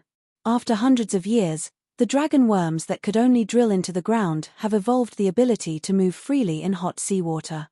The dwarf's heart skipped a beat, and he said expectantly, "I heard that there are many sea monsters in the Smoke Sea.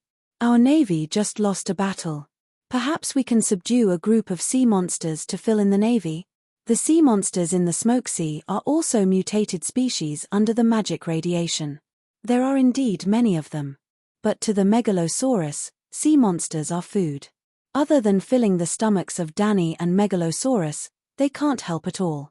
That's really, thinking about how he and Aegon were scared out of their wits by Yulun's sea monsters, the dwarf felt awkward and dejected. Since dragon worms can cross the sea, why are they afraid of underground water? The Kaiyuan war god asked, confused. "What do you think I built the magic tower for?" "Just to suppress the transmission of information on Dragonstone Island's magic network?" Jenny said calmly. "The magic tower can help dragon worms cross the sea," the dwarf said in shock. "If a person who has just filled his stomach and a starving person are sent naked into a world of ice and snow, who will freeze to death first? A person with a full stomach can even last until the next hunger comes," the dwarf said thoughtfully. Jenny nodded. "Before leaving the Smoke Sea, I used the magic tower to replenish a large amount of fire magic power for each dragon worm. Fortunately, the Smoke Sea is just next to Slave Bay, so the dragon worms swam ashore before they ran out of magic power. There's something else. Did you notice?" After a pause, Jenny said, "The temperature is much lower than a month ago. Low temperatures and icy water are the dragon worms' greatest enemies." "That's strange." Grazadon stroked his beard and said in confusion, "I've lived in Slave Bay for most of my life, and I've never seen winter as cold as this. In fact, the 3 cities of Slave Bay have never had winter. In the past, even if it snowed in the north, we still wore silk clothes and sandals. I heard that the long night is coming." "Is it true?" the dwarf said in surprise. "The long night." Grazadon turned to Jenny. "My lady, what do you think?" What could he think? The sheep eggs had never experienced the long night. Valeglia rose to power 6,000 years ago. In other words, when the sheep eggs were born, the long night had already passed for 2,000 years. "The long night has nothing to do with us," Jenny said ambiguously. The sheep eggs knew that the first long night was real, and that the second long night would come. However, they were sealed under the Smoke Sea and did not sense the changes in the north of the Great Wall. Moreover, as Jenny said, what did the long night have to do with Valeglia's descendants? The land of the long summer where they lived was shrouded in a layer of high-energy radiation fog. There was no sunlight at all, and the environment was 10 times worse than the long night. Jenny emphasized, "Our target now is Danny Rise. Tomorrow morning, even if we lose a few dragon worms, I will break through the north and south gates of Myrine. The elephant soldiers will enter the south gate through the insect path, and the army of 150,000 will enter from the north gate. We will attack from the north and south, and we will break through Myrine. Attack from the north and south, we will break through Myrine." The dwarf's face turned red as he waved his fist and shouted. Chapter 730. The morning of the second day. It was sunny with a cool northern wind. The golden light of the rising sun dispersed the cold white fog that shrouded Myrine, revealing a flat black land that was about to be stained with blood. Woo! The first horn sounded at the entrance of the Alliance's simple camp. Woo woo woo! The sound of the horn rose and fell in the camp. The soldiers hurriedly finished the last piece of toast wrapped in fried bacon, extinguished the bonfire in front of them, wiped their mouths, picked up the spears, swords, or shields under their buttocks, and ran to their respective teams. Woo woo woo, the urgent horn sounded above Myrene City, warning the defenders in the city that the densely packed Alliance soldiers were approaching the city gate. The battle was about to begin. At the same time, 500 meters south of Myrene City and 50 meters deep, in a tunnel as wide as a subway tunnel in the city, thousands of torches crackled and burned, casting a hot and dirty red light in the continuous darkness. The dwarf released his right hand that was holding the crossbow, pulled over a corner of his cloak, and rubbed his sweaty hands on it. His hand that was about to reach the crossbow changed direction halfway, lifted his helmet, and opened his mouth to take a few deep breaths. Cough cough cough. After taking a deep breath, he inhaled a belly full of thick smoke from the burning whale oil torches. The dwarf bent over and coughed violently, tears and snot flowing down his face. I told you not to come, but you didn't listen. You know fear when you're about to enter the battlefield. The long-nosed king on the giant elephant next to him scolded in a low voice. I'm not afraid. Just as he argued, the dwarf smiled bitterly and shook his head. Okay, I'm afraid. Who knows what's waiting for us above ground? Hearing this, the long-nosed king was silent. Since the Dragon Queen had already discovered the location of the tunnel, it was impossible for her not to be prepared. So, what would be waiting for them? Looking at the orderly formation of elephant soldiers in front of him, the long-nosed king said faintly, a lot of people will die later, but we're at the back of the team, so it's not a big problem. Okay, we'll try to hide at the back. The dwarf looked back at the dark tunnel and let out a long sigh of relief. He said to the attendant in front of him, Cadillac, take a few steps back. The attendant had blonde hair and blue eyes. He was in his early 20s and was about 1.6 meters tall. His long, freckled face took up about 25 centimeters of his height. Sir, we're already at the back of the group, the horse-faced attendant said blankly. The dwarf held the crossbow in his right hand again. His single eye swept over the new father beside him for a moment, and he emphasized, take a few more steps back. There's smoke and fire in front of me, and I can't breathe properly. Oh. Boom. Suddenly, an earth-shattering sound came from the front. What followed was a beastly roar that sounded like a steam whistle. Roar. The battle had begun, and Jenny was controlling the dragonworm to dig through the ground. Woo woo woo. The sound of the bugle horn came from the front of the troops. The elephants had been fed with magic potions in Mataris, so they were almost immune to the pressure of the megalosaurus. Even if the dragonworms were right in front of them, they would still run slowly under the control of their riders. Leo, follow me closely. King Long-Nose shouted and began to jog on his elephant. Cadillac, you are my servant. You should listen to me in everything. I promise you a bright future, do you understand? The dwarf whispered to his driver. As soon as they entered the cave, Cadillac became his attendant. After spending many days with him, the dwarf was confident that he had already subdued Cadillac's heart, just like how he had subdued Cadillac and Baldric. I'll do whatever you tell me to do. The horse-faced young man nodded. Phew. Heaving a long sigh, the dwarf skillfully picked up the crossbow and aimed it at the heart of his new father's back under Cadillac's horrified gaze. Boom buzz. Suddenly, the ground trembled slightly, and a muffled sound seemed to come from the depths of the earth. It was as if someone had plucked the C string of a cello from the center of the earth. It was low, long, and layered. What happened? Could it be an earthquake? The dwarf no longer cared about killing his father. He held onto the saddle and looked around in shock.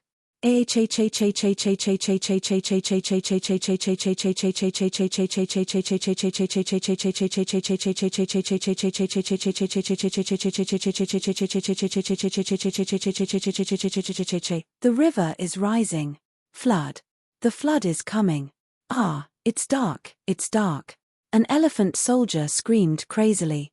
What flood? What dark? The dwarf at the back could not hear clearly and shouted, what happened outside?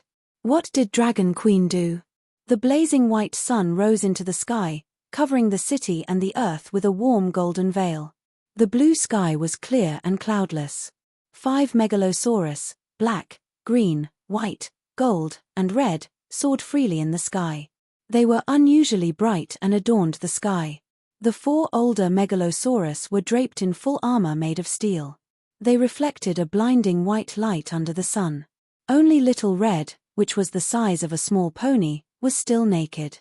One could vaguely see the blue and white armored dragon queen standing proudly on the back of the black dragon. She had a bright white greatsword in her left hand and a dark red broadsword in her right. She was ready to go, eager to give it a try. On the vast and barren black earth, soldiers in armor of various colors were like ants. They formed a curtain, slowly but firmly covering the city of Meereen ahead. On the city wall, the unsullied ones in grayish-brown armor raised their white flags. Their short swords were unsheathed and their shields were raised. The Wings of Freedom with their black-winged cloaks formed a huge crossbow formation under the city wall. The longbowmen were at the front, the ballistas were loaded, and the catapults were loaded with kerosene. There were also dozens of pterosaurs that landed on the huge pyramid like a swarm of bats. The bugle horn sounded, the war drums beat, hundreds of thousands of soldiers shouted, the armor of the armored warriors clashed as they ran, and the cavalry's hooves rumbled. The smell of blood and fire pervaded the city of Meereen. The birds in the distant mountains, the dogs in the city, and the fish in the water were all inexplicably anxious at this moment. Boom! Boom! In the south of Meereen, the huge city wall that was 15 meters tall and 5 meters thick suddenly collapsed, sinking into the endless ground. 3 dragon worms drilled half of their bodies out from behind the city wall and roared ferociously toward the city. Jenny fulfilled her promise. Not only did she break the city gate, she even destroyed a section of the city wall that was 30 meters long. The dragon worms even successfully broke into the city. Rumble. The sound of heavy objects running came from the ground. Ang! It was a giant elephant. The first elephant soldier rushed out of the tunnel and entered the south of Meereen. It raised its trunk and roared on the street. Ang! Ang! One after another, the giant elephants rampaged through the streets. They were invincible. Literally, half of the South City was empty. There were no guards or citizens. The giant elephants were showing off their prowess, so naturally, they were invincible. Break into Meereen City and capture the Dragon Queen alive. The elephant soldiers in the south of the city did not feel anything and shouted excitedly. Victory! Victory! The howls of the giant elephants and dragon worms spread to the north of the city. Tens of thousands of Alliance soldiers roared fanatically. Hiss! The black dragons in the sky roared. Hiss, hiss, hiss! The pterosaurs that landed on the pyramid took off collectively, carrying the deadly spears and boxes, and flew to the south of the city. Rumble! Rumble! Rumble! Rumble! As soon as the pterosaurs left, 4 giant mounds 30 meters apart suddenly bulged out of the flat soil in the north of the city. The mounds moved toward the city walls of Meereen City at the speed of a normal person running. That scene was a bit like the ninjas in Sui Ku's wuxia movies. The only difference was that the ninjas walked in a straight line, and after they escaped, the mounds would cave in. But the dragon worms were different. They emitted scorching heat all over their bodies. Wherever they burrowed, large patches of scorched water vapor evaporated. The mounds that they raised also kept protruding, forming 4 S-shaped ridges on the flat battlefield.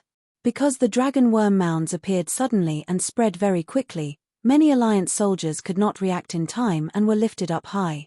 It was fine if they were lifted up. At most, they would lose their balance and fall to the ground. But the reason why the dragon worms did not burrow deep and instead moved stealthily on the surface was because there were many paddy fields in the north of the city. If they burrowed too deep, they would be submerged by the underground water. And the dragon worms' body temperature was very high. They emitted waves of heat all over their bodies. The blazing magic roasted the moist soft soil and evaporated a large amount of white water vapor mixed with a scorched smell. Yes, the eels, loaches, black fish, and insects in the paddy fields were all wrapped in mud and roasted into charcoal. The soldiers around the mounds seemed to have been sprayed by a giant pressure cooker at close range. They all covered their scalded faces and wailed on the ground. Coincidentally, the windblown regiment, who was holding the blue and white cross-tail flag high, happened to be hit by a dragon worm. The white-haired and white-bearded warrior poet, Danzo Dahan, was leading his brothers in a head-covering charge. Suddenly, his body rose up, his footsteps staggered, and he fell on the bulging mounds. Then, the temperature of the soft mud under his body rose. In an instant, the dry and hard boards turned into lumps and then split open. It was like the valve of a high-pressure boiler that had been blocked before suddenly opened at this moment. A large amount of scorching water vapor spurted out from the cracks of the soil and enveloped Danzo's body. His armor and helmet blocked 99% of the water vapor, but Babuta's helmet also had eye slits. A pair of eyes were boiled and steamed in the water vapor. Danzo was still a general and had high defense.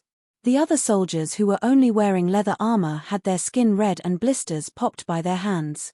They were like steamed prawns that had been trampled on. The scene was very miserable. But it was also very morale-boosting. Although some of their teammates were accidentally injured, the momentum of the dragonworm's earth escape was terrifying.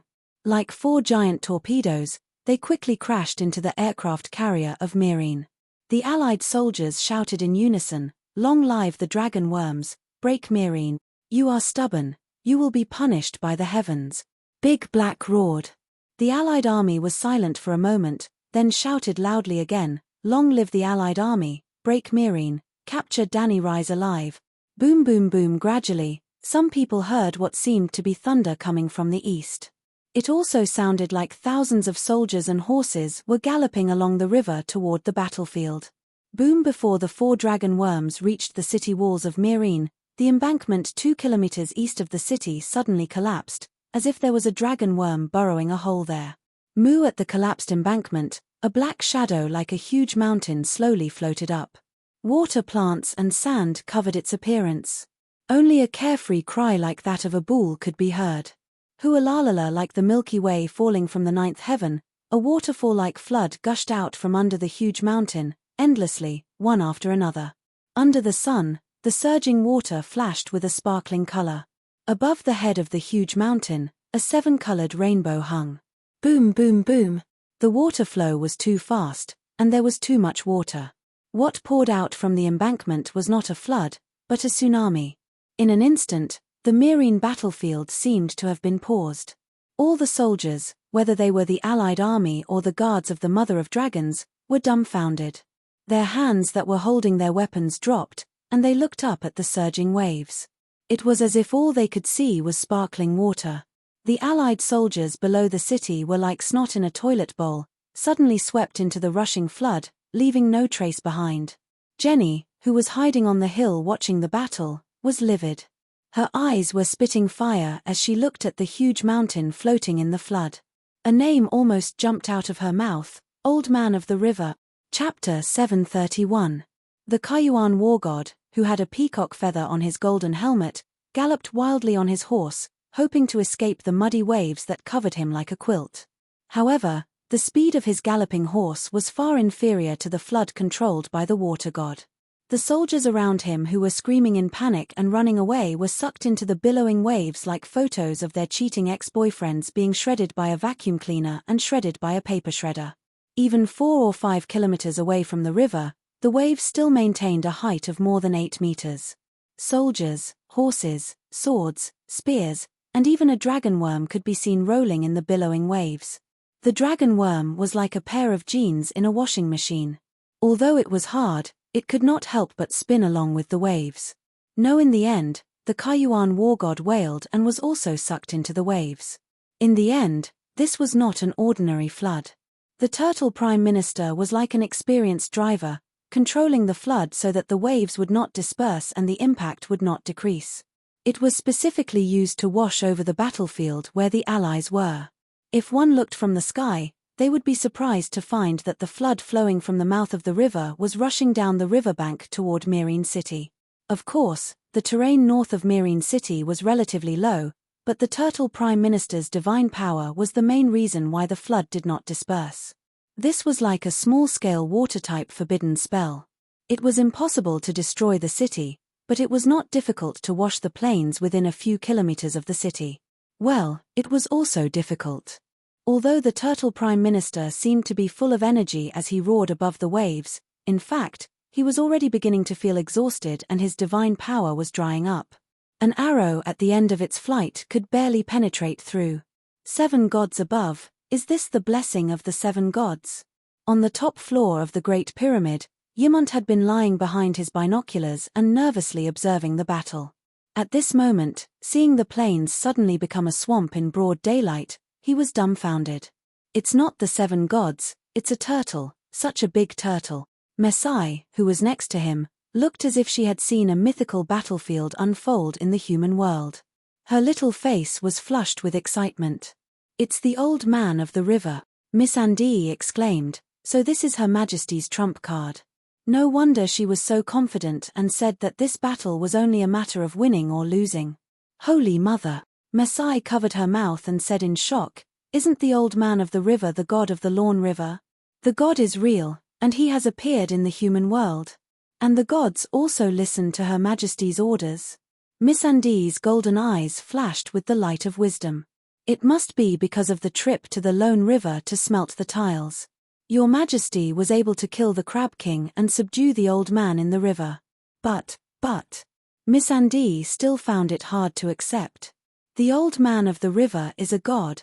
What happened to the gods? The plump centaur maid, Ji-Chi, had a disapproving look on her face. Don't tell me you think that the golden bells on the queen's braids are fake? I understand now. This is a battle between gods. Old Ymont smiled bitterly and sighed. Is Jenny, who drove the dragon worms to attack the city, a mortal? Could it be that the queen who had slashed more than 40 dragons with 2 swords yesterday was a mortal? Then there was the old turtle that was as big as a mountain today. None of us are mortals. Who cares if that old turtle is a deity or not? The 150,000 people outside the city are dead for sure. Maid Yi Li waved her fist and laughed. That's right. With this flood, we will definitely win. At the end, the old man laughed excitedly. If they win this battle, the Targaryen world empire will begin to take shape. Long live the queen! Old Ymont waved his fist and shouted at the black dragon in the sky. Long live the queen! Myrcella, Misty, and the centaur maids followed suit.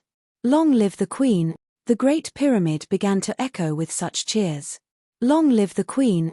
Gradually, the entire city of Meereen was enveloped by the deafening cheers.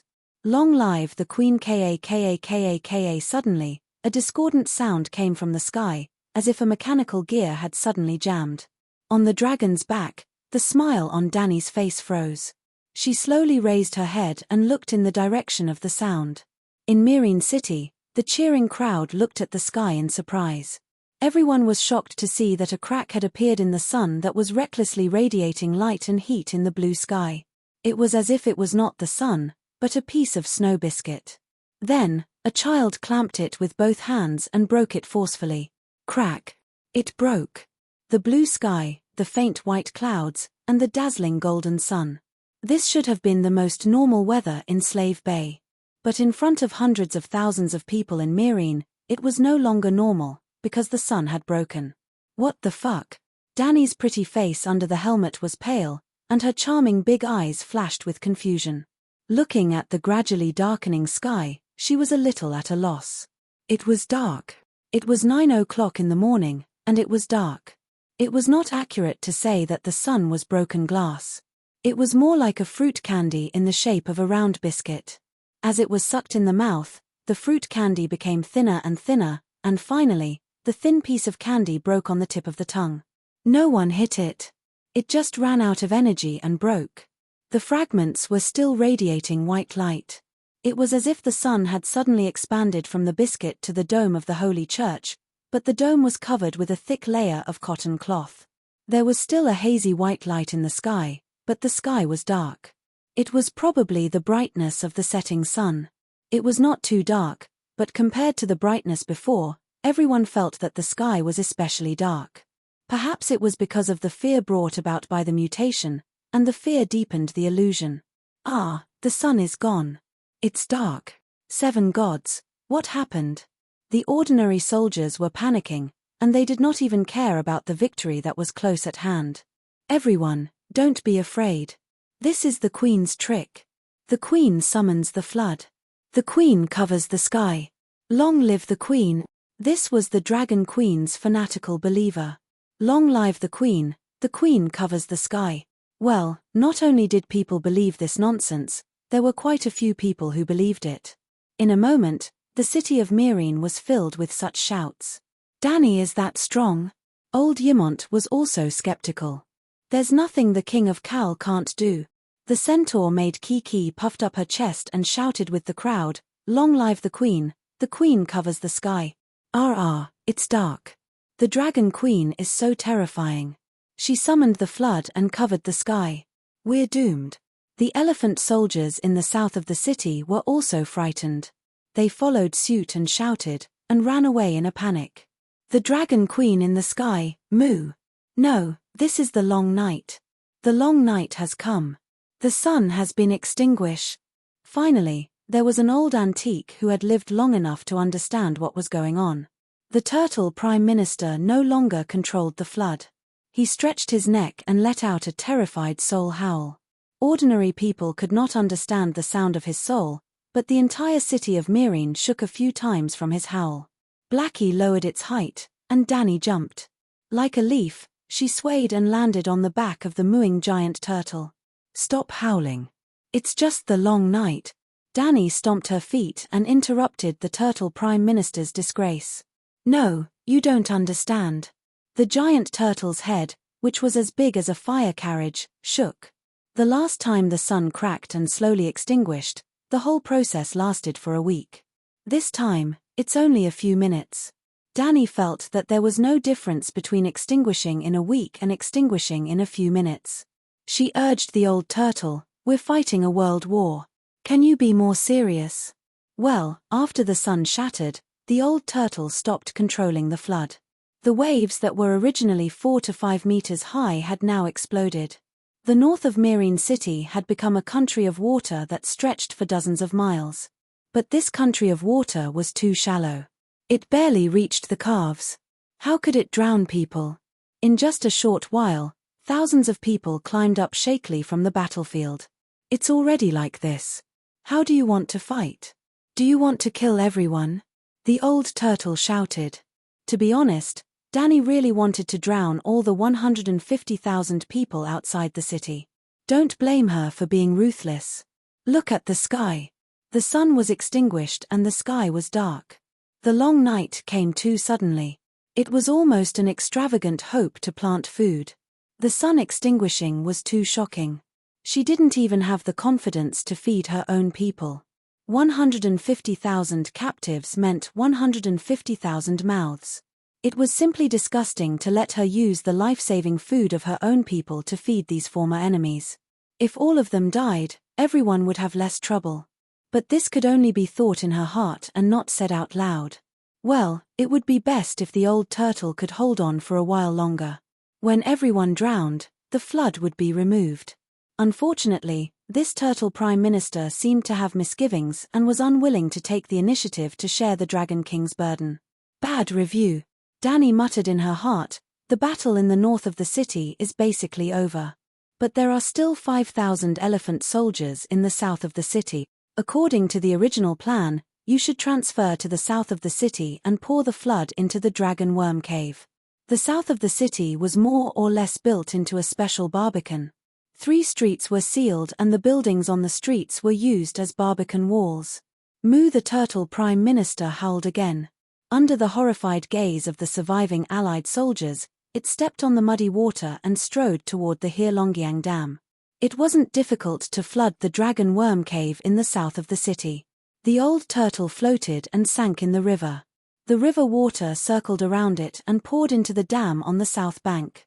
Well, the flood flooded the 150,000 Allied soldiers in the north of the city and opened the dam on the north bank of Heilongjiang. At this time, the flood flooded the Dragon Worm Cave in the south of Meilin City and the turtle prime minister dug the dam on the south bank.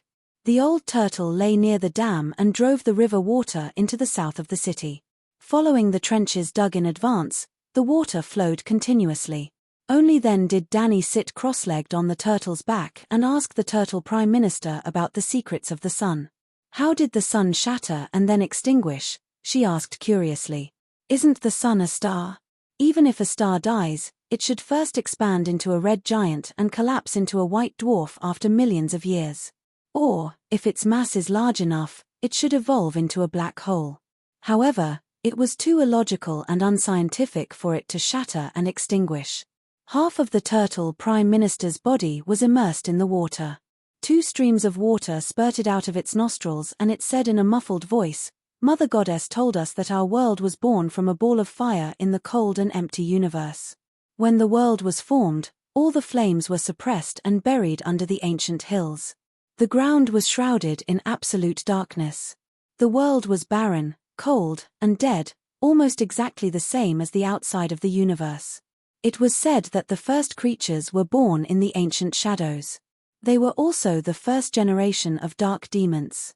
Some powerful demons even survived until today and were worshipped by the Far East Asia residents." Chapter 732. Are you sure? The evil gods of Yaxia were born at the beginning of the world.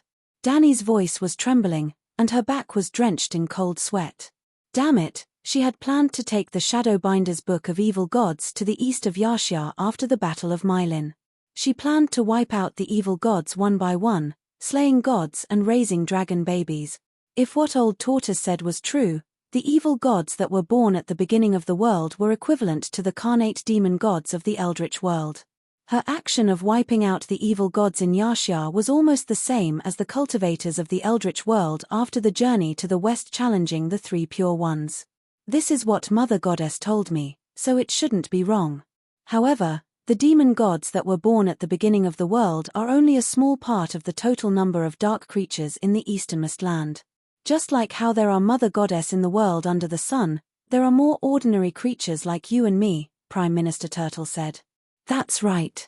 Even at the beginning of the Eldritch world, there were more than just the 3 pure ones and a few saints. There were more shamans and demons with no background, as well as the descendants of shamans and demons. Danny heaved a sigh of relief. She still had to feed the dragon and get rid of the evil creatures. She called Tam and Kuei-shi to let the Shadowbinder know who was the weakest. Was the Mother Goddess of the Lun River born at the same time as those evil gods? Old Tortoise shook his head and said slowly, "One day after the beginning of the world, a demon god that was born from the darkness was dissatisfied with the darkness, coldness, and death of the world. So, he drew a cluster of fire from the earth and brought the first light and heat to the world. After that, the demon god sacrificed his life to forge that cluster of fire into a giant lamp that hung in the sky. It was also the first sun in the world. The sun's light and heat drove away the darkness and the creatures in the darkness. At the same time, it also woke up the mountains, plains, and rivers. Yes, Mother woke up at that time. In other words, Mother Goddess was born much later than those demon gods in the darkness. The sun was separated from the earth's core, a cluster of fire. Danny found it hard to accept. The whole world was born from the first flame. What's so strange about using fire to forge the sun? Old Tortoise said disapprovingly. Who was the unlucky guy who forged the sun? Danny asked. Unlucky guy? Prime Minister Turtle's tone was filled with dissatisfaction. She brought light and fire to the world, and all spirits were awakened because of her. She can almost be called the mother of all spirits. How can you say that about her?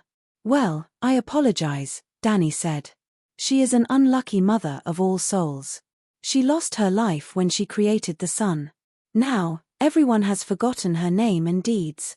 Aren't you and I praising his great achievements right now? The Mother Goddess remembers. She told me, I told you, and you told those who came after. Even if living beings forget, heaven and earth will always remember. And the sun in the sky is the most profound record, Prime Minister Turtle said in a deep voice. Danny was filled with awe, not towards the demonic god who created the sun, but towards the Prime Minister Turtle beneath her. She thought it was an idiot, but she did not expect it to say something so philosophical. She pointed a finger at the sky. Was this sun forged by the Mother Goddess of the Lawn River? He doesn't seem to have sacrificed himself. No, the Mother Goddess did not forge the sun. Old Turtle shook his head. I don't know the specific reason. I can only tell you what happened at that time. At that time, Yasua Yahai came to the Mother Goddess with the hero's red sword. He said to the Mother Goddess, "I have completed my mission. Now it's your turn." The Mother Goddess seemed to have received something from him. It seemed to be some kind of proof. I asked the Mother Goddess a similar question. I asked her if she wanted to forge the sun. She said she could not do it. She called all the gods of the Lawn River system together and made us sing a song together. I have no idea what happened at that time. I just felt endless divine power being drawn out of my body, and endless exhaustion came over me. I felt dizzy and fell asleep. You fell asleep? What happened after that? Danny widened her eyes in disbelief. You're actually sleeping soundly at such an important moment. Prime Minister Turtle seemed to be a little embarrassed. He said in an unnatural tone, "I was not the only one who fell asleep. The Crab King also fell asleep. Compared to that hairy crab, you are proud." Danny was stupefied. Old Turtle seemed to sense her emotions and immediately added, "Summoning the sun is very tiring. Even the Mother Goddess has been sleeping for thousands of years." Danny asked with a straight face, "Did you ask the Lawn Mother Goddess what happened after that?" "Of course I did. But she did not say much. She only told me that the divine power of the Lawn River gods drew endless fire from the ground and poured it into I think it should be the mold of the sun. Then a new sun rose in the world. That seems to make sense. Earth fire is indeed stronger than dragon flame." Danny reluctantly accepted this strange worldview. However, a fire was drawn today, and the sun was extinguished tomorrow. Another fire was drawn the day after tomorrow. After so many years, was the fire in the heart of the world about to be extinguished? That thing, the thing that Yasua Yahai gave to the Lawn Mother Goddess. What is it? If we want to summon the sun again, will we need it? That seems to be a kind of destiny. Prime Minister Turtle's tone was uncertain. Considering that Yasua Yahai's most important achievement in his life was to drive away deviant ghosts and demons, that thing will most likely appear after repelling the deviant ghosts and dark monsters. That makes sense. Danny was deep in thought. Yasua Yahai did not only eliminate deviant ghosts. After ending the deviant ghost affairs in the West Eros, he returned to the east and continued to fight the monsters from the dark world with the light emissary in hand. When she first heard the story of Yasua Yahai, Danny thought that the dark monsters were deviant ghosts that entered the eastern continent through the Arctic Circle. Now that she thought about it, the world was not necessarily a ball. What the hell was the Arctic Circle? Those monsters should be evil creatures from the dark world to the east of Yashya. The Battle of Myrine is almost over. Danny stood up and lifted her helmet. She felt the snowflakes falling from the sky with her face. She gradually felt a sense of urgency. I must seize every opportunity to increase my power. Jenny, my dear, where are you? It's so cold. Yimont shivered and wiped the snowflakes on his thin white hair. He said in shock, "It's snowing in Slavers Bay?" Miss Andy tightened the collar of her thin shirt and shouted in the direction of the garden, Little Mist, are you there?" With a whoosh, a red light floated out from the weirwood trunk. The fire exploded, revealing a little girl with dragonfly wings. "Ah, it's so cold. What's falling from the sky?" Little Mist held up a piece of melted snowflake and asked in confusion. She had never seen snow before. "Little Mist, go and ask the queen what's with the sun in the sky," Miss Andy said. Little Mist was the Dragon Queen's messenger. Everyone would ask her for help when they needed the Dragon Queen's help. 7 gods above, it's only 3 degrees Celsius, and the temperature is still falling. Mesai, who ran to the persimmon tree, held up the outdoor thermometer and exclaimed, "This." Old Yimont quickly went over to take a closer look. "Holy Mother of Mercy, I measured it this morning. It's 14 degrees Celsius. Shrouding the sun is not Danny's ability. She may be able to block the sun, but lowering the temperature is beyond her ability." At this point, the old man suddenly understood and shouted in horror, Holy Mother of Mercy, the long night, it's the long night. The long night has really come, and the sun has gone out. It's not just Slavers Bay that's dark, the whole world must be like us." Old Yimont was overthinking. At least they could still see the dim light in Slavers Bay, but the rest of the place was already dark. Volantis. Ah, the supreme priest Benello's prophecy has come true. The Blackwall nobles have betrayed the light, and their minds have been corrupted by the yellow harpies of the east. They formed the most despicable alliance with the godless outsiders, and their foolishness has brought us darkness and destruction. The slaves, who made up 80% of the population, felt endless fear and hesitation when the sun went out, and the fear made them irritable and angry. They gathered outside the Red God Temple, cursing, roaring, crying around the Black Wall. The Red God Temple was backed by the Black Wall where the nobles lived. Even many of the free citizens of Volantis came to the temple to seek spiritual comfort because of the fear. Because the supreme priest had warned the world countless times, the Volantis nobles have betrayed the light, and the despicable alliance they formed will lead to the descent of darkness, and only Danny Rise is the savior. Now, the supreme priest's prophecy suddenly came true. Sigh, actually I haven't preached that Danny Rise is the savior for more than half a year. In the Red God Temple that was formed by countless flyovers and tall towers, the supreme priest with a white face full of flame tattoos lamented. What's with the sun? Consul Dofers asked worriedly. Dofers was the elephant party consul that Danny met on the streets of Volantis. He was the opposition to Volantis' participation in the Slave Bay War. Originally, Dofers was going to step down after his term ended, but the Dragon Queen went to Volantis to cause a ruckus and burned the other two consul who had a bright future, the tough martial faction against Slave Bay, to death. And Dofers's performance in handling the Blackwall Dragon burn incident was outstanding, and he was unexpectedly re-elected. As soon as the sun went out, Dofers, like the slaves outside the temple, thought of Benello's countless prophecies in front of everyone. Then, he came looking for him. Can the sun still come out? It's snowing outside. Oh gods, has it ever snowed in Volantis? Maybe it has, but this is the first time it's snowing heavily. Dofers's face was pale, and he seemed to have a bad feeling. The night is long, and darkness is coming. I have said it countless times, and now it's here. The night is here, Benello said with a grimace. Because we formed an alliance to attack Danny Rise, the Light King wants to punish us? Dofers asked with a trembling voice. That's not it. Benello shook his head and dismissed the servants and low-level priests. The night will come, and it has nothing to do with whether you attack Danny Rise or not. Then before you dash I thought Danny Rise was the savior in the Red God's prophecy, so I wanted to help her. Then, sigh, the prophecy was wrong. The supreme priest said with a sad face. Fuck. Dofers cursed angrily. Looks like we were too lenient with the Red God Temple. Sir Consul, this is the Red God Temple. There are hundreds of thousands of believers outside the temple, Benello said coldly. Chapter 733. Dofers' expression changed several times. In the end, he looked down to hide the anger and killing intent in his heart. He asked softly, You haven't spoken up for Danny Rise for almost half a year. We thought you were worried about the Alliance's power. Now, it seems like there's more to it. I was wrong. I misunderstood the revelation given to me by the Light King. Benello wiped his face and said dejectedly, She's not the savior, but I've been proclaiming that she is for the past few years. What's done is done. I can't change it even if I want to. Dofers' fat face twisted. Then who is the savior? He asked blankly. I don't know. The long night is here, and you don't know? Dofers raised his voice. Maybe, it's Stannis Byra from the West Eros, Theon.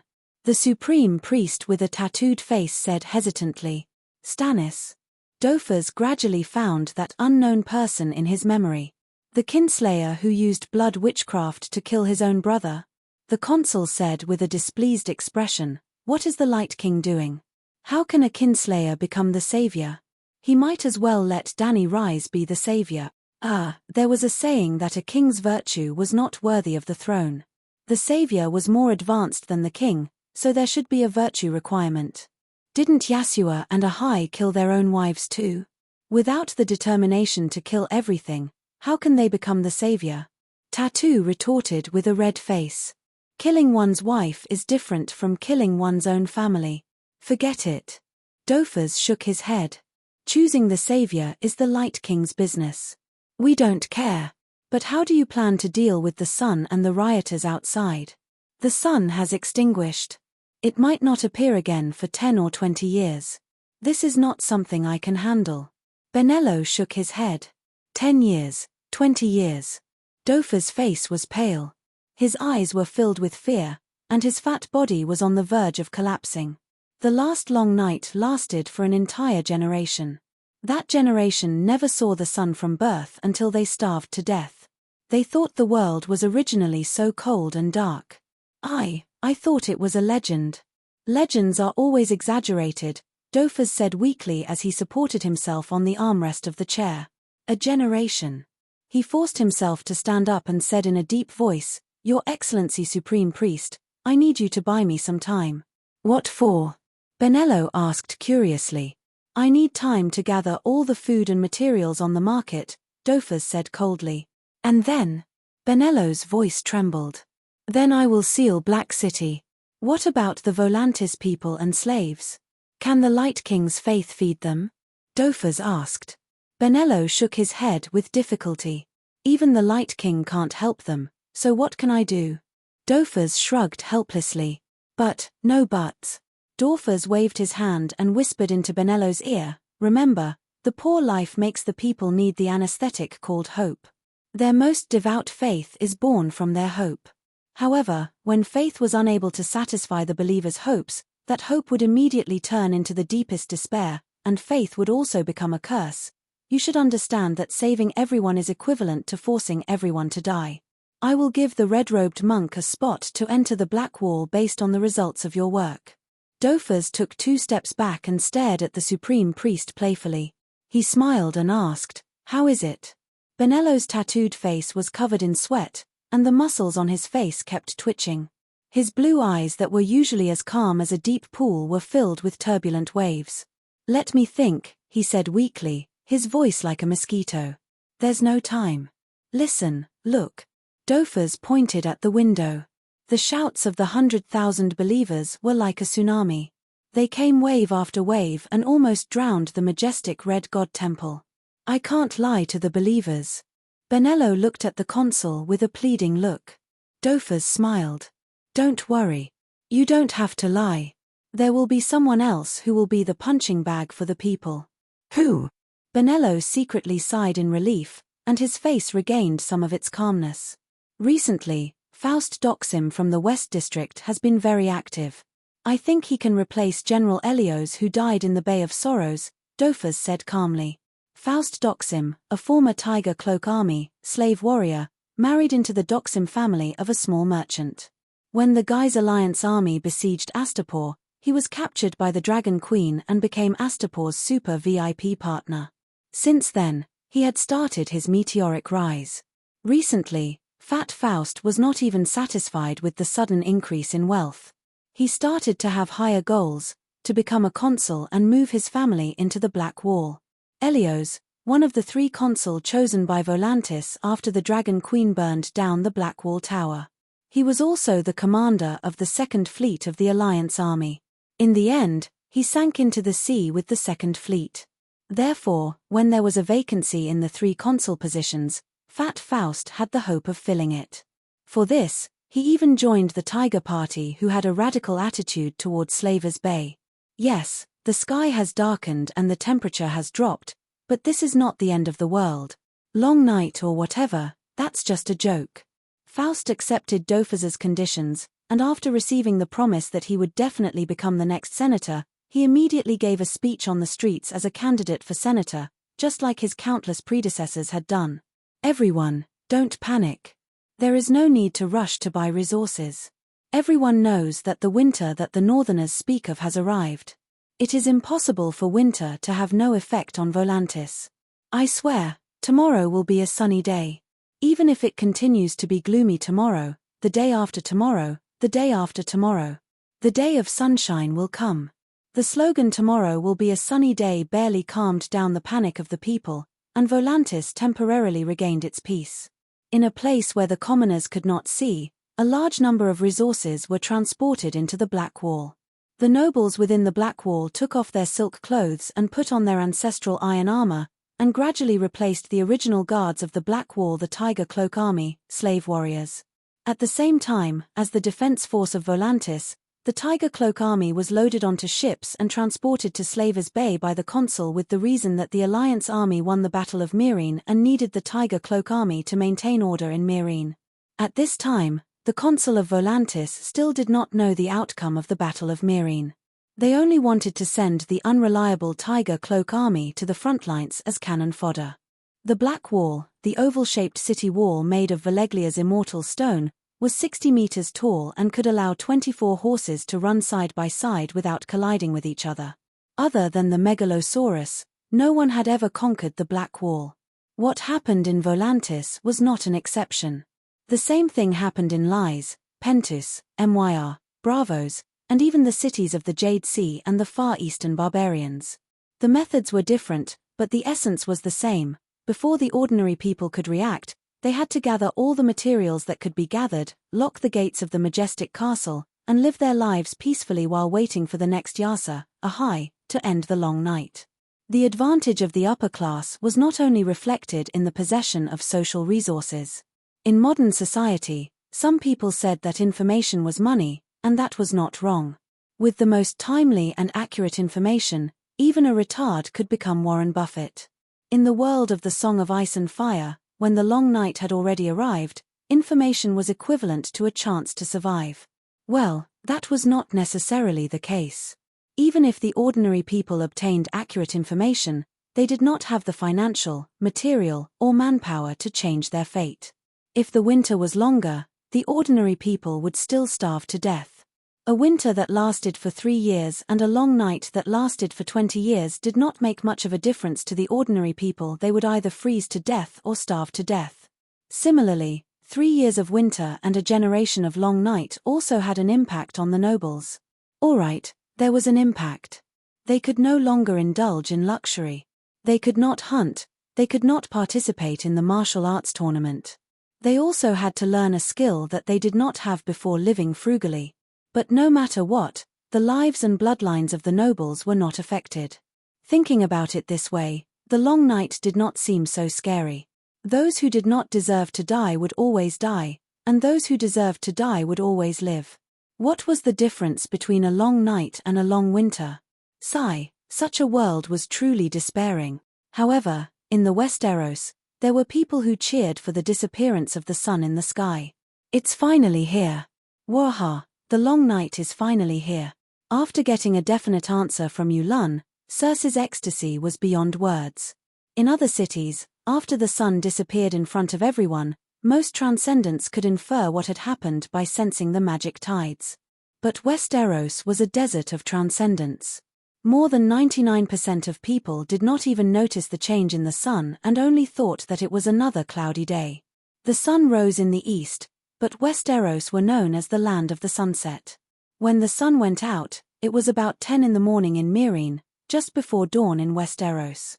Therefore, when Westeros woke up, they only felt that the weather was especially gloomy today. Of course, just because 99% of people did not notice anything unusual did not mean that everyone did not know. For example, Yulun knew. The Alchemist Guild knew. The 7 gods were no longer 7 pieces of wood. Even the archbishops of the church knew. They even received complete confirmation from the Holy Mother. Yes, Holy Mother Dany took the time to send a long night is here message to every believer with 100 piety points. The long night was already here. It would be unreasonable if the Holy Mother did not do anything. Since the church knew, Yulun helplessly brought the 4 children of war to Cersei the Great and told her about it. Cersei the Great was wearing a pure white foxfur cloak. The pure white fur made her blush and her skin look even more delicate. She walked to the balcony in a few steps and pointed at the barefoot sparrows in grey linen who were shouting "Bitch Queen" outside the Red Castle. The corners of her mouth curled up into a vicious smile. Those sparrows come to the Red Castle every few days to show off their power. How abominable. There should be a long night and let them all freeze and starve to death. And Dany rise. The smile on Cersei's face widened. I wonder if that little bitch is dead. If she hasn't died in the hands of the allies, quickly ask her to guard the Great Wall and fight the other ghosts. Didn't she come up with a unified ghost resistance front long ago? If she doesn't die, who will? Ha ha ha. Cersei looked up and laughed. The depression of being locked in the tower by the old nun dissipated instantly. Queen Cersei, watch your words. An armored knight with a 7-point star on his chest shouted angrily. You dare to shout at me? Cersei's eyes widened. The flames of anger gathered in her eyes as if they would turn into 2 fire dragons in the next moment, flying out and turning the ungrateful poor knight into ashes. Guards, drag this roaring queen out, Cersei shouted. No one answered. Chapter 734. Where are the guards? Sir Devon. Cersei did not call for the guards, so she looked at the door in confusion and called her cousin's name loudly. Devon Lannister commanded the Lion Army and was also the garrison commander of the King's Landing and the Red Keep. Your Majesty. Tanya of Myr took a step forward. Her large black eyes were filled with tears of sorrow. Last night, Sir Devon was torn apart by a group of hungry mobs when he passed through Silk Street in a sedan chair. Torn apart. Cersei's face turned pale, and she said in horror, Devon is the garrison commander of the capital. He is in charge of 5,000 Lion Helmet Army and 5,000 golden robes. He was in a hurry and did not bring many guards with him. Yulun sighed with red eyes. Silk Street. Cersei's expression suddenly changed, and she said in pain, Devon is not guarding the Red Keep at such a critical time, but sneaked out to visit prostitutes. His leg is crippled. Silk Street was the red light district of the King's Landing. Both sides of the street were filled with brothels of various styles and grades. Yulun glanced at the Queen's Chamberlain, and a smug look flashed across his blue eyes. Tanya of Myr also happened to look over, her black eyes filled with admiration. The Queen's husband and the Queen's trusted aide only looked at each other for a moment before they looked away, each comforting the Emperor with sad and regretful eyes. Sigh, Devon is a man. A man with a broken leg also has needs, Tanya advised gently. Who is in charge of the golden robes now? Cersei asked with a gloomy face. Without your order, the position of garrison is empty, Tanya said solemnly. Cersei heard this and her expression became better. She pointed at the son of war who scolded her and said angrily, Now, I order to take down this bastard who looks down on the king. Your Majesty, I am afraid that is not possible. Tanya hurriedly pulled Cersei into the inner chamber, and then said worriedly, The long night is coming, and the hundreds of thousands of people and nobles in the King's Landing are starting to miss the savior of the long night, the Sparrow. They all said that it was your fault for causing the 7 nations to lose their holy son to resist the long night. Yulun told me that the night had just begun. How did everyone in King's Landing know about it? Cersei glared at him. Who leaked the news? Were they all fools? We should keep it a secret from those lowly people. It's best if they don't know why they died. Only then can we calmly stock up on food in the Red Castle. Well, Cersei was of one mind with all the kings and archons of all the world when it came to measures for the long night. Every capitalist has a different personality, different business projects and different theories, but their ideas and means of exploiting the proletariat are exactly the same. It seemed reasonable to replace the capitalists with the kings and the proletariat with the common people. Your Majesty is wise. Tanya sincerely praised Cersei the Great. Then she shook her head and said, We can't hide it anymore. The Holy Mother has shown up. Many monks in the 7 kingdoms received the oracle when they were doing morning prayers yesterday. The sun has gone out and the night has come. Are you sure? Cersei asked suspiciously. I also did morning prayers yesterday. Why didn't the Holy Mother tell me? Seeing that the great Emperor of all eternity was serious and did not look like he was joking, Tanya's thick and dark lips moved a few times. Maybe your Majesty's little sanctuary is too small to accommodate the Holy Mother's magnificent body. The Chamberlain groaned inwardly. Don't you have any self-awareness? You burned the Holy Son appointed by the Holy Mother to ashes, and you still dare to hope to see the Holy Mother. If the Holy Mother really comes to you one day, are you sure she won't immediately turn into a stranger and take you, the blasphemer, away?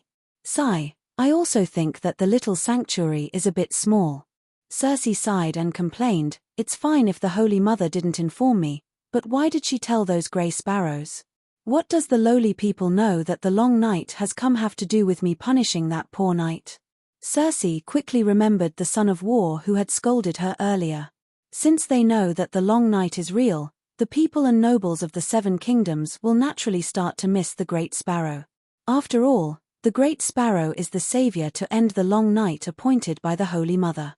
Now, because of your Majesty's mistake, the savior has died tragically before the long night. Can everyone not misunderstand you? Circe's face paled as she recalled the parade outside the Red Castle that had not dispersed since morning, and their slogan that she should go to the 7 levels of hell. She didn't misunderstand. They must hate her to the core. The people of the King's Landing hated her. The people of the 7 kingdoms who received the news of the long night would hate her. The Emperor of Eternity suddenly understood. Tanya of Emwire lowered her eyes and continued, "So, the church decided to punish you. The sons of war in the living room are here to watch over you. They are not to be offended." "What punishment?" Circe asked with a straight face. "Before the long night ends, you are not to leave the Queen's tower. You are not to hold extravagant banquets. You are not to wear fancy clothes. You are not to participate in the politics of the 7 kingdoms. You are not to." "Enough." The Emperor of Eternity's face contorted as he roared, "Where is my Prime Minister? Where are the ministers of the Imperial Council? Did they agree with the Church to imprison the Queen of the 7 kingdoms?" In fact, it was the ministers who saw the anger of the people of the King's Landing. In order to appease the people, they collectively passed a resolution to invite the church slap. Before Tanya of Emwire could finish, Circe slapped her angrily. "Eat shit." Circe's eyes were spitting fire as she cursed, "As my chamberlain, you attended the Imperial Council for me and conveyed my orders. How could you allow the deviants to pass a resolution?" Emwire Tanya covered her red and swollen cheek and said in grievance, "The chamberlain is useless in the Westeros. I objected, but they all ignored me. Gather my lion helmet army and golden robes. I have had enough. They are going to destroy the Westeros. Without me to govern the country, what will happen to the court? I am leaving this place today. I am going to the King's Landing court. I am going to sit on the Iron Throne and exercise the power of a queen. The long night is coming. Without me to strategize, how can the people survive to the next summer?" Circe waved her hands and shouted in agitation. "I am afraid not." The chamberlain's face contorted as he shook his head gently. "My army is in control of the King's Landing. What is there not to do? Your Majesty, Sir Devon has just died. The morale of the army is not stable. It is not good to make a big move." "Good, good, good." The Emperor of Eternity took a few quick breaths and glanced at his trusted aide coldly. "Send a letter to Sir Damian Lannister. I want to invite him to the King's Landing to be the Minister of Justice." Damian was Cersei's uncle, the current acting Castellan of Casterly Rock City. He was Lannister's old hero who was of the same generation as Tywin and Kevin. "Your Majesty, Casterly Rock City is 1,000 miles away from the King's Landing. Actually, there is another honorable earl who is more suitable for the position of Minister of Justice," Tanya said gently. "Who?" "Your husband, Earl Orton." Circe mocked. Tanya's husband, Orton Maravis, was the Earl of the Long Table. After Tywin's death, Circe promoted Orton to be her hand of the king when she was regent. But after Circe was imprisoned by the church, Earl Orton immediately resigned and fled back to the Long Table with Tanya, abandoning the Queen Regent. When Circe was crowned as the Queen of the 7 Kingdoms by Archbishop John, Tanya became her chamberlain. But Orton was hated by the Emperor of Eternity and did not get any position in the court. "No, the Lion Helmet army can only be led by Lannister." Tanya shook her head. Circe heard this and her expression became better. "There are still many Lannister with outstanding military abilities in the Lion Helmet army, but they do not have the political skills to deal with the courtiers. It will be difficult for them to take on the important role." The Emperor of Eternity sighed. He hated that he did not know how to clone himself. Otherwise, he would have arranged for a clone to personally lead the Lion Army. "Your Majesty, have you forgotten about Earl Titus Pegg?" Tanya reminded. "That guy." Circe bit her red lips and hesitated. "I trusted him so much and let him guard Dragonstone Island, But he did not even last a day, she said unhappily. Earl Peg was the guard of Dragonstone Island and was captured by the Dragon Queen herself. She even asked for a terrifying ransom of 5,000 gold royals, 10 times more than the market price of Jaime Lannister. That was an accident. The Dragon Queen has a dragon, Tanya advised. Also, Earl Peg is the son-in-law of the Lannister family. He is trustworthy. Let me think. Cersei hesitated. Time's up. 4 sons of war and 4 crude old nuns suddenly barged into the inner chamber of the Queen's palace and announced loudly to Cersei. Cersei Lannister, according to the resolution passed by the church and the council ministers, you can only see guests once every 7 days. Every time you see guests, it must be between morning and afternoon prayers. It is now time for afternoon prayers. Madam Tanya, please leave immediately. Do not delay the sinner's confession to the 7 gods. Sinner. Cersei felt a surge of anger from the steel door to her throat. She spat out fragrant words. You lowly bastards, do you know who you are talking to? This is the Red Keep, my territory. Here Woo, the old nun, took a step forward and pulled out a dirty towel from her waist and covered Cersei's face. The Great Wall. Crow's Nest balcony. Perestan wanted to glue his eyeballs onto the telescope lens. Balin, come over and take a look. Has the sun in the sky disappeared? Vinegar Balin was originally hiding by the fireplace and pretending to be dead. Hearing this, he stuck his head out of the sheepskin blanket and casually looked out of the window. The sky was dark and gloomy. The sky was like a thick pot lid that was about to fall on a person's head. Perestan, I really admire you. You can see a ghost's sun in this kind of weather, Vinegar Balin said sarcastically. I could see a white circle of light earlier. Now it is completely dark. Something is wrong, Perestan said solemnly. Winter is like this outside the Great Wall. Don't make a fuss, Balin said impatiently. What kind of attitude is that? A hint of anger flashed in the red-nosed old professor's eyes. Balin, is the parade in the King's Landing not enough to wake you up? Balin was the first batch of professors to be paraded. After that, he was loaded into the transport ship along with the Dragonstone Island's dragon crystal weapons and transported to the Great Wall. The other professors were assigned to a small castle with a harsh environment. Only Vinegar Balin had some friendship with Perestan. That was why he was able to stay in the Dark Castle to enjoy life. You still have the cheek to talk about parading? Balin was angry too. He stood up abruptly and pointed at Perestan's red nose. He scolded, if you did not betray the City of Knowledge, would I be on the list of sinners who saw the ghost? If I did not get captured by the bounty hunters, would I have suffered such humiliation? Woo. Suddenly, a ghostly howl came from the east. Ka across the window, a crisp cracking sound came from the Great Wall of ice crystal. That is. Balin's pupils contracted. He said in a daze, what happened? Am I seeing things? The Great Wall is cracking. Chapter 735. East Sea Watch.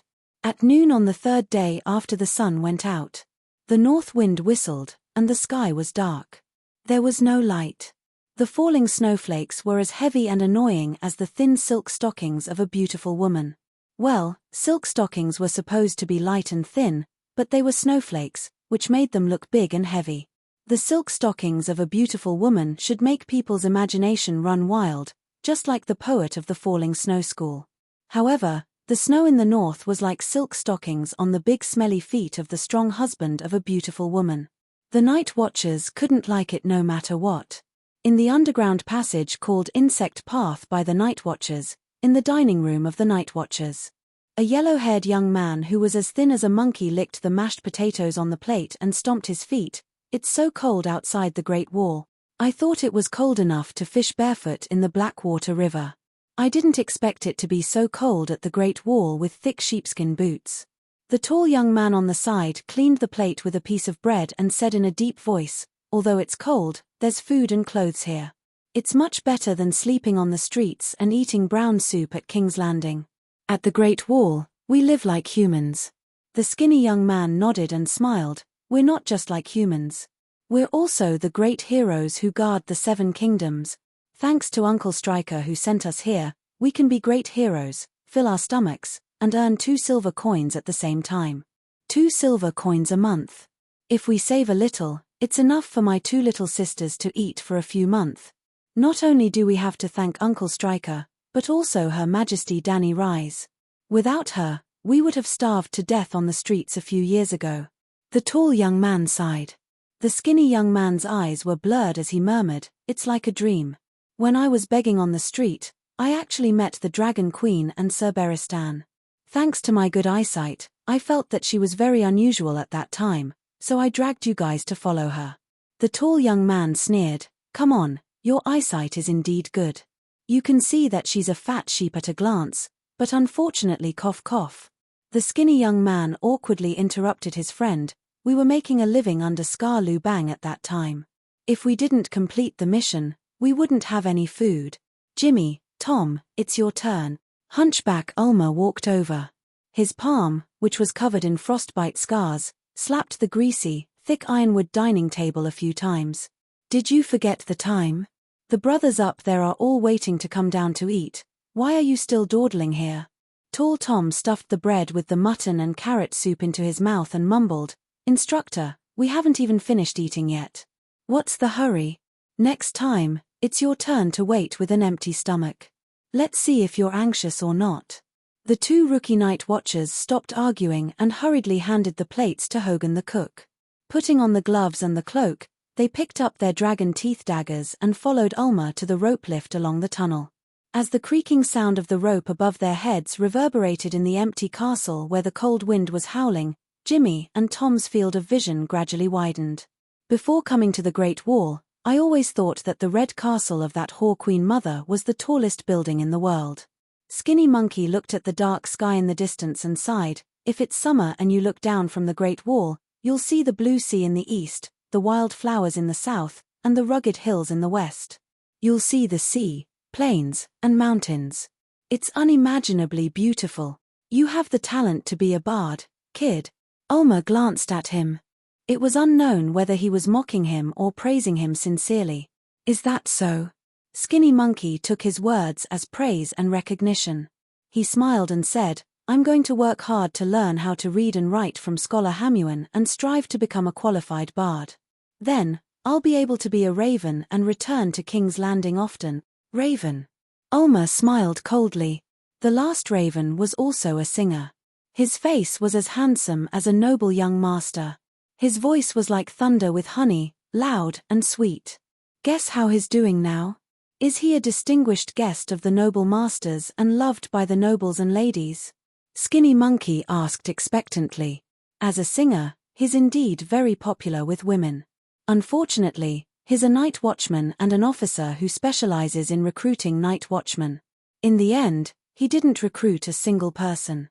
Instead, he lost himself." "Lost himself?" Skinny Monkey was puzzled.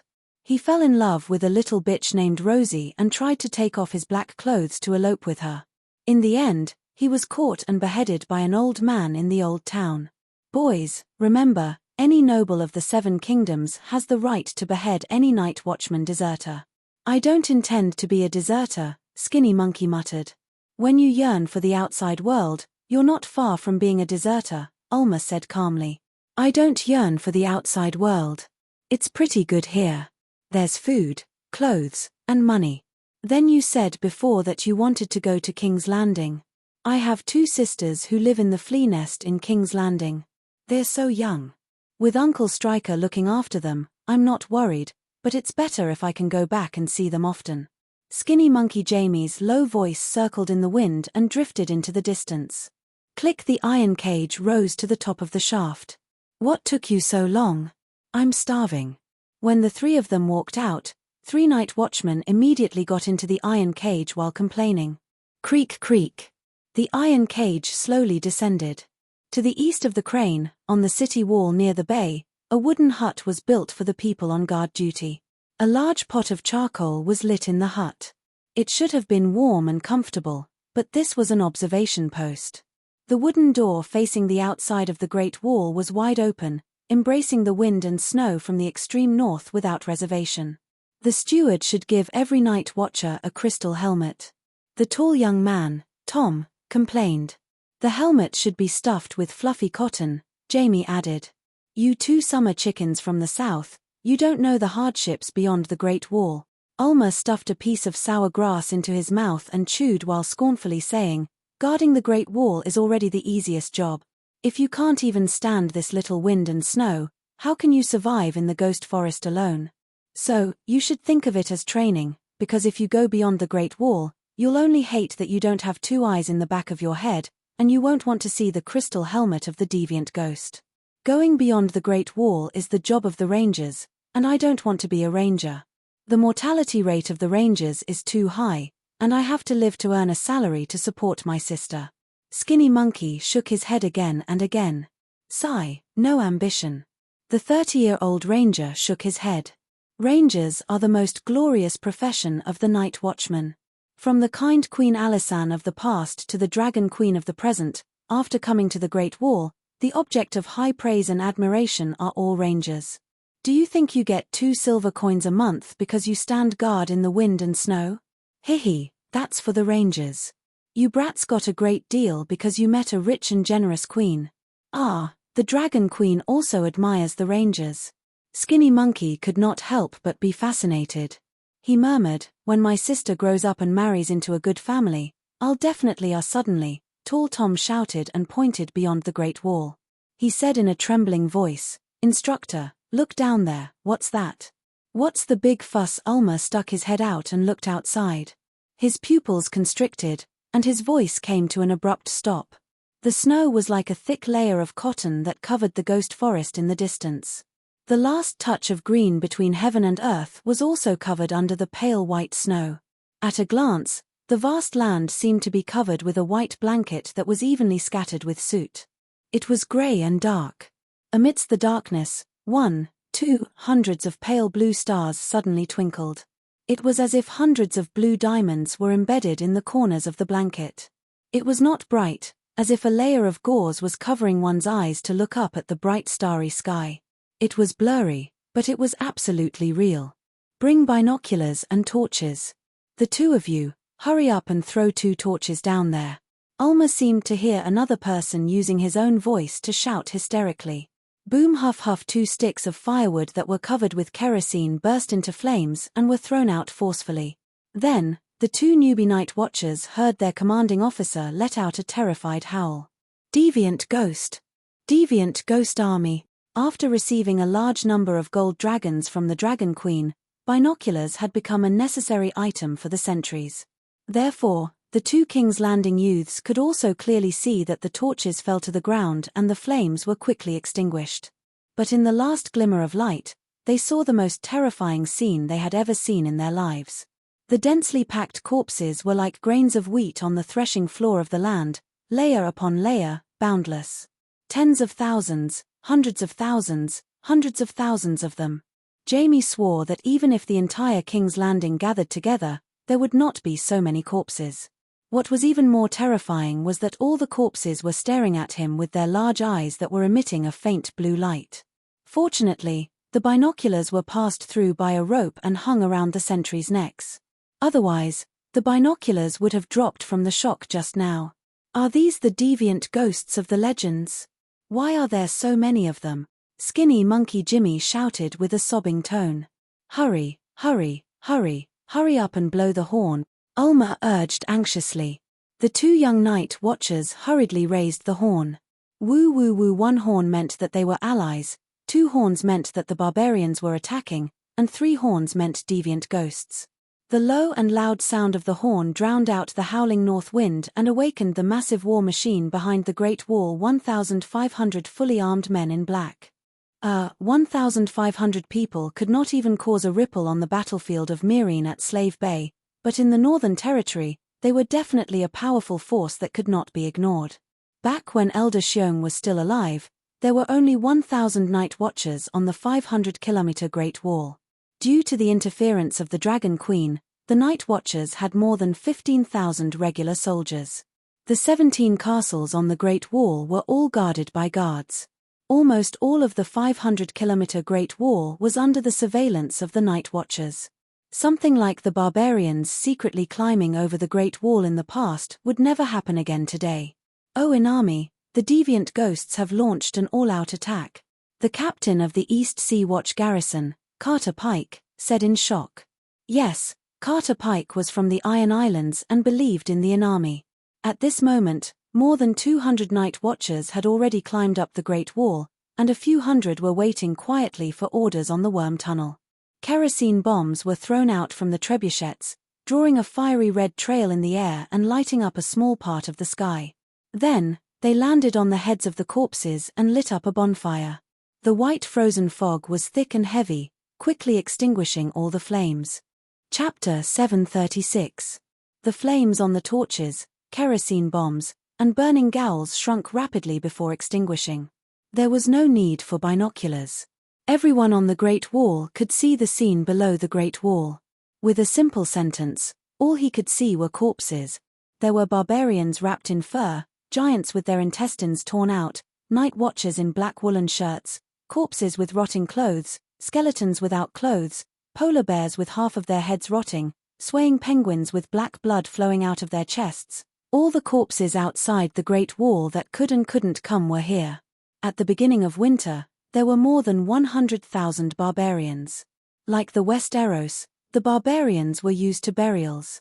Now, there were corpses buried in the ground, lying on the ground, running in the forest. Humans and beasts made up an army of 1,000,000.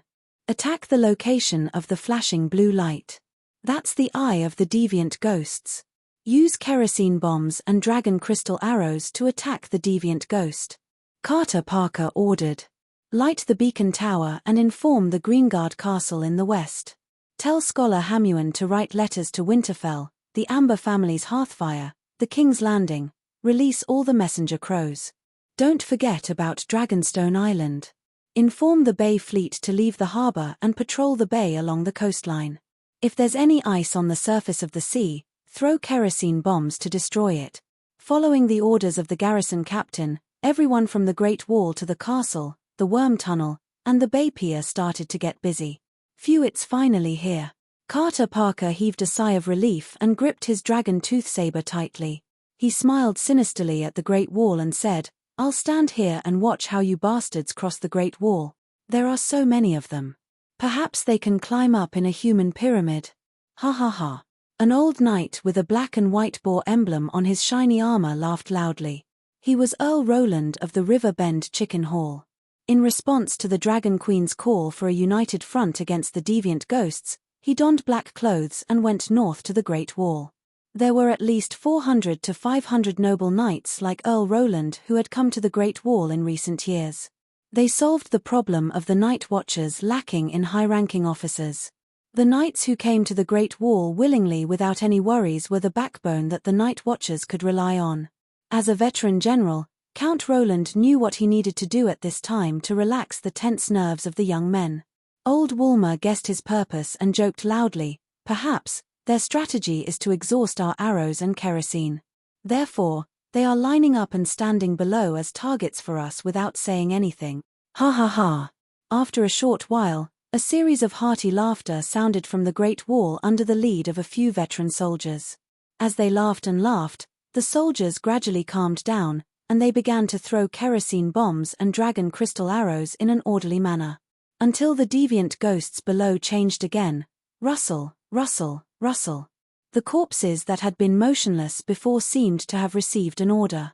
They moved to the left and right in unison, revealing a 10-meter wide path. A gust of cold white fog came from the end of the road.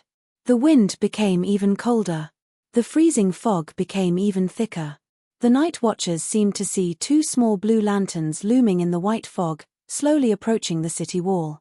"There's a big guy coming." Woolmer's expression was solemn as he narked an arrow on his bow. The oilcloth wrapped around the arrowhead ignited on the brazier. With a whoosh, the arrow flew 600 meters away, with the 200-meter height of the Great Wall. Ah! Seeing the scene below, everyone exclaimed in unison. It was an army. They were all wearing neat and tidy ice crystal armor and had silver hair that floated like seaweed. They were all deviant ghosts. There were more than 100 of them. These deviant ghosts rode on black spiders the size of buffaloes and followed behind a deviant ghost with an umbrella handle on his back. It was as if the noble knights were following the king on an expedition. Count Roland suddenly understood and said in shock, "Deviant Ghost King. The leader is Deviant Ghost King. Attack, everyone. Quick, quick. Kerosene bombs, dragon crystal cannons, arrows, cover that bastard." Carter Parker came to his senses and pointed at Deviant Ghost King as he roared ferociously. Unfortunately, Deviant Ghost King was not stupid.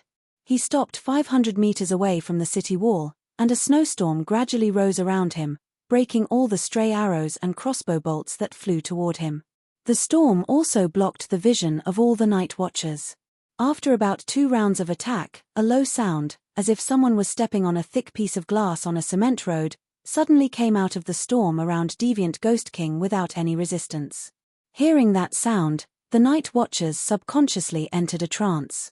They only felt that their souls were being clenched by a cold hand, frozen into ice, and then crushed into ice shards. Then, the most terrifying thing happened. It was not only their souls that were being clenched, but also the 200-meter-tall Great Wall under their feet. Crack! The first crack appeared, and the first sound of a glacier breaking came. The people on the Great Wall did not notice it, but the night watchers who were busy preparing for battle in the castle square saw it. Because the crack was like a cut on a baby's face, a deep crack that was hundreds of meters long appeared on the grey-white ice crystal wall. It was so obvious, so outstanding, and so shocking. Before they could scream, crack, crack, crack, crack, crack, crack, the second crack, the third crack, the fourth crack. In the blink of an eye, the mountain-like ice crystal wall was full of cracks. Visible to the naked eye, a thick and low black cloud gradually covered the Great Wall. It was like the Great Wall was a child lying on the ground, and then a mother covered it with a thick blanket. Crack, boom! Purple-red lightning flashed in the black cloud like a spiderweb. Other lightning above their heads and the crack under their feet made all the night watchers on the Great Wall guess what was going to happen next. They opened their mouths one by one and let out meaningless, but terrifying screams that were the last of their lives. Of course, there were also night watchers who reacted quickly and ran to the east.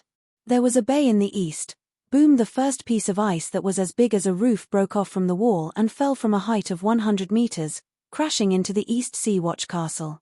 The dozens of night watchers who were carrying supplies by the rope rack did not even have time to scream before their heads were smashed by the ice and then drowned. This was just the beginning. Boom! Crash! The first piece of ice that broke off was like a domino. The ice walls and even the wooden ladder built by the night watchers on the ice wall collapsed and slid down. A thick layer of ice fog began to pour into the land. The wind became stronger and colder. In just 10 seconds, the night watcher's castle behind the East Sea Watch Castle was covered in ice. Boom! Finally, the ice fell off, revealing the bricks and boulders inside the Great Wall. It was as if there were 10,000 detonators buried in the wall, arranged in a row and detonated one after another. The black cloud above the Great Wall grew darker and thicker, and the lightning net as thick as a finger grew denser. The first muffled sound came from the bottom of Seal Bay, and then from east to west, the Great Wall began to explode continuously. In fact, there was no explosion, but the momentum and sound of the Great Wall collapsing was too shocking, as if the sky was falling and the earth was cracking. The Great Wall is collapsing. Am I dreaming? In Seal Bay, the sailors on the 15 patrol boats stood on the deck in a daze. Looking at the collapsing Great Wall, they felt as if their hearts had been pulled out of their warm chest and thrown into the cold sea. They were drained of all their strength by the horrifying scene in front of them. They sat on the deck, wailing in despair. In the north of the Great Wall, the ice storm surrounding the King of Deviant Ghosts had dissipated, revealing a towering deviant ghost. He had the same grayish-white wrinkled skin as the other deviant ghosts, but he did not have seaweed-like silver hair. On his bald head, 9 sword-shaped transparent icicles grew, as if 9 small horns had grown on his head. The icicles circled around his head like a natural crown of thorns. The 9 icicles' crown openly announced his identity to all living beings, the King of Deviant Ghosts who would bring endless calamity to the world. He was blowing a horn as long as his arm, inlaid with black copper. If Sam or John were here, they would be able to recognize the origin of this horn at a glance. Under the guidance of the direwolf, John found it under a boulder at the Ancestor Fist Peak. Because he could not blow it, He gave it to Sam as a souvenir. Sam had also been carrying it with him. When the ancestor Fist Peak encountered deviant ghosts and corpses for the first time, the Night Watchers threw away their armor and fled pathetically. Sam even lost himself, but he still carried the horn. After leaving the Great Wall and going south to the Old Town, he carried the horn with him. When he was in Bravos, he carried the horn. When he was on Dragonstone Island, in front of the Dragon Queen, he still had the horn in his bag. In the end, Fatty Sam carried the horn to the Old Town. To be honest, if you asked Fatty, the horn is old and broken, and it's only a piece of brass inlaid on a black horn. It's not worth anything at all, so why do you always carry it with you? Fatty would definitely be at a loss. Yeah, why do I have to carry this broken horn? In any case, when he was in the Old Town, the horn should have been the furthest away from the deviant ghosts beyond the Great Wall. But it was lost. A dead pigeon with glowing blue eyes bit a ferocious raven the size of an old hen to death. That raven happened to fly over the head of Sir Ace, not more than 100 meters away. Then, the raven's eyes glowed blue as it flew into Sam's bedroom. It found the horn with familiarity and brought it back to the north, back to the Great Wall. The moment it crossed the Great Wall, under the effect of the evil suppression array, the raven was dismembered into a pile of broken limbs and rotten flesh. However, it flew at an altitude of more than 1,000 meters and carried a huge initial speed towards the north. At this moment, the law of magic retreated. It was time for Teacher Newton to appear. Flying at an altitude of 1,000 meters, initial speed of 50 meters per second, the speed of the fastest pigeon on Earth, the acceleration of gravity was similar to that of the Earth. Then, could the raven's corpse and the horn carried by the seeds cross the Great Wall that was 200 meters high and 20 meters wide?